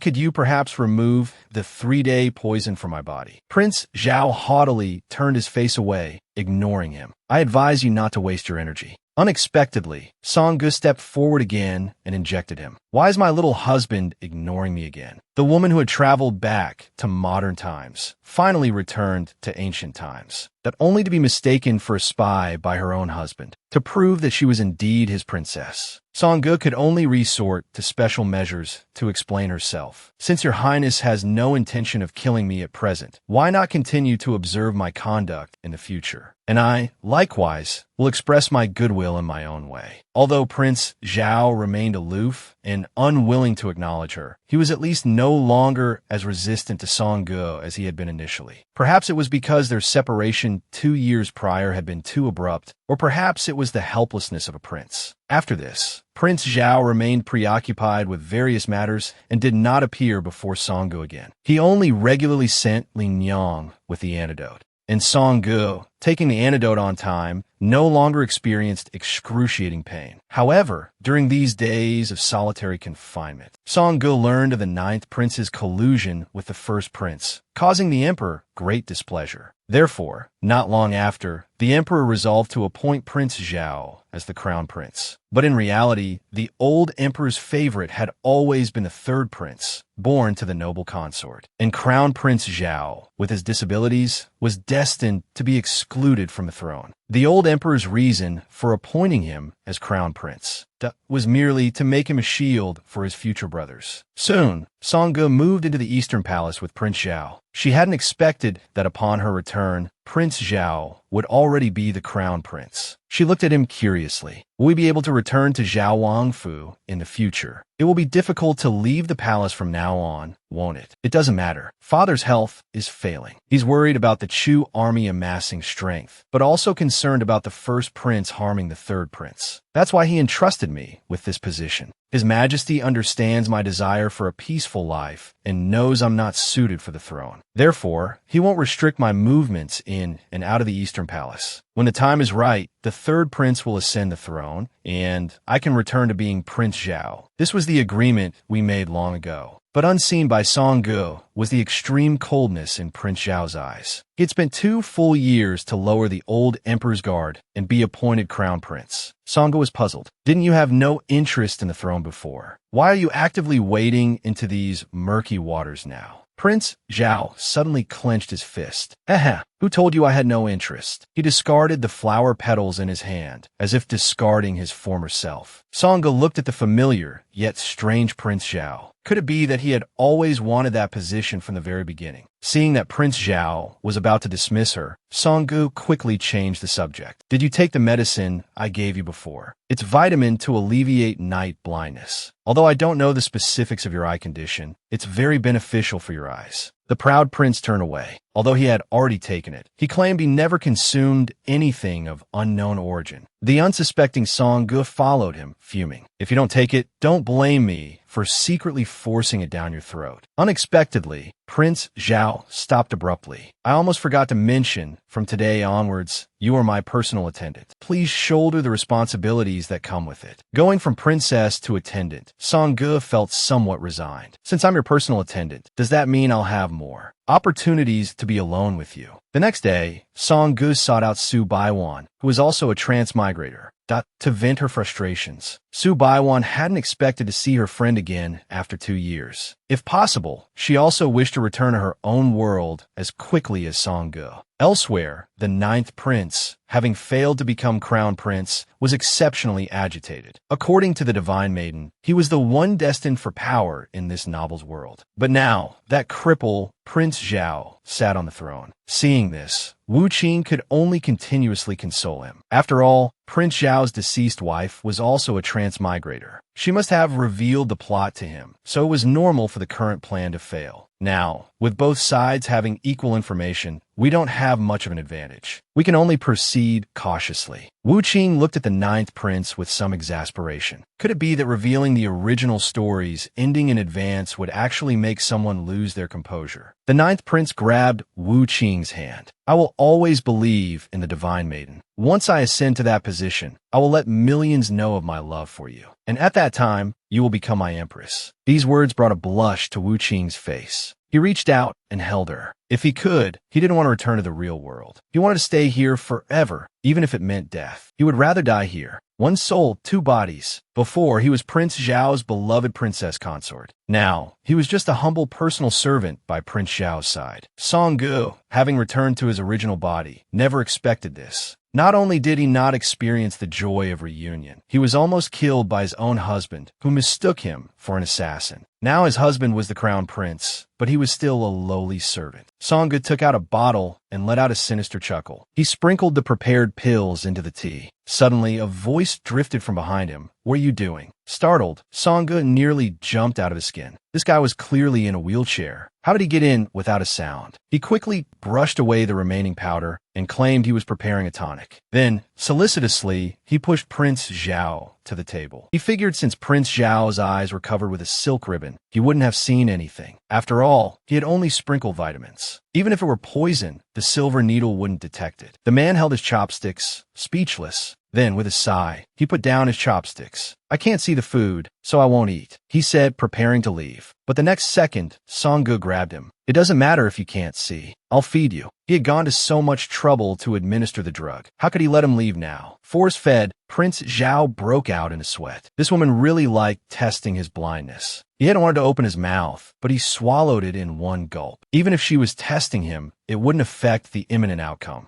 Then he asked for water. Sanggu happily brought the drug tea. He poured it all down in one go. Prince Zhao, nearly choking, pushed the cup away. That's enough. No more. Only then did he realize that the medicine tasted the same as the so-called vitamins. This woman seemed to be showing her concern in a rather toxic way. I have a task for you now. I need you to leave the palace and go to Lin Yang's place. As soon as he finished speaking, he heard munching sounds. Are you stealing my food? Sanggu, who had just taken a bite of sweet cake, froze. Oh, how could I? Then he stuffed the half-eaten pastry into the man's mouth. Your Highness, you want me to investigate our current businesses, right? Prince Zhao was utterly speechless. This woman really was stealing food. Uncomfortable, he urged Sanggu to leave and handle the task, promising a reward if it was completed successfully. Song Ji's eyes crinkled into crescents. And what will this reward be? Will you admit that I am Sanggu? I will promise you the answer to one question. No matter what you ask, I will answer truthfully. Originally, Prince Zhao had intended to offer 3 questions as a bargain, but he had a feeling this woman would take advantage and completely expose him, so he changed it to 1. However, Song Ji's face was filled with displeasure. "Is your highness serious? Before, you bet with me that if I won, I could do whatever I wanted with you, but you still went back on your word." Fuming, Song Ge continued to stuff his pockets with pastries while complaining. Ever since his wife had made that bet, he then watched as Song Ge grabbed another handful of pastries. Was this woman planning to pilfer the crown prince's entire meal? "But I am your wife." Song Ge was truly exasperated. This man was not only blind, but also dense. Dejected, Song Ge hung his head. "Aren't you worried that if I really am Song Ge, I would be heartbroken by how you're treating me?" "Indeed," the man replied casually, leaving Song Ge speechless. That reaction was incredibly cold. "I know Song Ge is not a weak person. If you are truly Song Ge,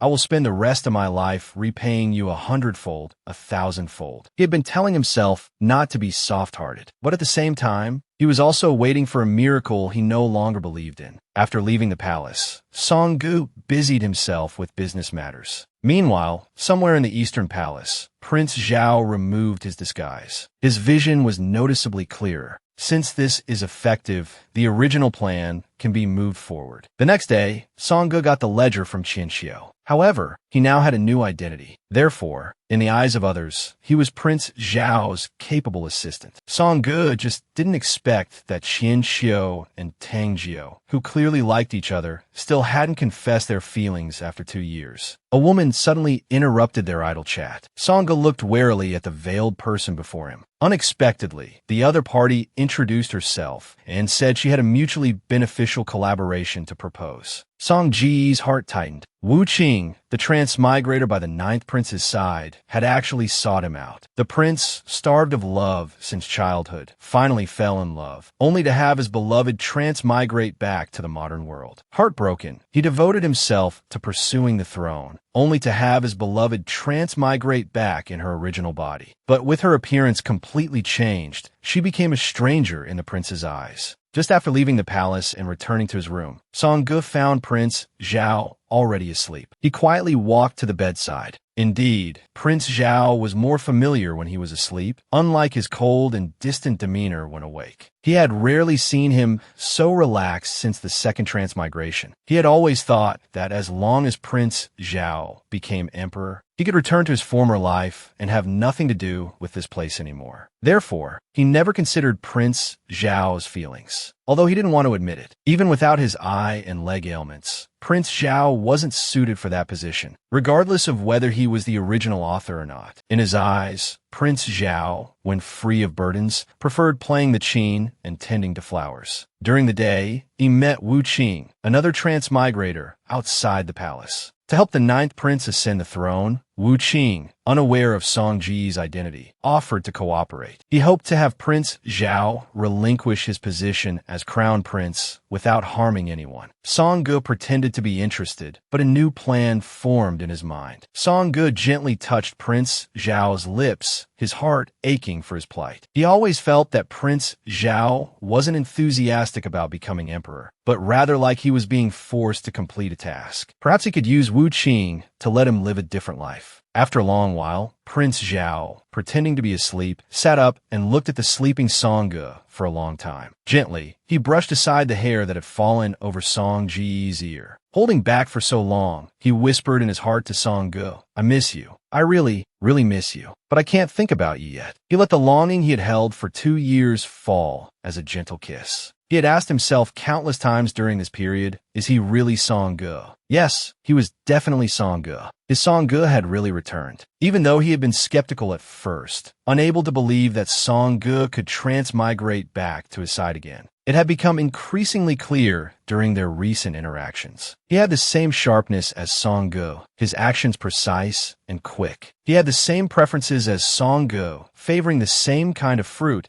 and those little-known habits of Song Ji's, like a young lady sleeping sprawled out. And his every smile and frown had surfaced in his mind constantly during the long years of his absence, continuously gnawing at his thoughts and sleep. At this moment, he could be absolutely certain that the person before him was the very Song-gu he had always loved. Carefully, he lifted him and placed him on his own bed. He wondered if Song-gu had used his real body for this transmigration, and if that meant that as long as his real body was here, he wouldn't go back. But he couldn't reveal himself yet, because the next steps couldn't go wrong. To ascend to that position, there was a price to pay. It wouldn't be beneficial for Song-gu to know too much, and he didn't want Song-ji's hands stained with blood. Imitating what Song-gu had just done, he leaned down and kissed his lips. Wait a little longer. It's almost over. Early the next morning, Song-gu, preparing to leave the palace, walked hurriedly. He was utterly distraught. What did he mean by almost over? He had originally planned to feign sleep to hear Prince Zhao's true feelings. But this guy didn't say anything. I only know he's planning something. But what exactly is he planning? That sixth prince definitely recognized me. He's clearly hiding it on purpose. Even if I confront him now, he definitely won't answer. I might even alert him and lose my freedom. Good heavens, a perfectly good married couple has turned into Mr. and Mrs. Smith. The sounds of a commotion nearby suddenly caught Song-ji's attention. The first prince's eldest son and the second prince's eldest son were ganging up on the third prince's eldest son. Judging by the time, these children should have just finished class. So Song-gu called out in a falsetto voice, "The governess is coming. You'll be in trouble if you're caught." Upon hearing this, the three little boys took off running. The little boys struggled to get up. Just my luck. Of all the people to transmigrate into, I end up as a bullied little kid. Just a moment ago, he was on his way to a blind date when he was hit by a car. He thought his life was over. But when he opened his eyes again, he had inexplicably transmigrated to ancient times and was bound to the Meow Meow system. And the key to this become the King system. That was his favorite novel. Suddenly, a figure appeared before him, and he looked exactly like Song-gu. "Are you all right? Do you need me to help you up?" Lu Dai sat up in surprise. Could there be people who look exactly alike in different worlds? Song-gu, having transmigrated a second time, couldn't believe it. His husband clearly recognized him, but refused to acknowledge him, just as he was anxiously preparing to leave the palace. That he encountered a very peculiar little boy. He was at a loss for what to do. "Miss Palace Maid, do you know Lu Dai?" Song-gu froze on the spot. Lu Dai was his boss's name. Could he have transmigrated too? Or were the ninth prince and Wu Qing's faction testing him? Unable to determine the other party's intentions, Song-gu pretended to ask how to write the two characters, offering to help inquire about him. Never mind, maybe I'm overthinking it. Lu Dai turned around, looking disappointed. But in the next second, he was pulled back by a large hand. "Mr. Lu Dai." Lu Dai, having transmigrated, was so excited he almost couldn't speak. He took a deep breath to compose himself. Then he shouted, "Tianwang Gai Di Hu." Song-gu was dumbfounded. Then, with a look of disgust, he released his hand. "Don't tell me you expect me to answer Balta Zheng He Yao. Why, it really is my Song-gu." Meanwhile, the emperor's illness was worsening, and Prince Zhao, as usual, was attentively treating him, seemingly considerate in every way. But in reality, Prince Zhao knew better than anyone. He had prolonged the emperor's life 2 years ago with a little-known potent medicine. Now, the effects were gradually wearing off and reversing. He estimated at most 6 months, or 3 months if left untreated. That would be the time of the dog emperor's demise. Elsewhere, upon hearing there were 4 transmigrators, Lu Dai was stunned. He hadn't expected this world to be even crazier than he imagined. Song-gu hadn't expected this either. He had been worried about Lu Dai back in the hospital, and now they had met here. Fortunately, their mission objectives were the same, and they could work together. Now, the only one on the opposing side was Wu Qing, who was with the ninth prince, at a restaurant outside the palace. Wu Qing, hosting a women's gathering, specifically invited Song-gu to join. Fortunately, Song-gu had been wearing a wig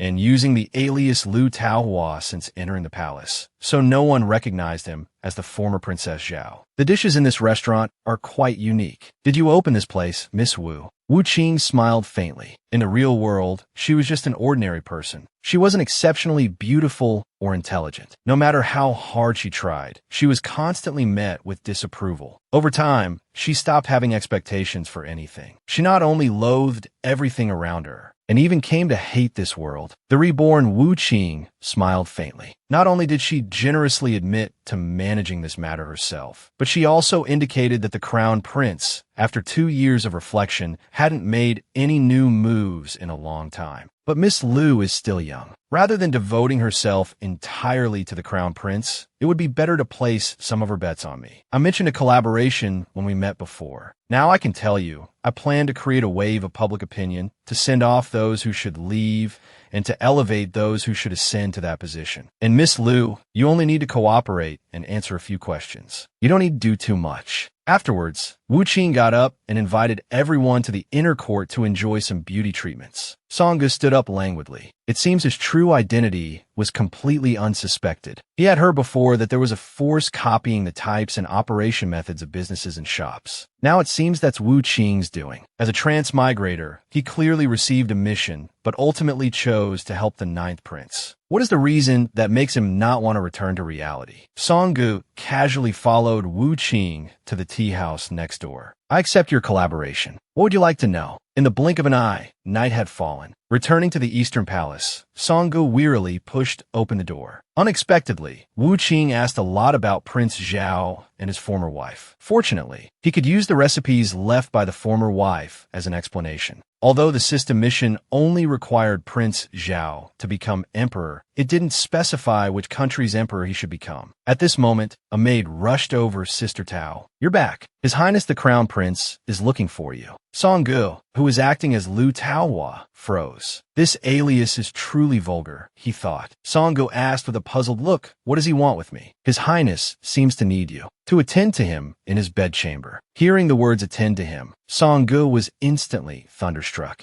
He burst out laughing and stumbled backward. What the hell? There must be some mistake. But when he sprinted to Prince Zhao's room, he found that the other party had already fallen asleep. He had thought Prince Zhao was ready to come clean and acknowledge him. It turned out he was getting excited for nothing. Sanggu sat quietly to the side, feeling somewhat lost. This guy sure sleeps soundly. Unexpectedly, in the next second, he was pulled over by a large hand. What's he doing?